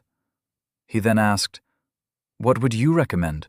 She folded her hands and said, "We don't usually offer recommendations, only options. Your options are severely limited, as I can't think of any privatized training facilities that would take you. I'd say your only real choices are to join the Army, the Guard, or the Center as a basic worker associate. Worker associates pay for their tuition and room and board by working every other day at an assigned job. You'll probably work in the kitchens, custodial services, or maybe I could see if someone will take you as a receptionist. Any one of those paths are easily available to you, and you can get started today if you want." She finished with a smile. Nero was reminded of his high school guidance counselor, who did her best to avoid calling him a lazy idiot, while telling him that the community college was a wonderful option. They even offered a work-to-learn program that offered great opportunities. Chuckling and trying to dismiss the mental image, he said, "Mrs. Salvatore, no offense, but this is a world of magic and wonder. There is no way in hell that I'm going to be a grunt in the army, a low-paid rent-a-cop that starts at the bottom, or a janitor. And I'm sure as hell not going to be flipping burgers in a world with freaking dragons. I'm going to learn magic. I'm going to learn how to fight. I'm going to fight monsters and save damsels." Nero stood up and started getting into his rant. "I'm going to win a war, trick a dragon out of its treasure, see far-off lands, and fuck an elf. No, a hottie of every race. I'm going to do it all. I'm going to see it all. And there isn't a damn thing anybody can do to stop me." He finished with a shout. Standing there, with his hands in the air, he realized that he had gotten carried away. Lowering his arms, he noticed that he was facing a painting of some guy on a mountain watching the sunrise. He turned back to her and paused. She was looking at him like he was nuts. Was it the swearing? She doesn't strike me as the type of lady that would put up with that, he thought. Vera smoothed the front of her robes and adjusted the papers on the desk. Coughing slightly, she said, "Well, Mr. Walker, no one is going to try to impair your path. However, many of those things seem very unlikely. In the short term, you have to find something to do. I think the army can address some of those goals." Nero paced back and forth. He was going to go for it. "Does this link thing act like a phone? I mean, can I call Nick on this thing?" he asked Vera. Confused, she said, "A phone?" "Yes. You just connect, then think of reaching out to Nick. It will send him a ping." Nero did as instructed and felt someone's attention. Specifically, Nick's attention. He could feel it was him. "Nero, my boy, you figured out the link. Nice job. I'm glad you pinged. I wanted to talk to you about something," he heard Nick say in his mind. "Nick, this is cool. Anyway, hold that thought." Nero started chuckling at his unintentional pun. "My personal data is all weird and useful to you, right?" he asked. "What, did Vera say something to you? I told her that I was going to talk to you about it. I'm not going to pressure you or anything. It's just that it was the first time someone recorded the use of 3 stars in succession like that, and the data showed a remarkable full-body activation. The essence fluctuations were very interesting. In addition to your wildly disproportionate soul strength, your mind is also an outlier. The big thing of note is that while, typically, a person pulls in around 20% of their soul strength to boost an aspect of their existence, each use of your stars showed significant deviations from the expected essence allocation. I'm sure the paper I write will get a lot of notice. They might even see it in the Capitol," Nick said while ignoring the question and slipping into his scientific blather. Nero shook his head in exasperation. "Nick, shut up for a second," he interrupted. "If my data is useful, I'll be cool with letting you use it. But my imaginary daddy taught me to never do something I'm good at for free. Since I'm good at having data, I'm calling to bargain." Feeling Nick's confusion over the link, Nero went over what he'd just said. "I should have said something about supply and demand. Crap," he thought with a grimace. Chapter 15. Leveraging a paycheck is better than earning one. "You want me to pay you?" Nick asked Nero over the link, while his psyche radiated confusion. "Well, you already owe me a few things for not doing that thing, remember? So how about this? You can be my sponsor. You give me room and board somewhere, access to books on magic, and all that I need to learn about this place. Oh, also get me combat lessons. In return, once a week, I'll stand on a platform and let you pelt me with lights to your heart's content. What do you say?" asked Nero. As Nero was having this conversation in his mind, Vera was sitting in her chair, watching one side of the conversation. Nero was speaking his half of the exchange out loud, rather than just thinking it to Nick through the link. Alarmed at what she heard Nero proposing, she pinged Nick herself. "Are you serious?" Nick said, then felt Vera's ping. Realizing the stupidity of ignoring his wife right now, he linked her to his conversation with Nero. Feeling the new addition to the conversation, Nero looked over at Vera. Wow, she has one hell of a mental presence, he thought. As Nero could feel her attention was completely locked on Nick, he felt like a kid hiding in the garage from an angry mother. Nicholas Marcus Salvatore, you know there are procedures for human testing. You have to submit a proposal to the Center Research Ethics Board for approval. Then request funding from the Research Council, which you lead. Then assign a team to manage the experiment. You cannot just hire people as lab rats and do whatever you think is interesting. There are procedures. She finished with a mental growl, which was mirrored in the room with a huff. Nick flinched and replied, I didn't do any experiments. Well, not really, and I'm not going to hire him as a lab rat. But him being around could be useful to observe. He sounded reluctantly hopeful. Obviously, the cost of what he is talking about is ridiculous, and we won't be doing any of it. But we could maybe hire him as a worker associate in the labs? He could still go to classes on his days off, and on the days he works here, we can have him do janitorial stuff, cleaning and such. As Nero listened to them go back and forth, he felt it was time to reassert control. Still out loud, he said, I'm not cleaning anything. I'll join the labs as a worker associate to get access to all the learning stuff from the center. But on the days I'm working at the lab, I'll be studying to catch up. I'll help out with stuff, but no crap labor, he said decisively. Nick replied quickly, That's fine with me.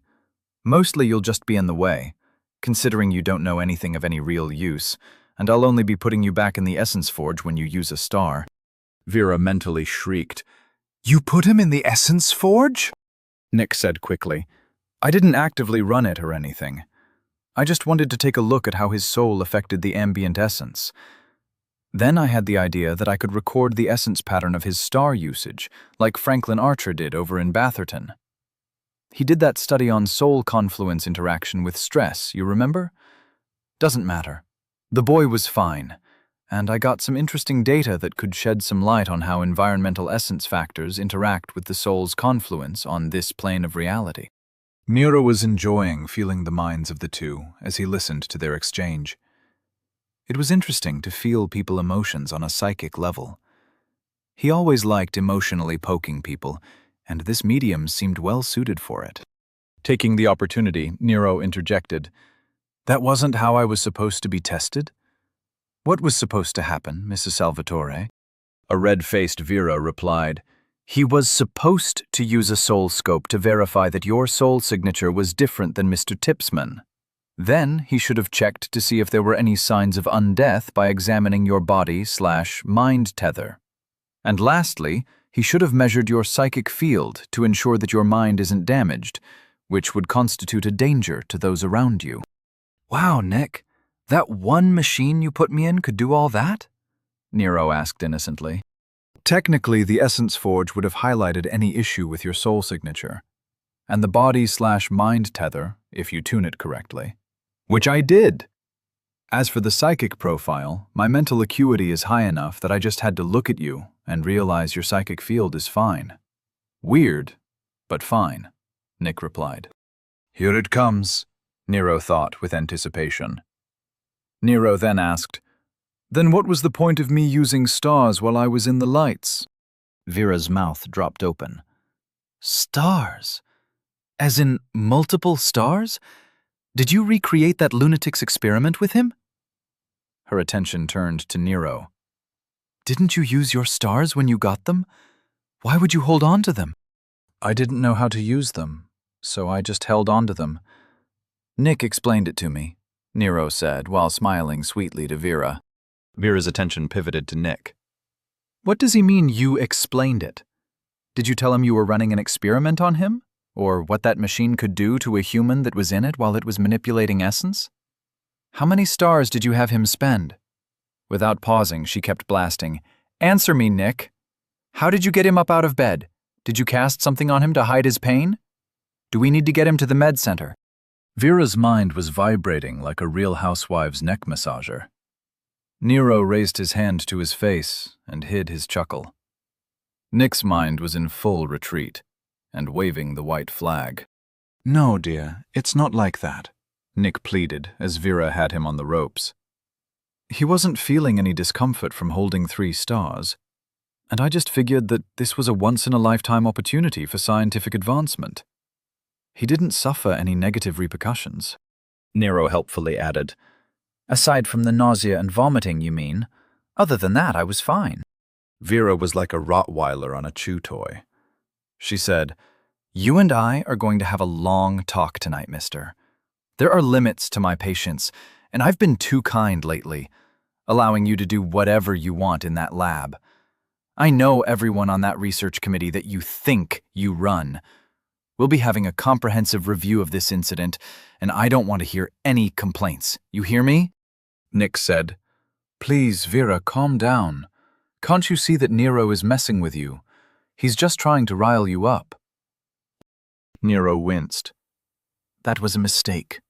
Never tell an angry woman to calm down, he thought, while trying to shrink his mental presence in the link. Of course I know he's using the situation to see me get angry. I am standing right next to him.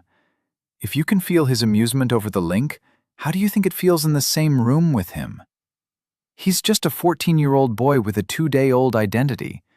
You are an 87-year-old leader in your field. You help shape policy for a living. Be better, Nick. Not informing him what you were doing was abusing your position. I am furious right now. She paused and took a breath. We will talk more about this later. Her attention then turned to Nero, and she said, Mr. Walker, please close the link with Mr. Salvatore. Nero looked like he got caught with his hand in the cookie jar. He closed the link and returned to his seat.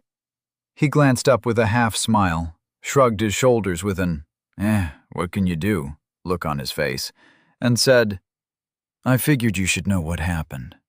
But I got a free link, and he owes me some magic books for agreeing not to say anything about it. This way, you find out, and I get free stuff. Sorry, not sorry. Vera broke into a full-blown laugh. You're 2 days old, and you tricked us into getting you a job where you don't have to do any work, get the center to feed and clothe you, all while focusing on acquiring magic training. You, Mr. Walker, are a very dangerous young man. See? I told Nick that I was dangerous, Nero thought, while smiling like a bandit. In all honesty, Nick was heading for trouble anyway. Every 10 years or so, he starts getting loose with the rules. Even so, he is a brilliant man that pushes the boundaries of what we know more than any other man in Dorchester. Yet, for all his intelligence, he lacks wisdom, Vera said. Yeah, those 2 virtues rarely meet, Nero replied. You don't seem that angry right now. Was that all show? He asked. Vera stood up to pour herself a glass of water. Not at all. I'm not skilled enough in mental techniques that can mirror emotions. I was, and am, angry. Maybe not as much as I led him to believe. He also didn't do anything illegal. Using an essence forge to test you like that was stupid, not against the law. It's the equivalent of using an entire branch of the military to march a basket of produce across the city, rather than just use a messenger. Really, my anger comes from him just being very rude to ask you to use your stars for his research. That, and I'm always a little angry with him. That's just a side effect of living with someone, she said with a fond smile. As she sat back down, she smoothed her robes and double-checked the placement of everything on her desk with her eyes. Now, Mr. Walker, are you on board with joining the center as a work associate? I'm sure we can hire you as a lab attendant for Nick. He already has 2 of them, but they mostly work on their own projects and do his paperwork. Occasionally, they help him do whatever experiment he is focusing on. Yes, that's fine. I get everything I want and only have to put up with his floating lights. I heard what you said about him having to go in front of an ethics board if he wants to do any testing on a human lab rat. I'm sure those people will do everything they can to ensure my safety. I'm guessing it would harm their path or whatever if they went against their reason for having a job, Nero said. Very well said, Mr. Walker. I assure you that your rights and path will be protected. I'll get the paperwork started today, and everything should be ready by tomorrow afternoon. Any time this week, you can fill out the forms through the link, and your file will be updated. In the meantime, feel free to use the facilities in the dorms to the best of your ability. I'd also recommend signing up for a combat class tonight, since you are staying on with the center. Ms. Averitt has already contacted me, as she noticed during her lunch break that you haven't scheduled any combat classes, Vera said while shaking her head. She then stood up and held her hand toward the door, as if gesturing for him to leave. Nero stood up and said, "Thank you for everything, Mrs. Salvatore. I'm sure I'll keep in touch. Hopefully we can get lunch or something." He then bowed a little and headed toward the door. Softly closing it behind him, he shook off how weird it was that they don't shake hands or have any ritual to signify the end of a meeting. People here just kind of agree, "Oh, we're done? Okay," then walk off. Savages, every one of them, he thought with amusement. Chapter 16. Studying doesn't always lead to understanding. Lord Cosgrove sat in her office, going over the never-ending paperwork. She was looking at reports on essence crystal shipments that were of critical import. None of their local sources produced enough for their needs. As such, her city relied too much on trade. Scowling, she cross-referenced the yearly yield numbers. Hearing her door open, she glanced up to see her aide walking in. Setting her papers down, she moved the holograms floating above the desk to clear her eyeline. "Yes, Jessica, what is it?" she asked.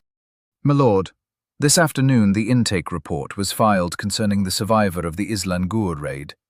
You wanted to know if anything of importance was included." "I'm sorry to say that there wasn't," said Ms. Chandler. "Any further reports of Islan Gur activity?" Lord Cosgrove asked. Shaking her head, Ms. Chandler replied, "No, my lord. The mages say that there is nothing out there, while Army Command remains skeptical. Could this not be an isolated incident?" Pausing in thought, Lord Halima Cosgrave leaned back in her chair. There was nothing to indicate a larger plan was afoot. It was possible that the raid was just an unfortunate meeting in the woods. "All right, stand down preparations for silent vigil, and return our threat status to all is well. Let's put this behind us and move on. There is nothing to be gained by giving this more attention than it deserves.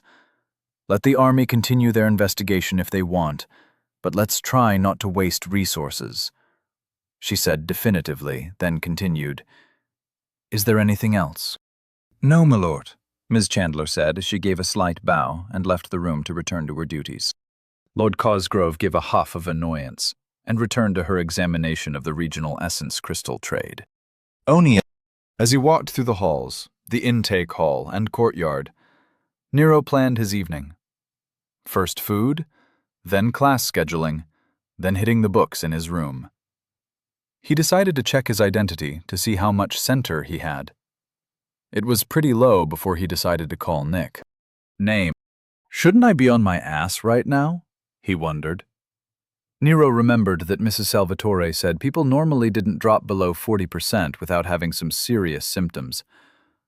Pausing in a hallway, he leaned his back against the wall, out of the flow of traffic. Closing his eyes, he took stock of himself. "I'm a little hungry. Definitely thirsty. A bathroom might be a good idea. No sore joints or headaches. I guess I do feel a little tingly. It's like I've been up all night and then had to work through the day. This feels exactly like I'm staying awake on nothing but 5-hour energies and my vape. Wait, did death cure my addiction? Well, that makes sense. I wonder if these crystal worshippers smoke weed. I'm sure someone is smoking something somewhere," he thought. Nero resumed his walk to the cafeteria. On the way, he looked out for a bathroom to hit. Eventually, he was walking into the lobby of the dorms. As Nero started toward the dining hall, a sense of his impending doom came out of nowhere. He stopped and started looking around. His attention was pulled toward the front desk, about 30 feet away. Ms. Averett's steely gaze met his, piercing the room like a spear of divine wrath. The crowd seemed to split open as if no one dared to cross her eye line. She said nothing and stood still as a cat waiting for an opportunity to pounce. Nero gulped, then reevaluated his plans for the evening. I should sign up for classes while I'm here. It'd be silly to go to dinner first. After all, it only makes sense, he thought to himself. Without breaking stride, he pivoted to the classes hub. The sense of doom evaporated, and everyone continued on with their day. Nero looked up the beginning classes for combat, specifically magic combat. The classes all had a basic essence theory class as a prerequisite, along with a note that you need to have been tested in combat casting proficiency before applying. Not dissuaded, he looked up the basic essence theory class. It's a 6-week class that meets every other day. That's 5 3-hour classes a week. No prerequisites needed. He signed up for a class that begins in 5 days and meets in the afternoons. Nero applauded himself for beginning his journey in reality bending. He closed his connection to the board and started to turn away. Pause. He turned back and reopened his connection. Too close, he thought, while he felt his back sweating at the image of Ms. Averett watching him. He quickly found a free class that anyone can join at the basic level. It met in the mornings and would pair nicely with his future magic classes. That still left a lot of free time. Nero decided that it didn't matter. Most of his studying would be guided by his reading preferences. Anything they can teach him, he believed he could learn from a book. As a bonus, he wouldn't have to be in class with people. He looked around at all the polite people, waiting their turn without complaint and with untroubled faces. Yeah, I'm not ready to deal with these people yet, he thought to himself. He cut the connection, then turned back to the front desk. Ms. Averett's attention snapped to him. Damn, she has some fine senses, he noted to himself. Nero gave her a thumbs up and a smile, then walked off to the dining hall. As he moved through the crowd, he could feel her eyes following him. Eventually, passing through the door, he gave in to a full-body shiver. Shaking it off, he put it in a corner of his mind and promptly forgot about it. It was time for this world's version of steak and potatoes. After dinner, Nero returned to his room. He used the link to dim the lights a little, then cut his connection. Won't be using that for a while, he thought. He pulled of his link and tossed it on his nightstand, along with his notes for the day and whatever else he acquired during his escapades. Throwing his robes in the hamper, his boots at the door, Nero grabbed a set of pajamas that he learned were in the bottom shelf of his cabinet. This knowledge was thanks to his afternoon fiddling with his link. Taking a shower and getting in his jammies, Nero curled up in bed with his book on identity. All knowledge is useful, even if it is just learning what to ignore, he mentally told himself. He then spent the rest of the night going through the book, until he eventually finished it. Aside from the sections on skills and relative strength ratings of the numbers, it was pretty chock full of semi-useful information. He found out that stats points are really just multipliers of inherent potential. Putting it in gaming terms, a body with a 0 stat is a normal human body. When a star is used, it injects potential that you have collected and reinforces everything with essence. Healing speed, strength, tensile strength of your skin, organ function, eyesight, even memory is enhanced. Apparently, the brain is part of the body stat. Every use of a star adds about 20% of an increase in performance. The interesting thing is, it stacks, meaning that at 1 star, it's times 1.2 body performance, 2 stars equals times 1.44, etc. By the time you have 20 stars in a stat, it's like the stat actual performs at 38 times the level of a basic human. Even though people vary widely in their basic human potential, that's some pretty impressive improvement. This performance applies to all of the stats. Where the body becomes a better body, the mind becomes better at what it does. The mind stat is in reference to your sense of self, willpower, focus, all of what makes you able to decide to do things. Miro decided to think of it as perspective. How strong is his perspective? A strong mind can break illusion magic, fight back against instinctual drives like fear and panic. And best of all, a strong mind can influence and interact with the world. The more powerful the mind, the more powerful the psyche.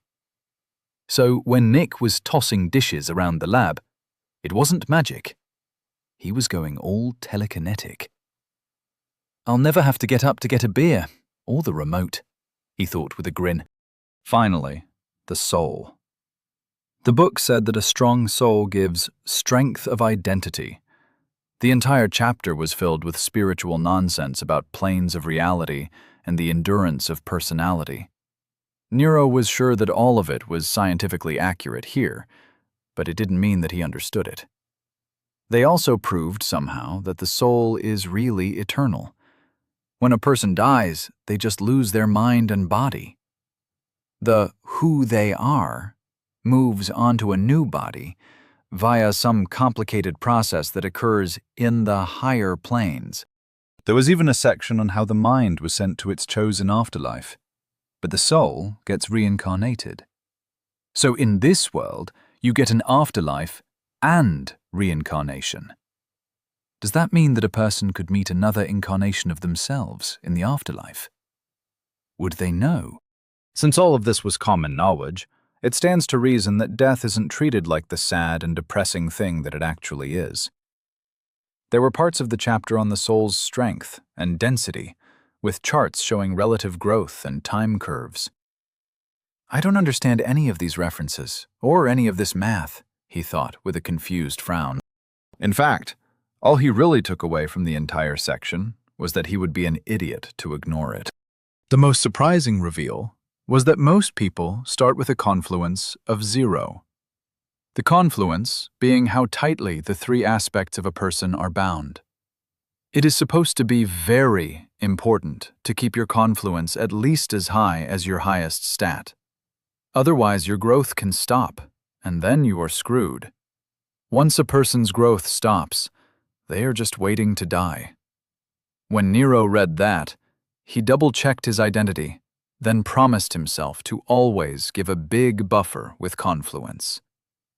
He didn't know why his confluence was so high, and for the moment, he didn't care. The last thing to note was that there were no benefits to a confluence being more than 5 points higher than a person's highest stat.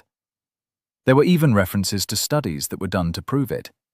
Someone had voluntarily raised their confluence alone for 20 levels. There was no discernible improvements to growth. In fact, the subject's growth seemed to slow in relation to their peers as the study went on. Whether that's true or not for Nero was unclear, but it was something to consider.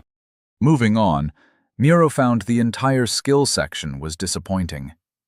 It boiled down to how strong a skill was in comparison to other people. Skill numbers went up without limit. There was a reference to a guy who had raised his skill in baking to over 500.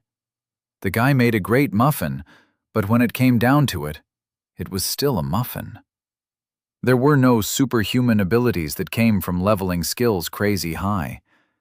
Granted, a person with a 500-level skill in longswords would be a freaking amazing swordsman, but he couldn't cut a mountain in half with his skill. Nero was heartbroken. One piece of information really stood out. Since skills are part of the world, as someone practices and learns a skill, they are absorbing the essence echo of all those people who used the skill before them. Therefore, even if the skill itself is average, At least leveling a skill is easier here than back on Earth. The book had more than 50 pages of graphs and charts, plotting growth curves and listing societal averages. Those Nero only glanced at. More than half the book Nero considered fluff. In fact, the entire last chapter boiled down to, "Your path is yours alone," and "You can be anything you want to be." I swear I'm going to hold a protest or something. These people are way too upbeat, he thought with a grimace. Checking the time, 28:24. Nero got up, tossed the book on his desk, and went to the bathroom. There is a 30-hour day, with the 30 days in a month, 3 months in a trian, and 3 trians in a year. Somebody or something definitely is doing some magic fuckery to mess with the laws of nature here, he noted. Flushing the toilet, he brushed his teeth and then went to bed. Using his link to turn off the lights, Nero closed his eyes. He decided to check his identity before bed. This should be a habit I get into, he thought. Name, Nero Walker, level 4. Race, human. Growth, 100%. Tier 1. Condition, 100%. Age, 14. Center, 72%. Body, 1. Mind, 1. Soul, 1. Confluence, 10. Stars, 0. Pillars, 0. Over 0. How am I leveling so fast? Better question, why didn't I level when I reached 100% growth? He wondered. Nero went over his identity, finding no answers to his questions. He noticed that his center seemed to recharge much faster than the books implied as well. It had only been a few hours and he was already recovered, more or less. I'm not telling Nick about this. He's just going to go all mad scientist and do something that makes me puke again, he thought. Rolling onto his side, Nero tried to banish the situation to the back of his mind. This is bullshit. I was promised a world of Dungeons and Dragons, with levels and growing power, and all I get is a world of motivational speakers and social studies dorks. I'm not meant for this. I was a cog in the crappy machine back home. I'm not going to be one here, too. I'm just going to put up with what I have to. Meanwhile, I'll learn magic, read some books on monsters, learn how to stab things, and then I can do whatever I want. I'll find some socially disruptive women and introduce this world to what a max-level warlock can do. He swore to himself as he clenched his fists while he laid in bed and scrunched his brow with his eyes closed as he imagined his future. Ding, he heard, then felt the essence around him flowing, gently ruffling the sheets. Nero sat up like a kid who heard the ice cream truck, eyes opening wide. His surprise was quickly followed by a look of fury. "Goddamn personal improvement bullshit!" Nero screamed in his mind. Nero had read about this. You have to know yourself to realize your growth. Nope, I'm not dealing with this right now, he emphatically decided. Padding his sheets to get comfortable, Nero ignored everything. While focusing on his imagined epic powers and future conquests, Nero drifted off to sleep. Chapter 17. Nero makes it to class, technically. Captain Angleton kept his shield up with his left hand and adjusted his grip on his sword with his right. He moved with measured steps around the arena in order to ensure that he wasn't surrounded. Calm breaths pumped through his lungs. His heart rate was elevated, but steady. This is what I'm made for, he thought. His 3 opponents glanced at each other. They were all sergeants. They had all taken the oaths of knighthood in the Hall of Truth. They were all strong defenders of Oglevark. They were all getting beaten, and badly at that. That was just the way it went when fighting the captain. He was a wall that healed. They coordinated over their links, and with common purpose, charged. With a strong push of his back foot, the captain shot forward, toward his chosen target, which was Sergeant Clark on his left. As Clark's spear was caught out of position by the captain's charge, his grip folded, and he face-planted into the captain's shield. Stunned and flat-footed, Clark watched the captain slip around the side to isolate him from his support. As the other two sergeants, Borson and Blackwood, tried to reposition, the captain pulled on the essence in the air. With a casual flip of his hand, his sword switched to a reverse grip, and he thrust the hilt toward Clark's chest, and a golden shield shot out toward the recovering sergeant. Borson and Blackwood could only grimace as Clark went shooting between them, his spear flying off in a different direction. "Well, that's it for Clark. You want to try screwing with his senses again? That kind of worked before." "I'll blitz the bastard and take his legs," Borson said over his link to Blackwood. "It doesn't work on him, you know that. He just fights blind," Blackwood replied. "I'm not hearing any ideas from you." "Fuck it, let's just go," Borson said, then charged. The captain met Borson's charge with a wide, 2-foot-tall, 3-feet-wide shield that Borson decided to jump over. Borson leapt in the air, essence swirling around him. His two-handed claymore lit up with a red haze as he screamed. Slamming into the captain like a descending meteor, the explosive charge stumbled Blackwood even several feet away. The captain had merely tilted his shield and leaned back a little to receive the massive strike. He didn't smirk or congratulate himself. He was already moving. With a slight sidestep to the left, he further exposed his back to Blackwood, while pushing Borson's sword point to the ground with his shield. With his sword still held in a reverse grip, the captain spun and led the sword point into Borson's back, just below the chest piece. Borson cried out and collapsed, dropping his sword and focusing on stemming the blood. The captain's maneuver ended with his feet planted and his shield pointed at Blackwood, who had tried to take advantage of the captain having turned his back to him. Blackwood's shield clanged against the captain's. His charge foiled, Blackwood focused essence into his psychic field to disrupt the captain's equilibrium. As his ability hit, Blackwood tried to hook the captain's shield with his own. Trying to stab over the top of their conjoined shields, he stumbled as the resistance disappeared from his shield. Feeling the captain moving to his left, he tried to reposition, only to feel his leg suffer a deep wound at the knee. As Blackwood fell forward, he caught himself using his shield, slamming its base into the ground to act as a crutch. He then froze as he felt the captain's blade at his neck, softly sitting on his shoulder from behind. "I don't know why we even bother. Borson's an idiot for always dragging us into these matches. We'd be better off just training with people our own level," he thought, while sighing. Blackwood sat down next to a bleeding and cursing Borson. He watched the captain sheathe his sword and unsummon his shield. The bastard isn't even breathing hard. 30 minutes of careful fighting, and he looks like he just attended a seminar on gardening, he thought.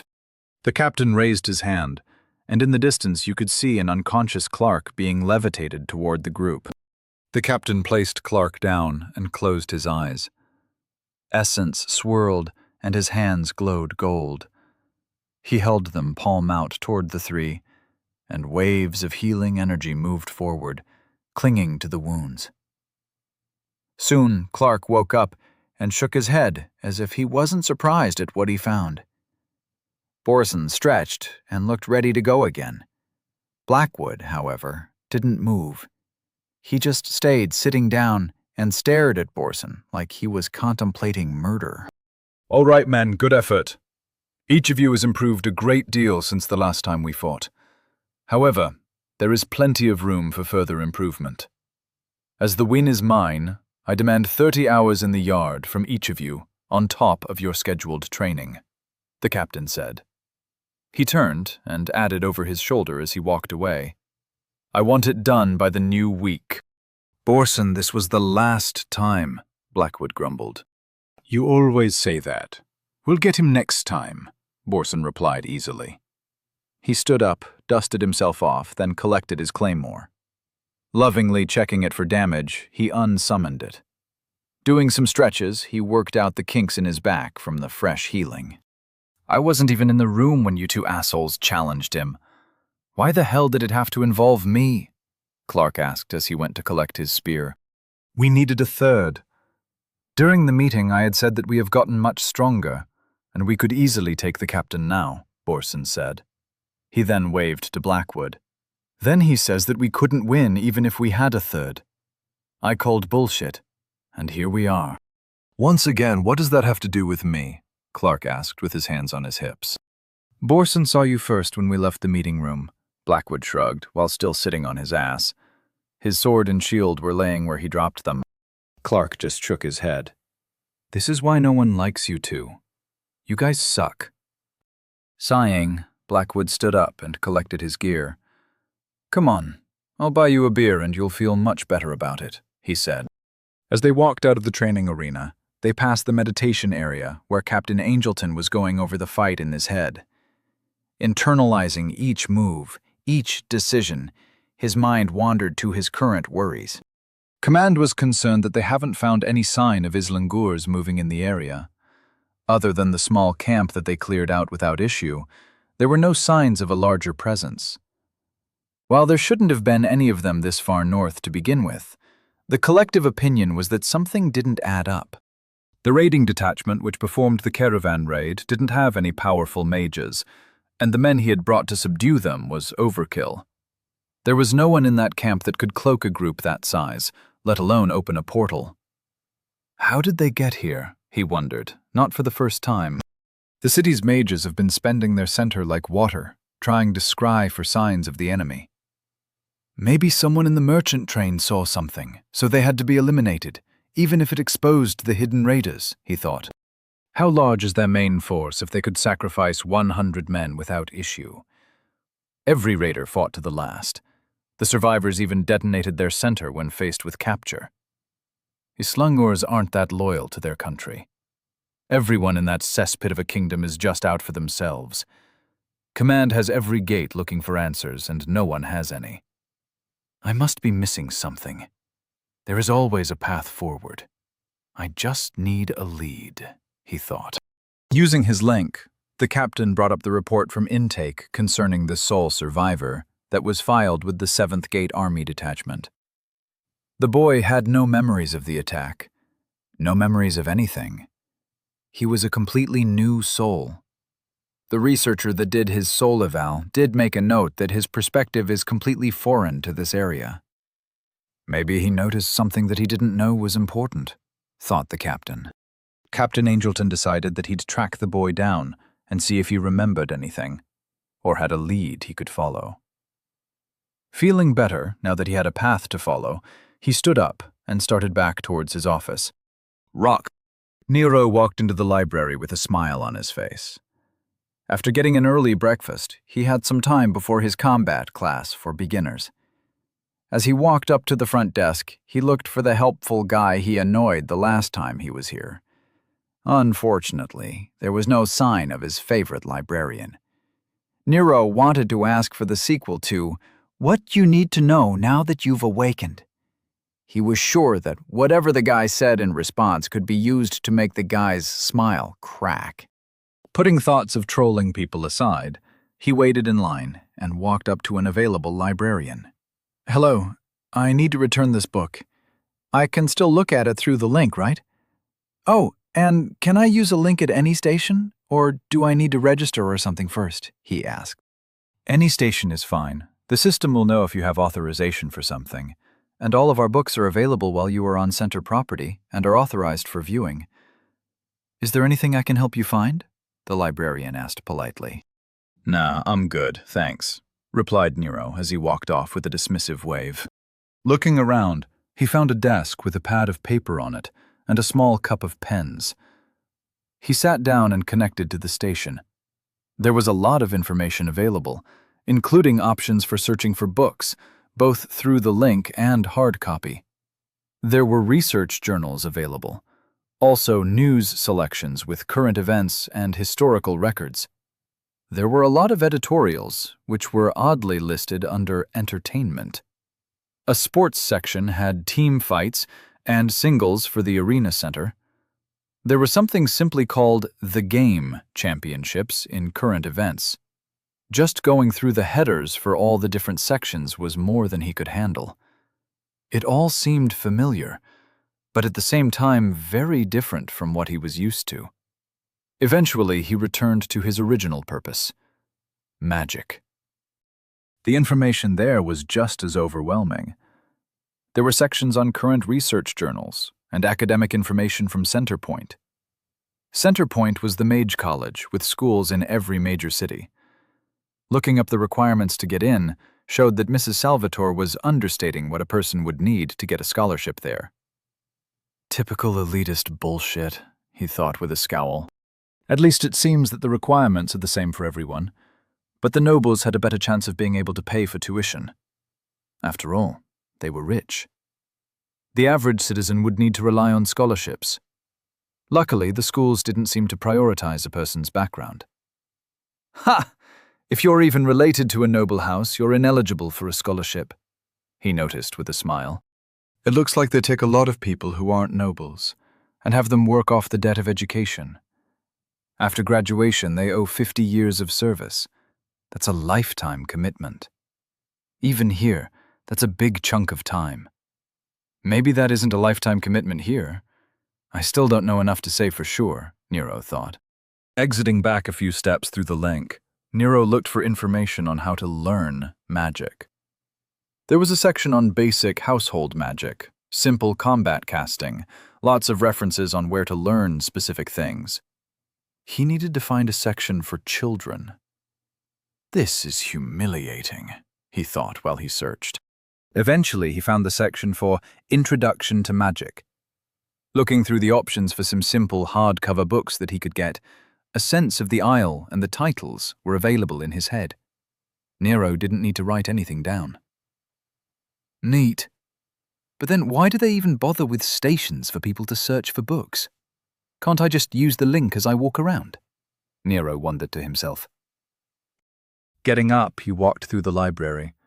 Enjoying the tall shelves and general ambiance, he eventually found the area he was looking for. The books were all the exact same height and width, every one of them clearly labeled along the spine. It must be some rule they have to follow. That doesn't happen on accident, he noted. The mental directions, available through his link, led him right to the books he wanted. He figured he'd start with 3 books. The first was the textbook for his class that started next week, Understanding the Basics of Essence. Next, My First Spell Tome, which was a small kid's book with some basic elemental and household spells that he figured parents gave to their kids when they were in middle school. Lastly, Dealing Damage at Distance, an introductory guide to magical combat. The last book was meant for people who were already casters of some kind, but the title spoke to Nero. Once he figured out how to buy books, he was going to get a copy signed by the author. What a great title, he thought.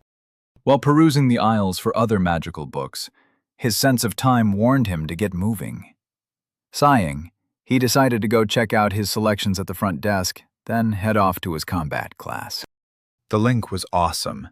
It gave him direction to wherever he wanted to go, and information on whatever he could think of. In fact, he had to actively choose to keep closing the connection because it was too easy to just leave it open and learn about whatever caught his eye. It was never in-depth information, but general information was available for everything through the center hub that was all around him. He could look at a painting and learn the name, subject, and artist just like he was walking around with an all-knowing tour guide. He was going to have issues with his center if he kept using the link for everything. Name: Nero Walker. Level 5. Race: Human. Growth: 1%. Tier 1. Condition: 100%. Age: 14. Center: 88%. Body: 1. Mind: 1. Soul: 1. Confluence: 10. Stars: 1. Pillars: 0/0. Nero had barely started his day, and he was already below 90% for his center. As he already had an idea on how to get to the combat class, which was on the other side of the courtyard, he closed his link and focused on his plan for the day. First, get his workout in, then lunch, then magic.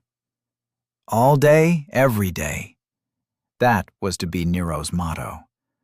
One day he will be an immortal wizard in a traveling tower. He had read too many stories for that not to be his dream.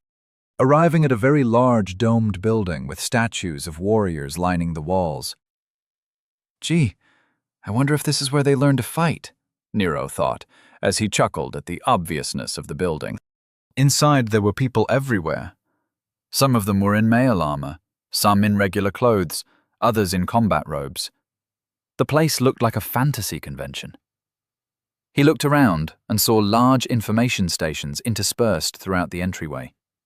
But, thanks to his link, he already knew where to go, with a brief flash of blue from his temple. He still had about a half hour until class, but he figured being early couldn't hurt. He had his small satchel filled with books if he got bored. Walking up to a pair of doors that were open, he peeked in and saw a large combat area with racks of weapons and a meditation area off to the side. It looked like a very large martial arts studio, complete with great lighting, mats for falling, and even some potted plants for ambiance. There were a few newly awakened kids off in the meditation area, and Nero assumed the guy doing a sword form in the middle of the combat area was the instructor. The guy looked maybe 25, had short blonde hair, and reminded Nero of those guys who were martial artists in strip malls. I guess it's true everywhere. If you can't do, teach, he noted with a chuckle. The more Nero thought about it, the less he was surprised. Why did he expect some uber badass to be teaching a beginner combat class at the community center? Nero was really going to have to rein in his instinct to screw with the man. The poor guy was just doing his job. He didn't sign up to get picked on by a kid whose ass he wasn't allowed to kick.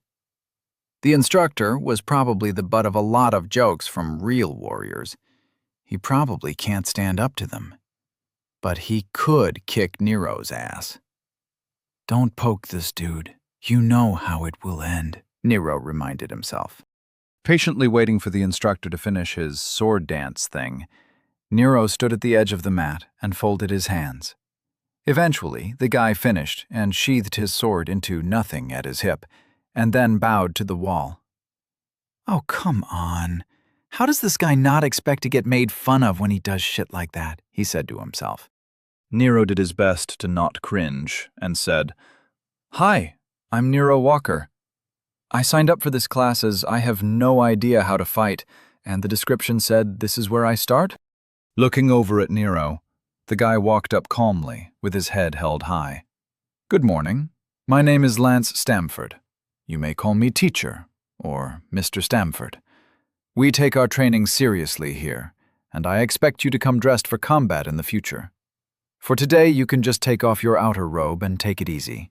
Just follow along with the class, and you'll pick everything up. If you have any questions, feel free to ask any of your seniors. Do you have any questions? Of course this fuckstick is named Lance, thought Nero. No, sir. I'll try to be better prepared for class in the future, Nero said. Lance just nodded, as if Nero's response was only proper, then walked away to resume being a tool. Nero went to the benches to drop off his satchel, robes, and boots in the corner. He sat down on a bench and started unclasping his boots when he felt a presence at the door. Everyone in the room paused and looked over at the door.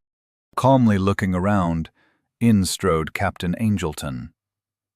Did you always feel like that? Nero wondered. After visually inspecting the room, the captain spotted Nero. Seemingly finding what he was looking for, he gave Nero a nod and turned toward the instructor. His presence offered a stark contrast between a would-be warrior and an actual warrior. He stood in chainmail with his blue tabard, still wearing his sword as if it were a part of him. Without moving his feet or offering a greeting, he simply locked eyes with the instructor and raised his hand toward Nero. I need that boy. I'll bring him back before the classes end if time permits, he said. He then lowered his hand and waited for a response. Everyone was frozen. Nero still had his legs crossed and a boot half off. Yes, sir. It's good to meet you, sir. I am Lance Stamford. I was part of the Gate 7 Monster Elimination Squad. If there is anything you need, I'm sure I can be of service. My background is in... Lance stood up straight and started blathering. The captain turned while the instructor was still talking and started walking toward Nero. No, that's fine. Continue what you were doing. I'm just here for the boy, he said as he walked toward Nero. Standing over him, he said to Nero, Come with me. I have some questions about the merchant train raid. He then noticed that Nero was frozen. What's the matter, boy? Just put your boots on and get up. I don't have all day. While Nero was panicking and unsuccessfully closing his boot clasps, Lance had walked over to the young adults on the meditation mats. He was explaining who the captain was and how it was an honor to be in the presence of a great warrior. He then went into a story about his time in the service and other nonsense. The kids were very impressed and smiled as they listened to Lance's drivel. Nero finally stood up and collected his satchel. Looking at the captain, Nero was reminded why the man had intimidated him before. The dude is just big. I thought it was just because I was sitting down. But this guy is large, with a capital L, he thought. Seeing that Nero was ready, the captain turned toward the door. Nero noticed the captain's movements were a little too smooth. The man was like a giant panther. Over his shoulder, the captain said, Come along, we'll borrow a conference room. Nero nodded and hurried to catch up. He didn't want to waste this man's time. Chapter 18. Other people are the speed bumps on the road of life. The captain's long strides made Nero walk uncomfortably fast in order to keep up. Nero remembered that the captain walked like this when he brought Nero to the center. Apparently, the guy just walked quickly everywhere. It must be a stat thing, Nero thought to himself. Nero decided to ignore the fact that the captain had almost a foot on him and tended to walk with purpose. Eventually, the captain led Nero to a small conference room off the lobby area, and he gestured for Nero to take a seat as he closed the door. The conference room wasn't large, but still kept to the center's theme of wood walls and artwork. There were no windows, and lighting was supplied by the glow panels that were so common. At least this doesn't look like an interrogation room, Nero thought as he sat down. Taking a chair on the opposite side of the table, the captain waved his hand, and a small notebook and pen appeared in his hands. He then looked up at a confused Nero and said, Now, Mr. Walker, I want you to go over everything that you noticed from the moment you woke up to when my detachment found you. You might have seen something useful that you don't realize the importance of. Nero wasn't listening. He was staring at the pen and notebook. How did you do that? Was that an inventory? Nero asked, with an intense look on his face. Huh? How did I do what? I don't have any goods. What are you talking about? The captain said as he looked around for what inventory the boy was gesturing towards. What? No. The paper and pen. How did you get them? They weren't in your hands. Then you did something. Then you had them. How did you do that? Nero asked, trying to be as specific as possible. Oh, right. You have no idea of what anything is. It's a basic personal spell based on translocation magic. It accesses an interdimensional space that I tied to my soul so I could carry things around. I usually store some weapons and other basic necessities in mine, he said, as if he was explaining something simple to a child. This is why I want you to go over what you saw. I noticed the report filed with the Gate 7 command made note of your very unique way of viewing what is important. Maybe you saw something that everyone else would know to tell us about, but you didn't think was important. You understand, the captain said. Nero was only half listening. With that spell, he could carry all his books. He could carry food. Would it spoil? Was it time-locked, like the inventory spaces in the stories? Could it store other things, like energy, fire, or a giant rock? How much could he store? What are the spell's limitations? "Are you listening, boy?" the captain said with an annoyed look on his face as he rapped his knuckles loudly on the table. What? Oh, yeah, totally. You want me to tell you what happened after I woke up in the dead body? No problem, Nero said, trying to backtrack in his memory like he was caught by a teacher while not paying attention. But I already told you what happened. Why do you want to hear it again? Nero asked. The captain hung his head and sighed. Just tell me your observations of everything from the moment you woke up until you saw me. Okay? Sure. Well, I woke up to a bunch of pain. Then the pain went away. I saw a bunch of wolves eating the dead bodies, so I backed up slowly to the carriage. The wolves were acting weird. Is that the kind of stuff you want to know? Nero asked. The captain made a note. Yes. How were the wolves acting weird? Well, there was intelligence in their eyes. I could tell that they would ignore me if I didn't interrupt their meal. They divided into groups to pull the bodies away and left some wolves to stand between me and their meal, Nero said. That's normal. Even basic beasts in the open forest have some basic intelligence. Wolves have a strong essence bond among the packs. That's not unusual. Next, the captain said as he crossed out what he wrote. Observations, right? Let me think. Nero paused and furrowed his brow in thought. He went back over his experience that day, and the conclusion that he drew. All right. So I found a few things that were interesting, I guess. One, whoever attacked had looted all the bodies and most of the goods, right? Well, they didn't take any women or anything. Isn't that something bad guys do? Sex is a thing here, right?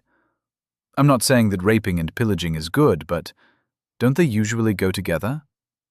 If these assholes were okay with killing and robbing a bunch of people, what stopped them from doing the really evil shit? So I thought that it must be soldiers under orders. Typically, someone in charge sets limits on those below them. None of the bodies were disfigured or messed with. They just killed everybody as efficiently as possible. I didn't notice anyone singled out. So I thought that was weird, Nero said as he stared off and kept going. Meanwhile, the captain was taking notes and nodding with a thoughtful look on his face. Also, they looted everything. I had nothing in my pockets, no coin purse, not even a breath mint. I didn't have a link, which is apparently super common. I didn't check everyone else, but that seems weird now that I think about it, Nero continued. That's a good point, the captain interrupted and sat up in his chair. He stopped writing and started thinking about something. Wait, can they use the links to hack into the system and upload a virus into everyone's head? Maybe they are using them to inject thoughts into the citizens to rebel. Or they could increase the input to create a feedback loop that melts everyone's brains. Maybe something more subtle. They could be inputting fake identities into the network so that they can move through the city, hidden from those in power. Can they link them together to make an enemy thought hub? Or maybe it's spy stuff. Can they get into the city's database and steal military secrets, or battle plans, or troop deployments? Maybe some secret magic that Oglavark has. Does Oglavark have some super powerful spell that is all that stands between its people and total destruction?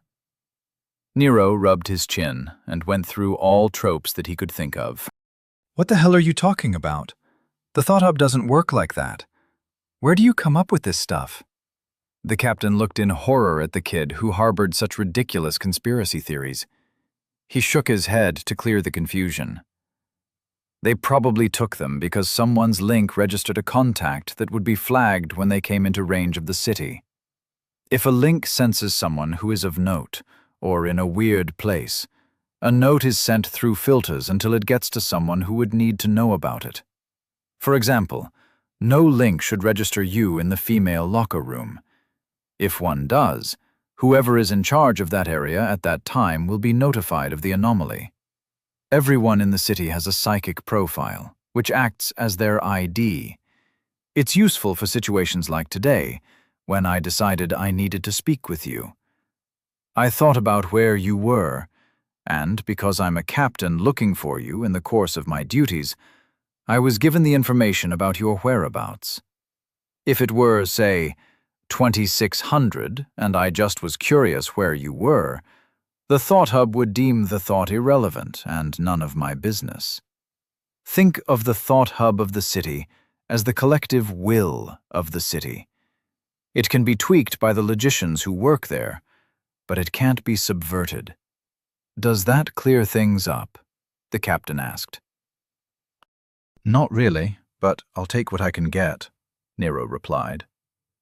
So you think one of the links at the caravan registered the contact of a psychic profile that would have been recognized by the city's Thought Hub? Nero rubbed his head like the sentence caused him pain. You mean someone didn't want to be ratted out by someone's phone registering a contact with another phone that shouldn't be there? All this means is that you have a traitor. I'm guessing some asshole is going to make money off getting the bad guys to be near the city. Probably a disgruntled noble who was promised power once the invasion succeeds. I'm guessing they are hiding the forces from your mages, too. They are most likely gathering their strength and will invade soon, since they've been exposed. Nero nodded and leaned back. He crossed his arms with a smile, happy to have solved the plot for Season 2 while still in Season 1. The captain shot to his feet. The color drained from his face. How do you come to that conclusion from what I said? He said as he placed his hands face down on the table and leaned over with his most intimidating glare. Nero's smile faltered as he uncrossed his arms. It's always some rich asshole. And the only reason a traitor would care if he was discovered was if he were someone important. You said the Icelanders shouldn't be here, so someone had to help them get here. Also, what's the point of sneaking in one raiding band? No one would pay for that. They'd pay to get an army. And the only people that fit all the plot points are rich, noble douchebags. Why do people with power and money do anything? Well, for more power and money. What's going up for a noble? Killing the nobles above them and getting a promotion. Nero finished quietly. Not that I condone that type of behavior or anything like that. Sir? The captain leaned back and stretched to his full height, placing his hands on his belt. He looked down at Nero like the boy was a puzzle with missing pieces. Boy, have you ever played the game? He asked. Like the Game of Thrones or whatever? I saw every season. Well, the first season. But I doubt you're talking about that. No, sir, I haven't played the game, Nero said, realizing this was not the moment to poke the captain. What is your learning path right now? The captain asked. My learning path? I signed up for a basic combat class, and my introduction to introduction to essence, is starting next week. I am a worker associate with a pretty sweet gig at the research center, Nero said, interested to see where the captain was going with this. I'm going to offer you the opportunity to take the basics of combat with the army. We have better instructors, and we have classes daily for new recruits. The intro to essence is fine, but I'll take a look into what basic combat caster classes we have. It's not a common path, but I'll see what I can do. You've been a great help, and you have a sharp mind. Keep it well honed. I'll be in touch, he said. The captain then waved his hand, and his notebook and pen vanished. Giving Nero a nod, he just turned and left the room. Nero sat there in silence as he looked at the closed door. I guess we're done talking then, he said to the now empty room. Fucking weird people. Can't take 2 seconds to wish me a good day and shake my damned hand, he mentally groused. Nero stood up, grumbled some more expletives as he strapped on his satchel, and then finally left the room. Checking his link as to how to go back to his room, he noted the time and realized he could go back to class. Thinking of Lance, he decided that an early lunch might be a better idea. It was only 10:15, and Nero was already done with this day. He walked down the hallways and found himself back in the courtyard. At least it was a nice day. Walking into the lobby of the dorms, he smiled and nodded to everyone. He was becoming more accustomed to the constant aura of courtesy. He was almost through the door to the cafeteria when he was stopped short. Suddenly appearing in front of him was the Hawk. Ms. Averett popped into existence like she was summoned from the ether to catch the unaware. Standing with her arms crossed, her presence appeared as though it was always there, filling the hallway. Nero froze like a teenager caught smoking behind the gym. Unbidden, the words came out of Nero's mouth. "I didn't do it. It wasn't me," he said. A slight tilting of one side of her mouth was the only hint of a smile. She said, "You're supposed to be in basic combat class with that fancy man Stamford. Why are you here?" Nero took a few seconds in order to reboot his brain. Oh, well, I got pulled out of class by Captain Angelton to... Oh, he was the head of the army people that found me with the merchant caravan. He just wanted to ask me some questions about what I saw. Then he told me that I was going to be training with the army recruits. He said he'll contact me about it, Nero said. He then smiled innocently. "I didn't skip class. I was just following orders, ma'am. It's important to respect the chain of command." Her eyes narrowed. "All right, I'll personally look into this situation." As she lowered her arms and started to turn away, she paused and locked her side-eye gaze on Nero. "Normally I wouldn't care, but your psychic field screams chaos. I can spot a troublemaker on sight. Did you know that I'm the oldest of 7 children, and all of those little bastards are boys, always causing chaos? I can feel you being mostly honest, yet shaping the narrative to your benefit. You're the kind of young man that can either be a demon or a god. I chose to work in the center dorms for a reason. The young need help finding their path. You have my attention now, and I will help you find yours," she said, in a quiet yet firm voice. With those ominous words echoing into Nero's mind, she walked off. Nero stood at attention, with his hands at his side, just watching her leave. He didn't want to move, or she might come back. What a terrifyingly competent lady, he thought to himself while trying to shake off the encounter. Nero wondered why all the women around here were so intimidating. Where the hell are the women with book clubs that complain about whatever it is they complain about? He wondered. Pondering what kind of book club the Hawk would attend, he shivered and walked off. Nero decided to skip lunch and just go back to his room. Walking through the halls and taking a look at everyone's robes, he realized what he was missing. He was at this world's equivalent of the Ivy League, surrounded by this world's elites. There must be people in the city who don't do anything. They must have a bowling league equivalent, the homeowners associations. Not everyone in this world would be like these people. There must be people that work to live rather than live to work. Getting to his room, he entered and tossed his bag at the desk. He went to the bathroom to do his business and grab a glass of water. With a pleased sigh, he sat down at his desk. Nero looked around the room. There was no television, no mini-fridge, no music player. "You just ditched a class on learning how to fight in order to study," he said to himself with an amused smile. Shaking it off, Nero thought it best not to dwell on the implications. He had magic to learn. Seeing that his center was close to full, he noticed that he had a spare star. "Oh yeah, I leveled last night," he thought. Nero brought up his link to send a message to Nick. He carefully thought about sending only a message to Nick. Nero tried to focus on the importance of it being a message, not a call. He got an image in his head of a red sheet of paper that was blank. I should call this mind mail or M male, Nero decided. Looking at the blank page in his head, he wondered why it was red.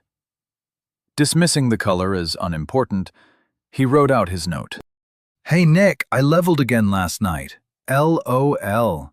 So I have another star available. I know you want to record me using them in your forge. Remember our deal. I get free room and board, a job where I don't have to do anything, and all the classes I want. You get to put me in the lights.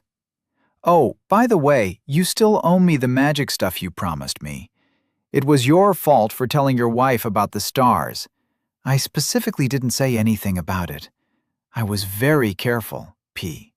I'll be waiting to hear from you. Nero. It couldn't hurt to remind Nick the benefits that he could gain by getting Nero a job and whatnot. Happy that his machinations were moving forward. Nero buckled down and pulled out his books.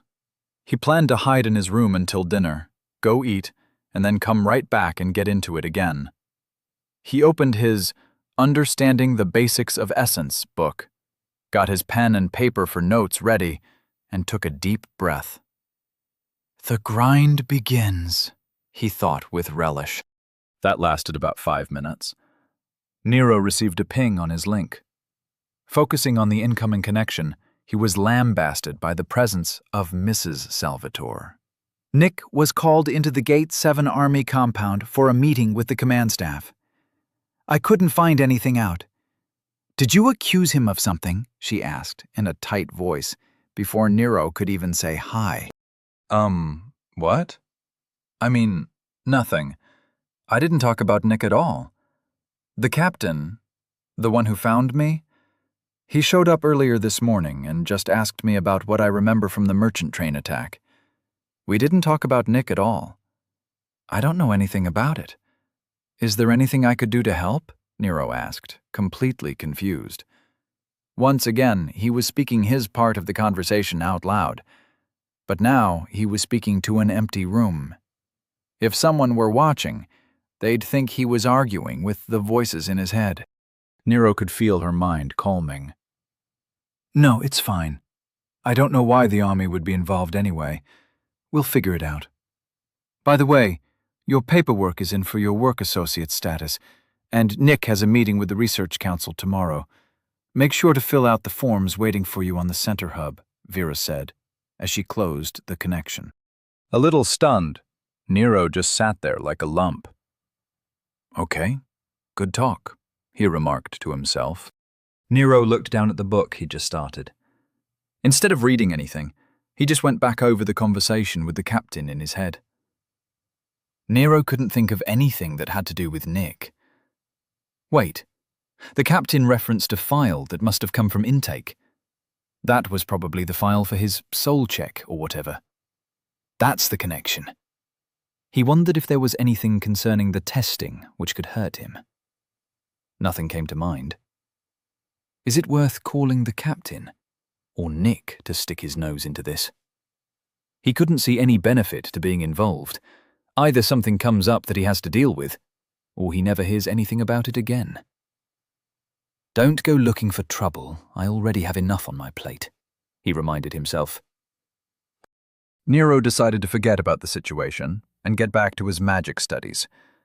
He'll get to the paperwork for the job later. For now, the grind continues. Chapter 19. Is sounding like an idiot evidence of idiocy? Nick had gotten up early to touch base with a few committee members in order to lobby support for his Nero project. The amount of priceless data which could be gained from studying such an oddity was immeasurable. Who knows what interesting things will happen to the kid as he progresses along his path? Just being able to use the data from the 3-star test was enough to convince everyone he had spoken with. Not a single member of the committee refused to sign off on his proposal. Sipping his coffee, Nick went through his paperwork for the day. He was dealing with pings concerning the various functions of the research center, while also collating data from an experiment on essence crystal decay. As he worked, essence illusions were opening and closing in rapid succession while dancing across the workspace of his desk. Conclusions were being formed, and pings alerting him to issues were being addressed. Nick was in his happy place. His mind was at peace, and his productivity was soaring. His door opened without being pinged, breaking his concentration. He looked up to see Vera walking in. She was still angry with him. Nick sighed and saved his work. As his link turned off, he smiled and said, "Hello, dear. To what do I owe this surprise? I thought I wouldn't be seeing you until dinner." She sniffed harshly. "I put in the paperwork for Mr. Walker's work associate status. It was pre-approved already. I also received a ping from one of your lab assistants asking whether or not I should be receiving copies of the syllabus for Project Nero. Then he inquired if I knew who Nero's Center Studies advisor was. Do you know anything about that?" she asked with a smirk, and her arms crossed. Nick just stared at her, trying to think of how to word his reply. Well, Project Nero. Really, Nick? Isn't that a bit much? The young man doesn't have an advisor yet. He is 14. He hasn't even joined the center officially yet. What are you planning? Vera asked with amusement. This is just like Nick. Planning years in advance for something that is only an idea. He already has a full lesson plan for our children, if we ever decide to get around to it, Vera thought to herself. Just then, Nick's link lit up. His eyebrows furrowed, and he looked slightly to his left. His eyebrows shot to his forehead, and his face paled. I'm sorry, Vera, but we'll have to discuss this later. Don't worry about Project Nero. None of it is bad. I'm just fulfilling the requests the young man made. I may not have been clear enough with my wording. It'll be fine, he said. Nick stood up and started shutting down his station. He walked to around the desk and paused. He flicked his hand and formed a body-sized mirror from essence. Fixing his appearance, he straightened his back and assumed a serious posture. Vera's hands dropped to her sides. Confused and a little worried, she asked, Nick, what's the matter? Nothing, he replied. I just got a request to appear in front of Gate 7 Army Command at my earliest convenience. The ping said to make sure that all the data I have concerning Mr. Walker is available for the meeting. Apparently, this concerns Nero. I have to go. He walked up to her and gave her a soft kiss and rubbed her shoulders. It will be fine. I don't know what this is about, but I'll handle it, he said in a voice filled with reassurance. His efforts were in vain, as Vera was still worried. It was very rare for Center Research to have any contact with any of the Gate's army divisions. Occasionally, they had a conjoined interest at City Command level, but very rarely at the Gates. Do we need a lawyer? Should I call Jessica? Vera asked. I don't think so. I can't think of anything that has to do with Nero that would require army involvement. I'll let you know as soon as I can.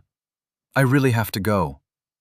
He kissed her one more time and walked out of his office. Vera stood there, feeling helpless. Immediately shaking that feeling off, she squared her shoulders and mentally reviewed her contact list. Most of the people in the Gate 7 area have passed through her intake hall, and someone must know something. She had contacts all over the city. Making a list in her head as to who she should ping first, she thought if nothing else works out, she could ping Nero. As Vera was contemplating whether Nero would be of any help, Nick was walking quickly to the on-site teleportation room. Even with his haste, it was still a few minutes and an elevator ride before he walked in. The attendant at the station looked up as he entered. With narrowed eyes, she said, Yes? My presence was requested by Gate 7 Army Command at my earliest convenience. That would require me teleporting there, and this was the closest terminal. I could do it myself, but it would violate several statutes to teleport outside of a hub without authorization, Nick said, as he folded his hands behind his back and took up a professional demeanor. Name? The attendant asked. Nicholas Salvatore, Director of Gate 7 Center Research, Nick said. Inside, he was rolling his eyes. She had full access to identify anyone that walks into this room. She was just being lazy. There is nothing posted on the schedule, so you can't use the pad, but the teleportation attendant on duty at the army compound said he doesn't mind if you teleport yourself to their room on your own, she said as her link deactivated, and then returned to her book. With a disdainful sniff at her, Nick waved both his hands around, and he started to glow with a weak gold light. His eyes went glassy, and then he vanished with a pop. She gave a sniff of her own, and then forgot about him, arriving with another pop. Nick looked around and realized he was facing the wall. I need to practice my transdimensional spatial awareness. That was pathetic, he admonished himself. He then started walking toward the attendant, who had a very large smile on his face. "Director Salvatore, I'm a big fan." He bowed and continued. "Your paper on essence flow rate similarities among elemental spell forms was inspiring." "Oh, yes, thank you. It's always nice to meet someone who took something away from my work. I'm glad it helped you on your path. If you'll excuse me, I have a meeting." Nick gave a shallow bow and walked out. The young man was very nice, but Nick had to focus. He'd been trying to think of what this could be about, and the only conclusion he could come to was that the file he turned into intake sent up a flag. What he couldn't deduce was the nature of the flag. Making his way up to the command floor, he checked in at the desk and was ushered to where there was a meeting already underway. His escort asked him to wait, then went through the large, ornately carved wood doors.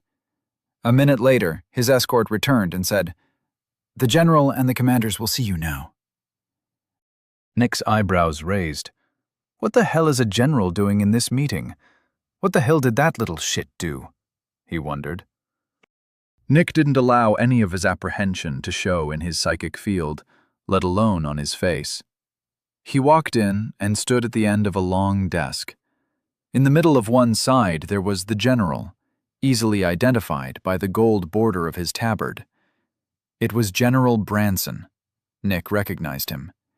He was the leader of Dorchester's army. The room also had 12 other commanders, and what looked like 2 captains. It was a relatively full table. Nick also noticed that there were essence illusions of various information plates all along the walls. As he looked around, he realized that very few people at the table were looking at him with any interest. "Mr. Salvatore, thank you for joining us. We didn't expect you so soon. Please come in and take a seat," one of the commanders said, while gesturing to one of the open chairs. "Well, your ping was worded in a way that inspired haste, gentlemen. Now what can Center Research do for you?" Nick asked as he sat down and folded his hands. A few of the commanders looked at each other confused. Some were listening, but didn't seem to care. There were even some who were completely ignoring what was going on, as they were focusing on their links. The same commander, who was seated next to the general, said, "I don't know what your ping said, but this isn't in regards to a cooperation with Center Research. This is concerning an intake form that you filed as the technician who performed his intake testing." Nick said nothing, and just continued to hold his calm expression. Sometimes the best thing to do is say nothing, he thought, as the room soaked in the silence for a few seconds. "Well?" the commander asked. "I apologize. I didn't hear a question. What is it you would like to discuss? As you know, the details of a person's path are personal and cannot be disclosed by an evaluator in any circumstance. I also didn't get your name, Commander," Nick said while looking every inch the director of Center Research for Gate 7 Dorchester. The commander looked around the room with a confused look on his face. The other attendants of the meeting were now all paying attention to the conversation and exchanging looks filled with confusion and interest. The commander, who was leading the meeting, returned his gaze to Nick. "We were unaware that the young man's path was of interest. I am Commander Graves, and what we were hoping to discuss with you was this rather long section of your report." His link lit up, and in the center of the table a copy of the report was projected. It flipped through several pages, then landed on a section titled Further Notes. "In this section you described the interesting way the young man sees the world. Your words were, 'Mr. Walker's soul most likely comes from a distant region of space, As his soul was not wiped clean of personality when he was traveling through the upper planes, he seems to have a great many preconceptions embedded in his mind. These preconceptions and modes of thinking are without any basis and can only be explained by a residual, latent mind from his previous incarnation. This makes him extremely interesting to talk to, because he views the world through a lens that is impossible to form in our society. Commander Graves finished reading the highlighted section of the report, which hovered over the desk. "That?" Nick asked. Inwardly, he was relieved. It seems this had nothing to do with his arguably questionable choice of using an essence forge to perform Nero's intake testing. He coughed into his hand to clear his throat. "Well, yes, the young man's way of looking at the world is interesting, but it isn't a danger to society. Every day he lives his life, those preconceptions are being rewritten. In a mere 10 years, those impressions of his previous life will all be gone." "I'm not sure I understand what it is you are asking," Nick said, with a hint of confusion. The commander had a thoughtful look on his face. He looked over to his left and said, "Captain Angelton, perhaps you can recount to Mr. Salvatore what you told us when you requested this emergency meeting." All eyes in the room turned to the captain in question. Nick thought, an emergency command council meeting? What the hell is going on? Captain Angelton stood up, looking every inch the stoic warrior he was. He stood at parade rest and spoke clearly and loudly. "When I first met the boy, he was the lone survivor from a merchant caravan that had been raided. When I discovered that he had no memories of the actual attack, I dismissed him as an information resource, due to the fact that he did not have an eyewitness account of the attack. However, upon returning to the city, as I took him through the streets to drop him off at the Center for Evaluation and Registration, I noticed that he had a very odd way of seeing the city. He asked odd questions, and his head was on a swivel, taking in information from everything around him. Within just hours of awakening, he leveled right in front of me. He wasn't meditating or having a moment of reflection. He seemed just as surprised as I was. When I asked him how he leveled, his response was very interesting. He said that he saw a lot of things that he could learn from, and then quoted the price of some maginopes that he noticed. Furthermore, he said, "You're not paying attention. There is never nothing to experience." That statement stuck with me. While I was reviewing what we found when we tracked down the Gurs who performed the raid on the merchant train, I realized we had too many questions. I didn't have any leads, but I had a feeling we were missing something. That's when the boy came to mind. I thought that maybe I just didn't ask him the right questions when we found him. Just because he didn't have any memories of the actual raid, he might have noticed something that I missed. He didn't know what information could be relevant, so it was my responsibility to find out what he knew. That line of thought led me to meet with the boy earlier today in order to hear a more detailed account of his first memories.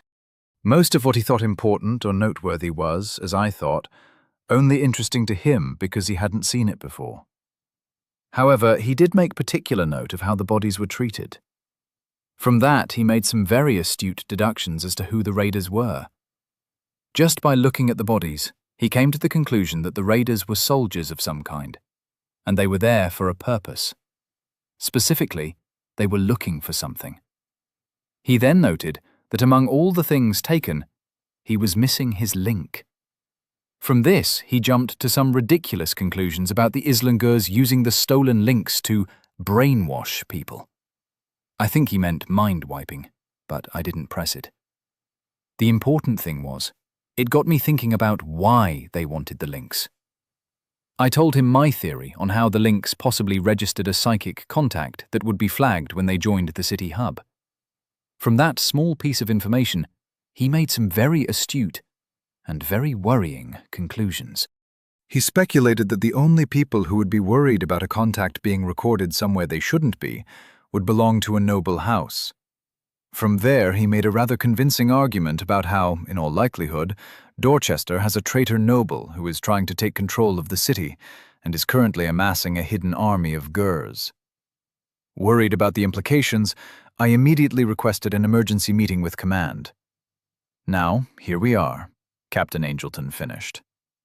During his entire speech, his pitch never wavered, and his countenance didn't shift a hair. Nick was speechless. A traitor was ridiculous, and a hidden Islingor army on Oglavark soil even more so. Where the hell did Nero get that idea? Nick rubbed his temples, trying to alleviate the oncoming headache.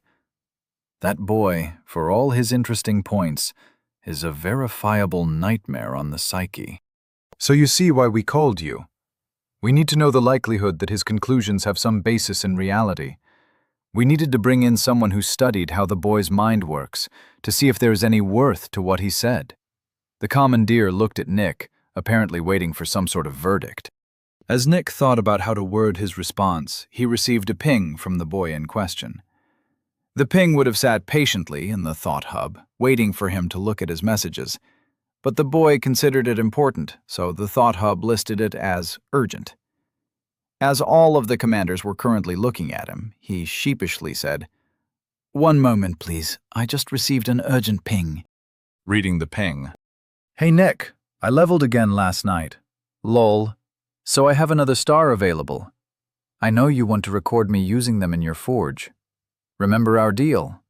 I get free room and board, a job where I don't have to do anything, and all the classes I want.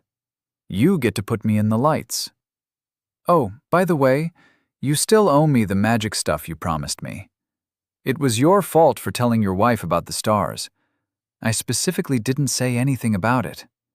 I was very careful, P. I'll be waiting to hear from you. Nero." Nick tried not to show his confusion. Another level? Is the boy now level 5? How does he keep leveling? That was years of growth in 2 days. Looking at Nero's note again, he saw in plain language the deal the boy somehow got him and his wife to agree to. How the hell did that happen? He wondered, while reading the deal over and over again. Chapter 20. The power of tropes is not to be underestimated. Furrowing his brow in concentration, Nick went over every interaction he'd had with Nero. Nick's mind was a powerful tool, and he focused the entirety of his energy into analyzing the past few days. Every step of the way, there was a logical progression. At no point did he feel he was tricked or manipulated. Yet now, he was sitting in an Army Gate command center while looking at a deal that gave Nero everything he wanted, while all Nick received was the ability to monitor Nero's star usage. Star usage was already a comprehensively studied field. Aside from being able to publish his finding concerning Nero's, admittedly interesting feat of using 3 stars in succession, Nick had to admit to himself that he had made a really bad deal. The commanders were looking at each other in concern. The man sitting next to Nick asked quietly, "Is everything all right, Mr. Salvatore? Is there an emergency that needs your attention?" Nick looked up, his face showing confusion. "Huh?" he said. Looking around, he realized everyone in the room was staring at him. Visibly marshalling his features, he resumed his professional demeanor. "Everything is fine. Nothing to be concerned about. One more moment, please," he said. Nick decided that Nero was more clever than he thought. Perhaps all the idiotic blathering overshadowed a deeply devious mind. In the future, he would have to be on his guard. Taking the opportunity, Nick sent a quick ping to Vera, explaining that he was fine, and informed her of the purpose of the meeting. He also told her to be wary of Nero. The boy was smarter than they had assumed. Now composed, he was ready to return to the meeting. Smoothing his robes, Nick addressed the room. "Concerning Mr. Walker, the young man is a very interesting contradiction. The captain is correct in his estimation. While seemingly an idiot, Mr. Walker does tend to view things from a profoundly unique perspective. At the moment, I don't follow the line of logic that leads from missing links to an impending invasion, but I'd prefer to hear what the boy said in detail. Do you have the memory of the conversation available? He asked. Yes, I took the opportunity while this meeting was gathering to prepare a mind print of the conversation in question, Captain Angelton said. He then waved his hand to bring up a hologram showing Nero sitting at table, slouching and with his robes incorrectly tied. He really does look like an idiot, Nick thought. As the conversation played from the beginning, everyone leaned forward and paid close attention to what was being said. The entire projection was from the perspective of the captain, so it was easy to see when something caught his attention, as the projection would snap to Nero whenever the boy said something inflammatory. The meeting room was quiet, with some occasional blinking on the temples of the commanders, as they would comment to each other concerning some particular point. When Nero started talking about using the links to implant thoughts into the populace, the entire room started chuckling. As Nero's theories spiraled into the truly ridiculous, Nick's head fell into his hands, and he thought, how can such a clever boy be such a gods-be-damned idiot? When they heard Captain Angelton's theory, they all nodded, as that was much more likely. It could be the reason the Gurs bothered to raid a merchant train. It wasn't definitive, but it was much more reasonable than any of Nero's ideas. Nero's quick response caused them all to freeze in their chairs. As they heard the captain demand how Nero came to such a conclusion, they all watched in anticipation. The hologram projected Nero's uncomfortable smile, the captain's scrutiny seemingly causing Nero to wilt in his chair. The boy's quiet voice rippled out through the room. It's always some rich asshole. And the only reason a traitor would care if he was discovered was if he were someone important. You said the Icelanders shouldn't be here, so someone had to help them get here. Also, what's the point of sneaking in one raiding band? No one would pay for that. They'd pay to get an army. And the only people that fit all the plot points are rich, noble douchebags. Why do people with power and money do anything? Well, for more power and money. What's going up for a noble? Killing the nobles above them and getting a promotion. Nero finished quietly. Not that I condone that type of behavior or anything like that. Sir. The commanders all leaned back in their chairs. One pointed out, that would explain how the mages were unable to scry for the band that we found.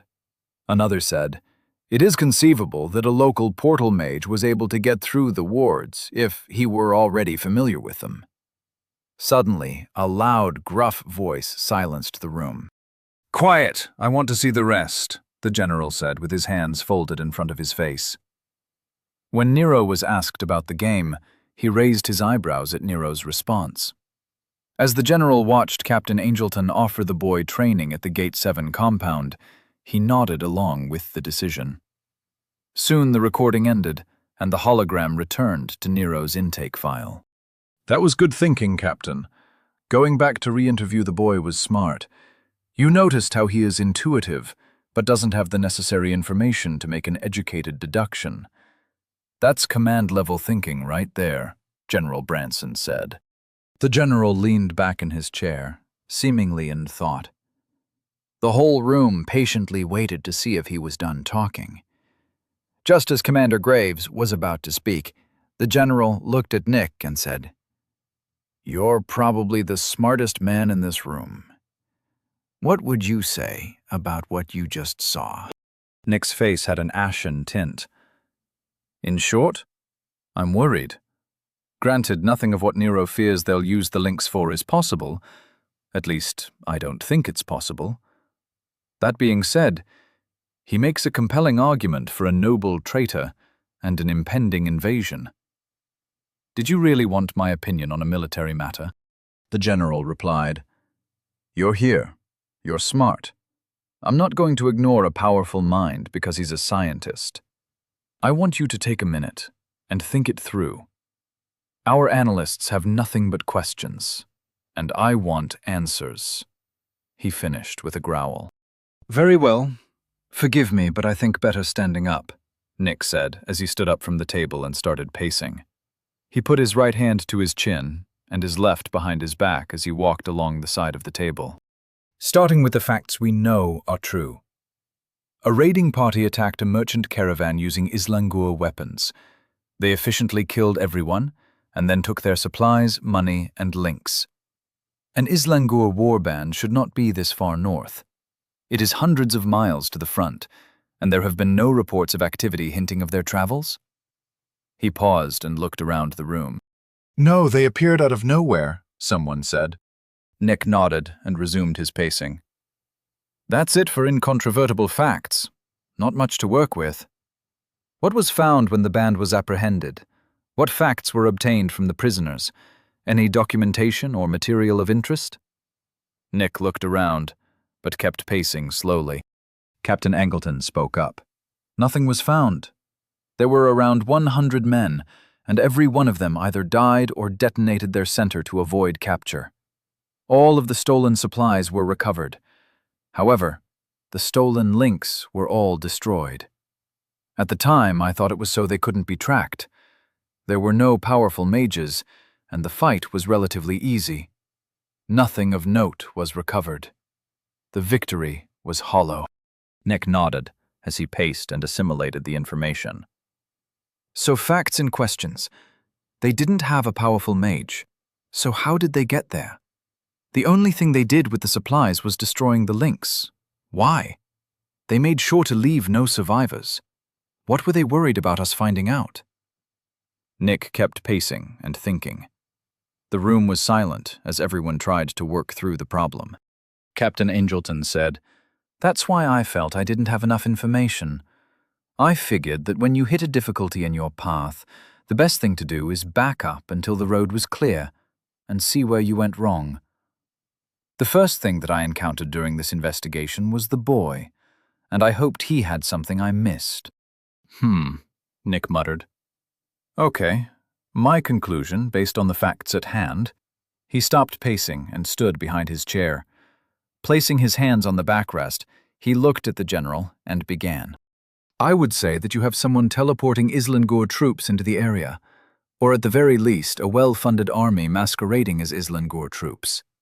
That someone must be either part of a group or capable on their own of shielding a significant area from scrying. It is conceivable that they are being supported by an individual of enough importance that the Thought Hub tracks their location for their safety. Most people of significant office are actively tracked, so that immediate help can be teleported on-site in case of emergency.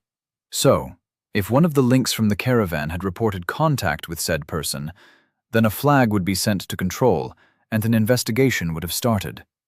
Without any other recourse, a small portion of the troops was sacrificed to eliminate any evidence and preserve the fiction that the raid was simply one of opportunity.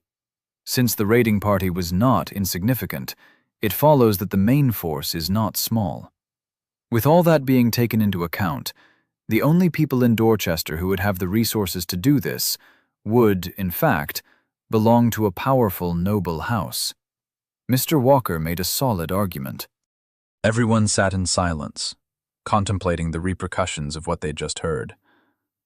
The general broke the silence. Although nothing is confirmed, I've heard enough. This is a viable threat to the safety of the city. Upon returning to Central Command, I will be issuing orders for a quiet increase in our city's defenses. We'll use the cover of a beast-tide preparedness drill. He pointed at the people on Nick's side of the table. Everything we discussed here is not to be spoken of by any of you. Understood? He demanded. Yes, sir, everyone but Nick said. Nick merely nodded. The general stood up, and everyone in the room followed suit. With steel in his voice, he said, "All right, men. We have a rat to find. I don't want him getting spooked, so we need to keep this quiet. I also want to find out who is impeding our mages. Hiding an army is not easy. I want to know how they're doing it." Nick interjected. I'd recommend looking for a large warded area that is isolated and outside the city walls. There is no way to portal unknowns within the city walls, at least not without throwing up flags they couldn't handle. And hiding that many people would take a great deal of essence. A large-scale ward is the only logical solution. Perhaps an isolated, large, noble estate? The general nodded. Good point, he said. He looked over to a particular commander and said, Look into that. Let's get started. He then started walking out of the room, with everyone on his side of the table hurrying to collect their papers and effects. The general then stopped at the door and turned around. Captain Angelton, I want you to follow through with that kid's training. Even if he isn't joining the military, Oglavak could use someone like him. Work with whoever his advisor is at the center and see if you can reach a consensus on how to best help him with his path. With minimal information, he got to where we are in seconds. I want that talent nurtured. Understood? Captain Angelton stood up, slammed his fist to his chest, and said, Understood, sir. The general lazily returned the salute, then turned back to the exit. One of the aides held the door for him as his retinue all left. The remaining people in the room all collected their things. As everyone stepped away from the table, the holograms in the room went out, and the lights raised to a pleasant level. The wood room returned to a beautiful medieval meeting hall. Nick made sure to catch the captain's eye and imply that they needed to talk. The captain nodded in understanding, while giving Nick a look of confusion. The other meeting attendees left one after another to get to whatever duties they put off so they could attend the emergency session. As the only two people left in the room, Captain Angelton stood patiently and waited for Nick to speak. Nick walked up while trying to choose his words carefully. Captain, I have been working with Mr. Walker since he was delivered to the center. He will be one of my lab assistants under a work associate placement. I have been preparing a specialized syllabus for him to follow to make the most of his unique mind. As he hasn't technically joined the center as of yet, he hasn't been assigned an advisor. In the meantime, I'll be happy to have one of my assistants contact you about what training options you'd like to offer young Nero, Nick said with a congenial smile. The captain was much taller than Nick, not to mention a great deal wider, so his physical presence seemed to dwarf the scientist. Even so, Nick was not intimidated, and spoke to him as if the captain were a young man that Nick was interested in helping out. Unfortunately for Nick, the captain was actually not much younger than Nick. He was not a simple meathead, and didn't fall for the artificial tone, or Nick's soothing psychic presence. Mr. Salvatore, my curiosity was piqued when I read the intake form for young Nero. Imagine how I felt when I saw that the freshly awakened young man I dropped off at the center had an intake form signed by the director of Gate 7 Research, Captain Angelton said, and then smiled and crossed his arms. I was preoccupied with the Gur raiders and wasn't paying attention when I first met the boy. Now I'm paying attention. So I'll ask you if you can explain why you were the one to do his intake testing. Is he perhaps special in some way? Come to think of it, how is it that a boy with no memories is qualified to be a lab assistant for the head of research? The captain asked. Nick's smile broke, and he gave a heavy sigh. Offering the captain a wry grin, he asked, Do you have any dinner plans? Confused at the sudden change of subject, the captain replied, Nothing I can't move. Why? Nick chuckled and turned toward the door. Come along. I think you better meet my wife. I'll walk you through how I came to know Mr. Walker. You'll also learn that he is a swindler and opportunist. Maybe you can get a better deal than I did when it's your turn, he said with a jovial tone. The captain followed him out the door, still confused. As they walked and talked, Nick was recounting his interactions with Nero. The captain was shocked when he heard what Nick agreed to do for Nero in order to be able to use his data, without getting into the details of what that data actually was. Nick paused in his steps as he got another urgent ping. Hey Nick, did you know that your essence forge could have killed me? You owe me. I filled out the paperwork for the job. It's official. I'm employed. So what do you want me to do with my star? Also, I need you to show me how to focus a stream. I was learning a gust spell for sweeping the floor, and the end table in my room broke. The station said that it will just charge the room for the replacement, so you'll be getting a bill for that. I listed you as both my advisor and my emergency contact. You weren't on the list for the available advisors, but it let me write you in. Also, under the account information section, I just used you as my point of contact, then left the rest blank. I need you to set up an account for me. And do I get paid for being your lab assistant? Or is it just the room and board, along with the other stuff? What am I saying? Of course I'm getting paid. Anyway, I think that's it.